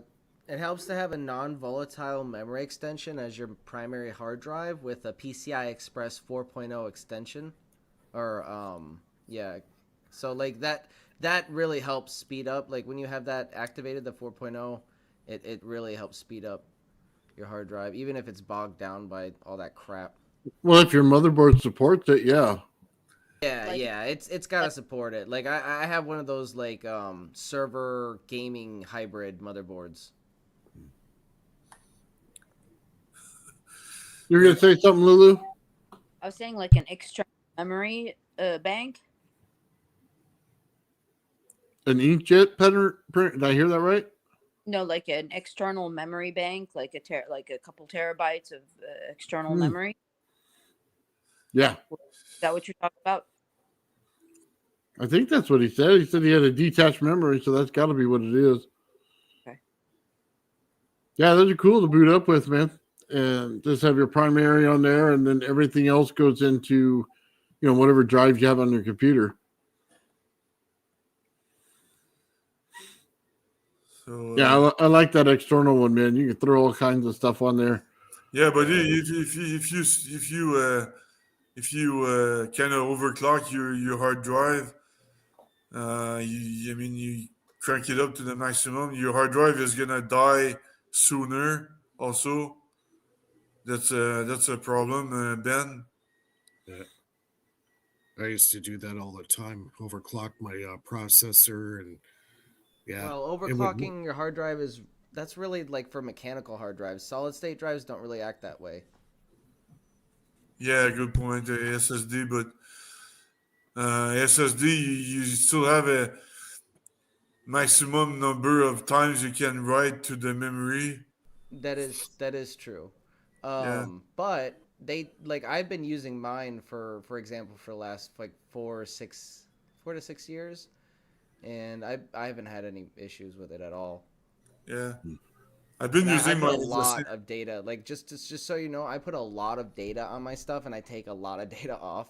I have archives of like video assets and stuff like that for all sorts of editing purposes. So I have a lot of data on my hard drive. So I don't know, if you get the right hard drive, they last. You just have to invest. Yeah. Good ones I've are got always more expensive. the same computer for the last 15 years. I'm using Linux on it. I just had to update it once. Oh, Linux is great. That's my favorite. Yeah.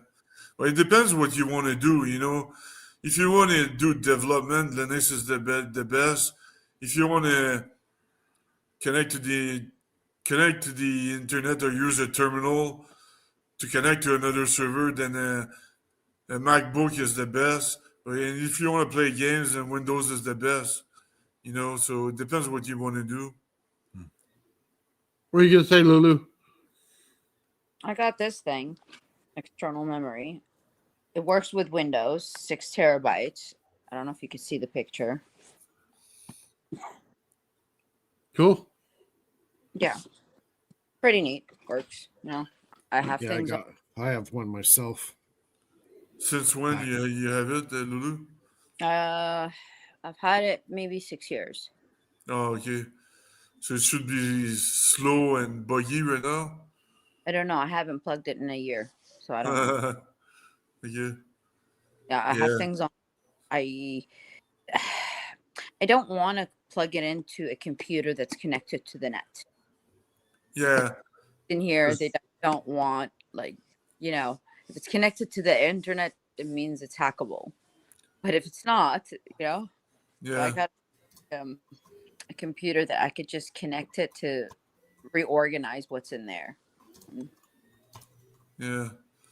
No secrets, but just, you know, like a lot of other people's information, you know, for work and things like that. So I don't, you know, I don't. It's not right for people to access it. No. Yeah.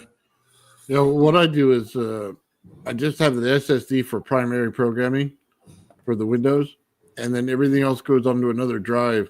That way, when it comes up and starts your computer, it instantly populates the Windows stuff, but never anything else. And it'll keep the clogging in your computer down. So, because when you get to those other hard drives, they have to pull everything up, you know, piece by piece by piece. And the SSD is an instant pull up, you know, for everything. So, it's better to run it that way. It makes your computer faster, and you don't get as much bogged down. That, and I have 64 gigs of RAM in there, and just, you know what I mean? Thing hauls ass. Yeah. But the cool thing to for people who likes embedded programming, you know, I'm working all day long on the NVIDIA Jetson embedded boards, and they update it every 6 months. They get they're using the ARM processor. It's slower than the Intel processor, but it's getting faster and faster, and at some point, man, it's gonna get pretty powerful. So everybody needs to watch, have a heads up, and because it's pretty easy to program like a brain with the open source DeepSeek, and you put that on the NVIDIA Jetson board. I mean, it's pretty. You know, science fiction is not it's not science fiction is not fiction anymore. You know. So, yeah.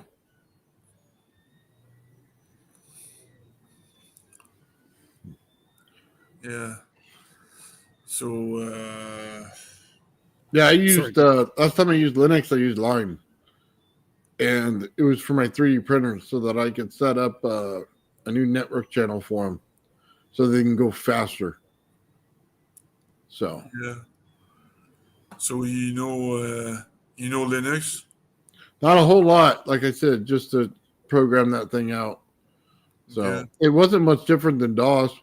It, you know, same little boxes, same skip this, hit that. You know what I mean? Put in programming code and you go.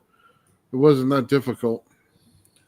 Well, it's much easier these days than it used to be, because back in the 90s, using the modems, you had to download the RPM. I was using Red Hat, but back then, you had to download the RPM packages one by one over the modem, and all the dependencies. Yeah, that was a nightmare. Oh, I found that video, Philip. I want to show you. I'm going to share my screen here of the two plates and the induct current that's created when you pull the plates away from each other. Okay. I'm going to show that video. I found it. That's why I was like, all right, bear with me. Prices were just too good. You're going to need a bigger. Today, we're going to work on a whole new concept, and that is the concept of electric flux. We've come a long way. We started out with Coulomb's law, we got electric field lines, and now we have electric flux. Doesn't that guy wear like colorful jackets now? An electric field. It is like so. Hold on a sec, bear with me. I want to find like Joseph's Technicolor Dreamcoat. Yeah, not that same guy. Looks like him. Trying to see if this is the right video.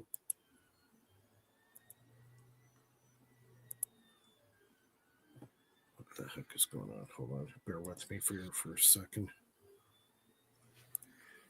You said, yeah, it's him.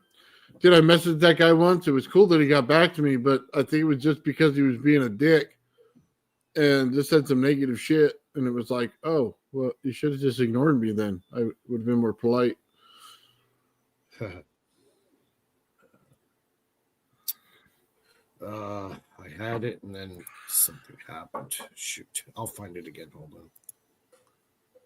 on. Blame it on Trudeau. Yeah, really. I like Julius Sumner when it comes to the physics and stuff, and he talks about resonance. That guy's like a master.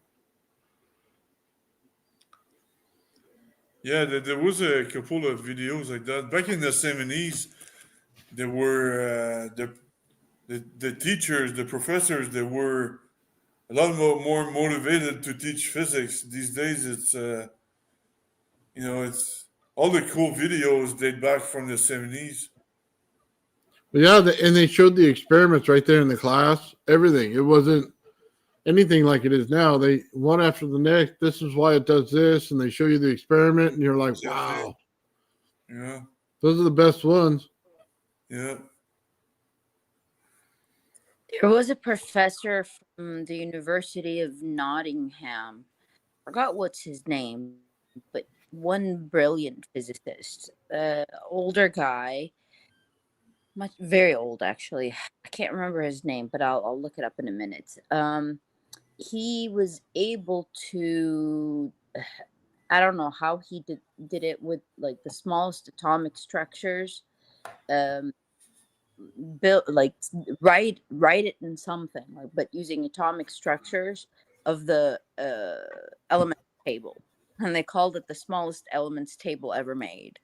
But he was the physicist to to be able to do that. I'll look him up, but I think he's one brilliant physicist. Like, you listen to him, you can't, you watch one video and it feels like you just want to watch the second one, and like that, because he's really good.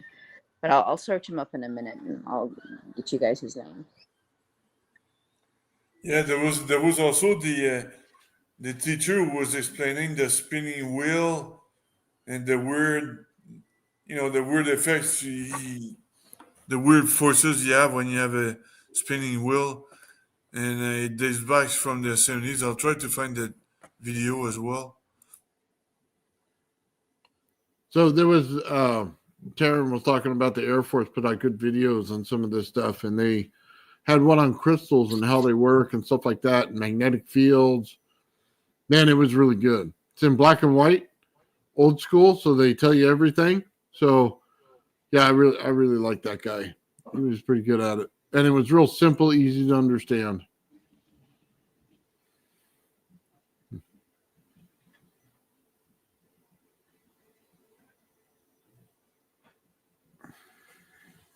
Still trying to find that spot where it's an hour video, so I gotta find the right spot where he's showing the demonstration.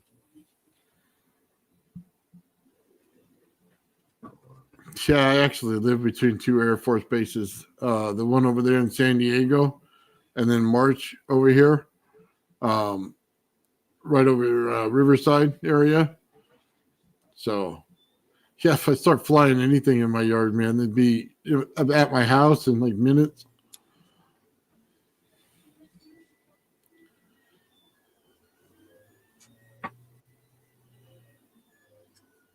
And then some dude, you guys see on there, you probably didn't. It's in California, he got arrested for flying his drone over by where they were doing the water drops.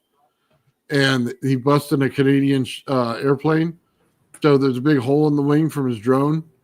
So he got, 3 years for interrupting their flight and almost causing them to have problems. You know what I mean? Uh-huh. And he tried to play it off like, oh, no, it wasn't that bad. Dude, there was a big hole in the plane. Like, you screwed up. Like, you should have never been flying that by there. Yeah. Right, look at that. StreamYard.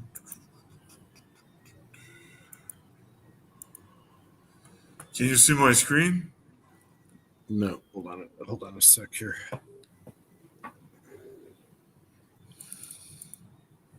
Okay.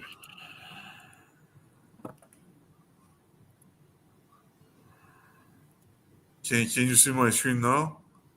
Yep. Yeah, okay. So Yeah.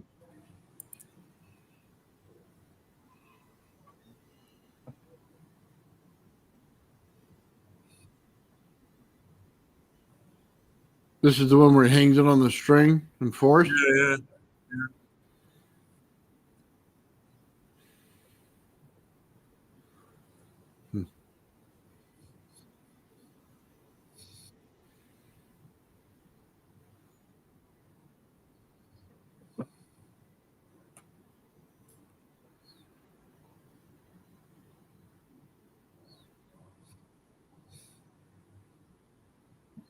Yeah, you can do that with a weighted disc and a motor. And when you hold it in your hand, it likes to stay in one spot. But then when you move it, it has a special way of moving in order to get to the next spot. There's like a torsion on it as it gets to the next level. Cool.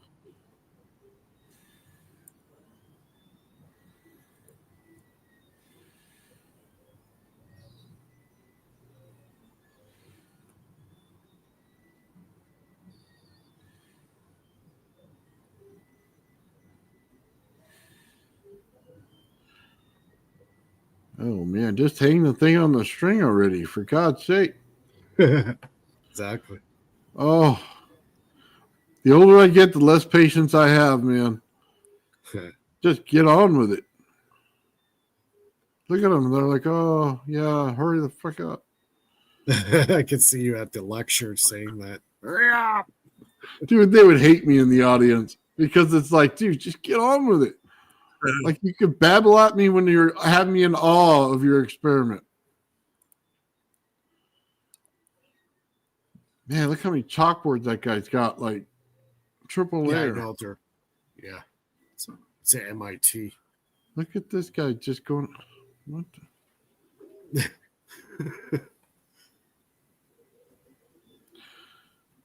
Oh, yeah. You going to ride your bicycle next? Come on.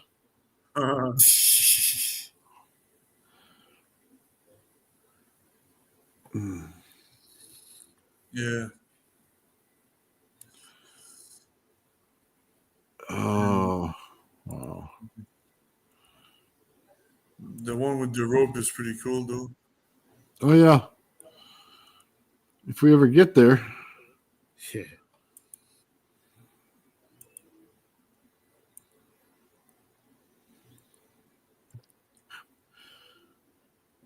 Yeah. There it is, finally. There you go.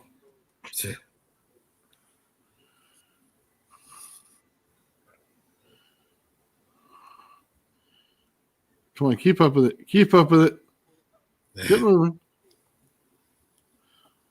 Yep. Oh, wow.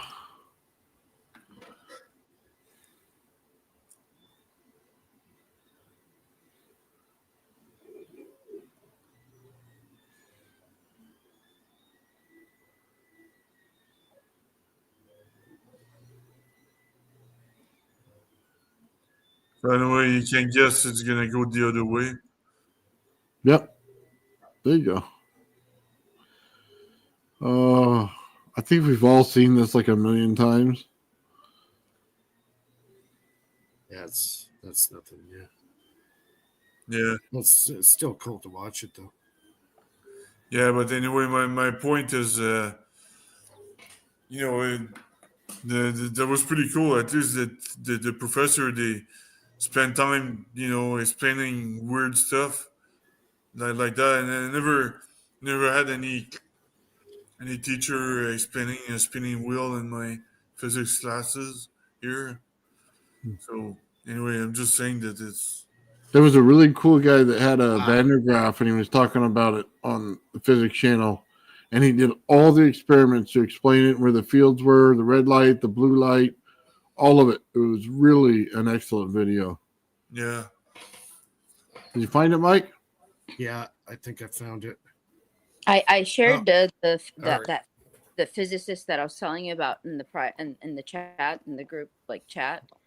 I don't know his name. I couldn't find his name, but I found one of his videos. All right, I'm going to share my screen here. I found it finally.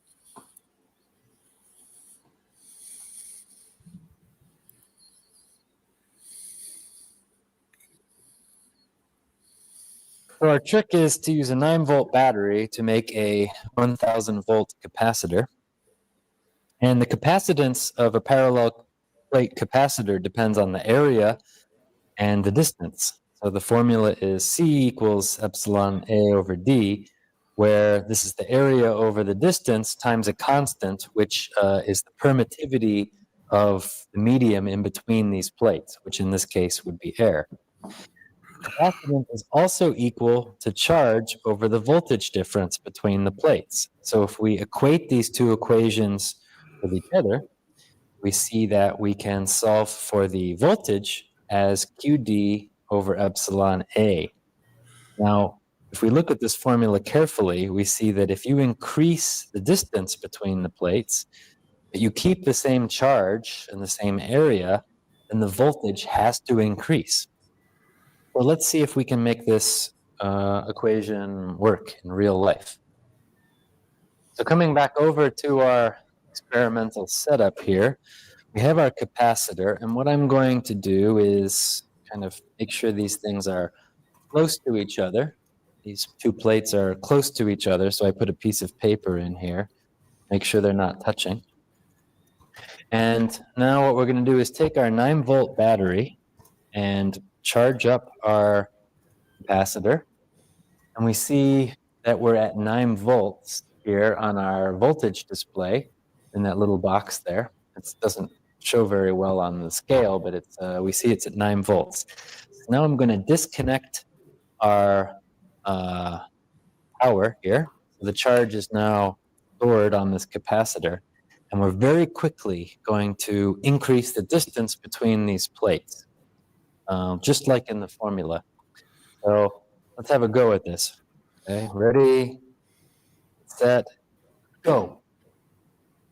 And now we have more than 1,000 volts difference between these two capacitors. So it stays the same. Dangerous, but there's not really a lot of electric charge here. So probably if I touch these two, it goes back down to 0 basically. So anyway, what we've done is use a small amount of voltage to create a large amount of voltage using the principle of capacitance.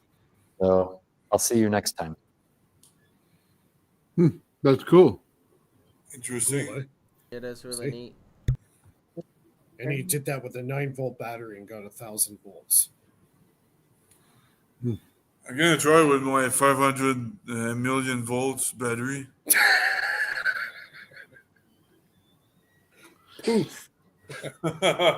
big puff of smoke. The man who blew up the world. Yeah, I'll see the puff of smoke from Toronto, from Montreal.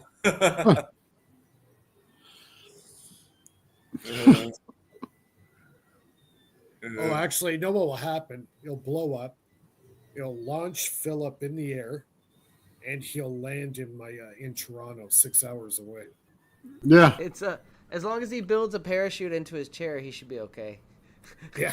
It's still in the still in the snow, unfortunately. Yeah. Might hit a snowbank pretty hard. Oh. I thought that was a pretty cool video. I figured that'd be a good video to show. Yeah, it's interesting. It's really cool. I'll have to try that. Yep. So he got those plates really close together, basically about a thou distance between the two plates. So basically like a piece of paper. That's what it looked like he had in there. Yep, piece of paper. Yep. Yep, very cool, very easy to demonstrate. So yeah, about the spinning wheel thing, it's kind of similar to because when you spin a wheel, you increase the kinetic angular energy, and that changes the attraction with the force. I need to make calculations on that because the mainstream says if you have a spinning wheel, that it's not going to change the weight, but I don't think that's true because I proved it many times with the liquid metal vortex. Not only the weight changes, but depending on the direction, the weight is going to be different. So if Yeah, you have a clockwise or counterclockwise liquid metal spinning, then the weight is going to be different. So I need to put my mind onto it and to have the correct calculation. I think it's because there's two effects at the same time. One is the Newtonian kinetic angular energy I need to consider, and the other one is the effect of the gravitomagnetism or gravitomagnetism that is very similar to kinetic energy, by the way, because gravitomagnetism exists only if the object is moving. Kinetic energy is only there if the object is moving. So for me, they're both the same. So I'm gonna try to unify them. So get prepared for some mathematics next week, buddies. I'm gonna blast you with some equations next week. Well, I'm going to tell you, if you have a weighted disc and you rotate it, it'll, number one, won't sit on the scale. That's an impossibility without that number going like this all day. And then number two, there's a force direction there, but it's not what you think it is. It's more of a stabilizing force than it is a lift force of any kind. So I would take a motor and run it in your hand and see what it feels like before you do all the calculations.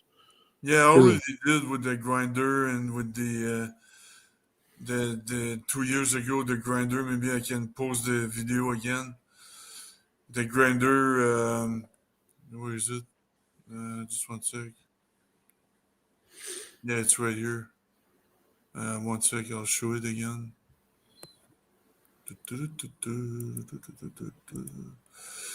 Window, StreamYard, share.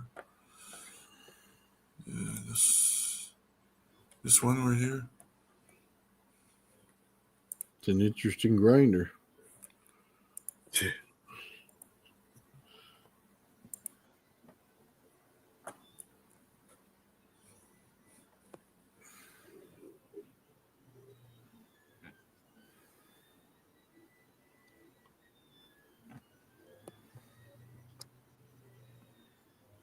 It's going to wobble back and forth a little bit. Yep. That's about what it does.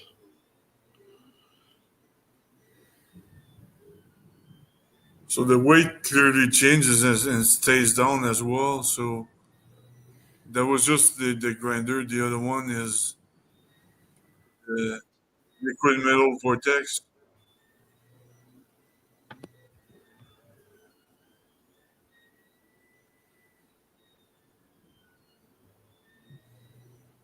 Yeah, you can see the scale moving. So when you reversed it, did it have an effect of lifting it? No, it increases the weight. Actually, it does the opposite effect. But it doesn't reverse? Yeah, it does the reverse effect of what I was hoping. So I need to make the correct calculations. I'll do that tomorrow, and I think I've got. It's been in my head for too long, and now I need to come up with the right mathematics. Because either way, the liquid metal vortex, the last experiment you saw, if I spin it in one way or the other way, they both gain weight, but one way is lesser. He gains weight. He gains less weight than the other way. So it's kind of weird. I thought it would lose weight, but it still gains weight, but not as much as the other way. So yeah, it's because it's more precise. The liquid metal vortex is more precise than the grinder because the grinder there might be wind or something like that, but the liquid metal vortex there ain't no wind affecting the apparatus.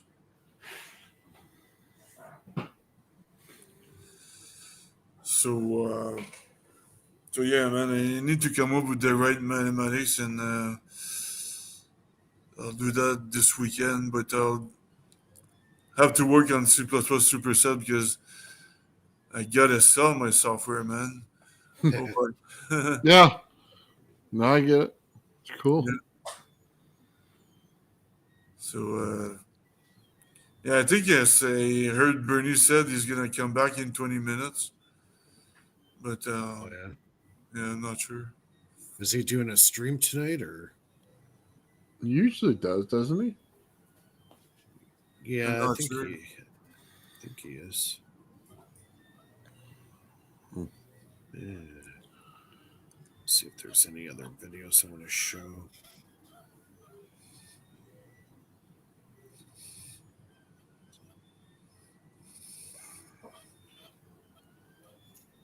Oh. Okay, here's that's a little long. Let's see here. It's another $1 video.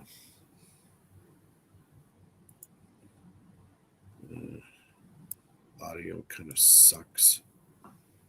Oh, I found your picture you're looking for earlier. Which one? Oh.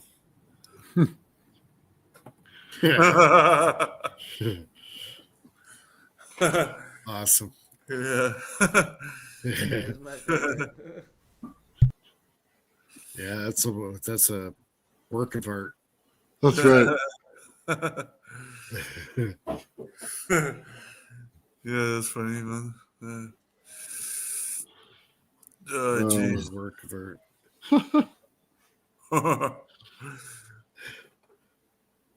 No, you're in the same boat, Nathan. Yeah.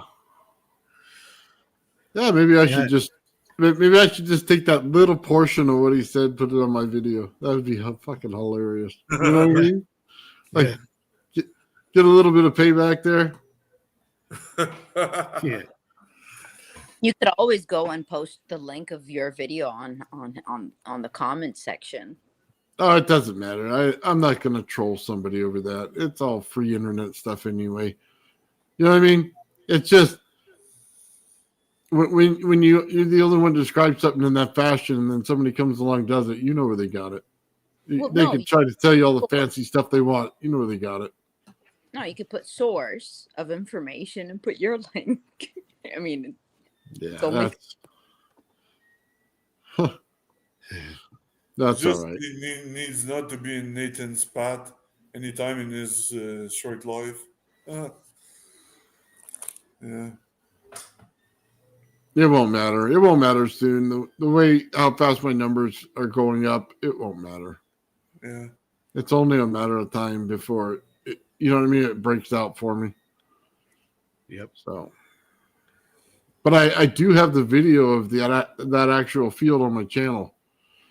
It was posted a year ago, I think it was, or close to it. So, yeah, and I showed how it was built, and then what it's doing and where it is, and then how it messes with your computer in one way, and then if you flip the field, how it contains it.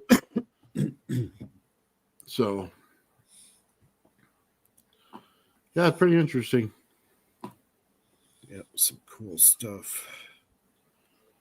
Just want to find one more video here before we call it a night.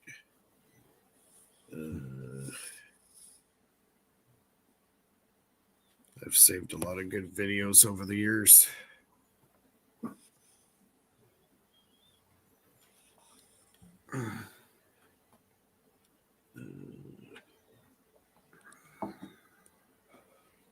Trying to find one that's not too long.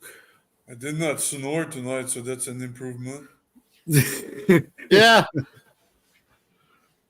No wine. Yeah. No, what is it? Cup of noodles? Is that what you eaten last time? Well, you had nachos. You usually have nachos every Friday. Is it nachos? Yeah, nachos and wine usually. Nice. What an amazing combination, huh? Yeah. Exactly. It's got to be the French part of the Canadian thing, that wine with anything. Oh, here's a video I want to show you. This is kind of cool. All right. I mean, nacho still has cheese, wine and cheese. I guess so, yeah. Like the pub with wine. Yeah. Yeah.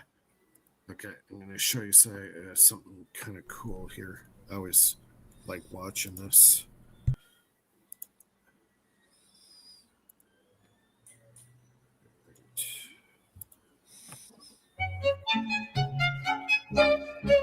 Wow, Mike. What's that?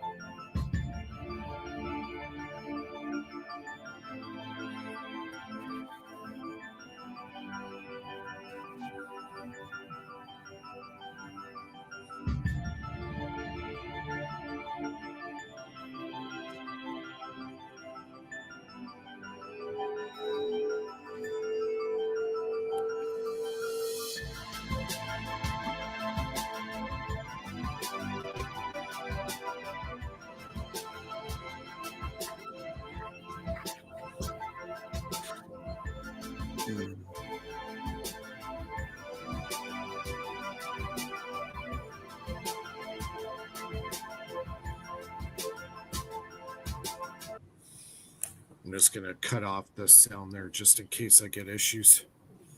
Hey, Mike, have you seen this done with a thing of water? No, I haven't seen it done in water. Oh, it's cool. It puts out the frequency patterns like you see them everywhere on the internet. Yeah. That's awesome. It's just way more accurate. It's cool. Amazing patterns, eh? Look at that. Like, that cannot be... There has to be some intelligent behind this.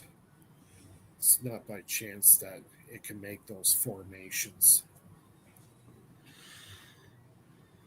Energy, frequency, and vibration. Oh, look how pretty how it transitions from one completely different.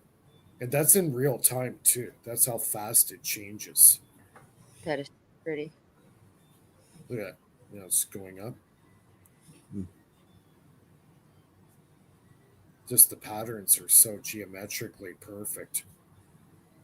So I guess the higher the hertz, the more interesting the design. Yeah. You can see the hertz levels going up. Look at that. That's incredible. I always like watching this.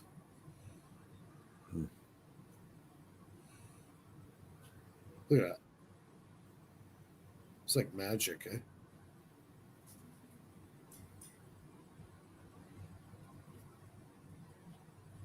Cool.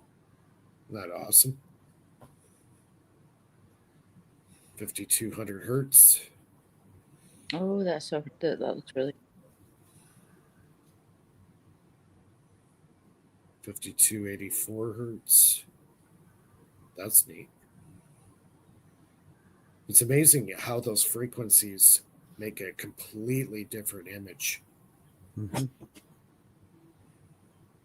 You know, if somebody had the patience to actually test out like a large number of these frequency and mix them up with things that we've seen as, you know, like on different artifacts, on different ancient paintings, just to see like, did they know this stuff then? You know? Oh, they did. Yeah. If you put a certain winding pattern in a geometry coil, it makes the exact frequency pattern on it. Oh, there you go.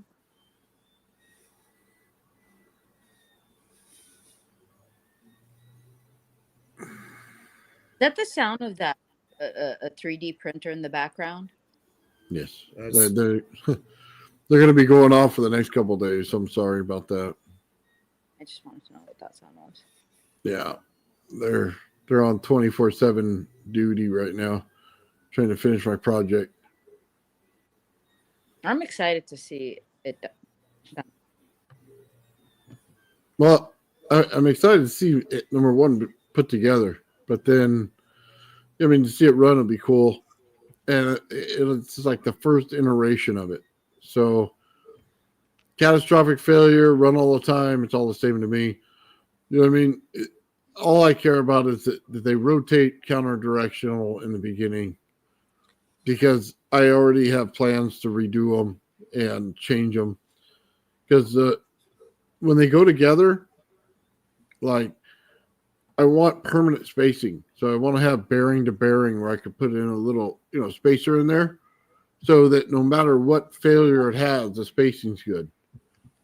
So, yeah, I don't want it to just sit there and then loosen and drop. That would suck. So that would be instant catastrophic failure. So, always something to change.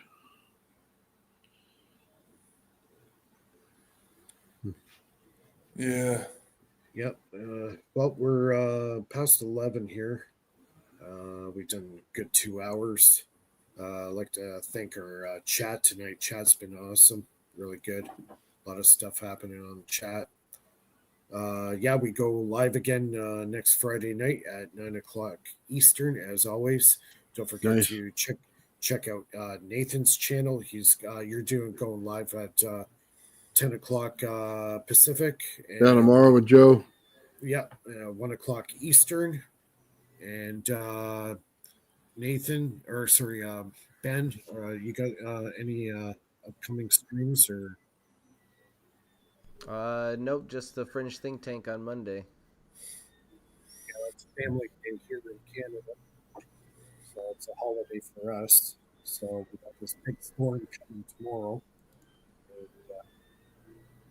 yeah, so we'll be digging out for the next couple of days for sure. We had a storm last weekend. We had a storm on Wednesday, and then we're getting hit 2 days of snowstorms tomorrow and Sunday, and even possibly maybe more on Monday. So, yeah, we're getting blasted here. So it's, nobody wants to leave the house.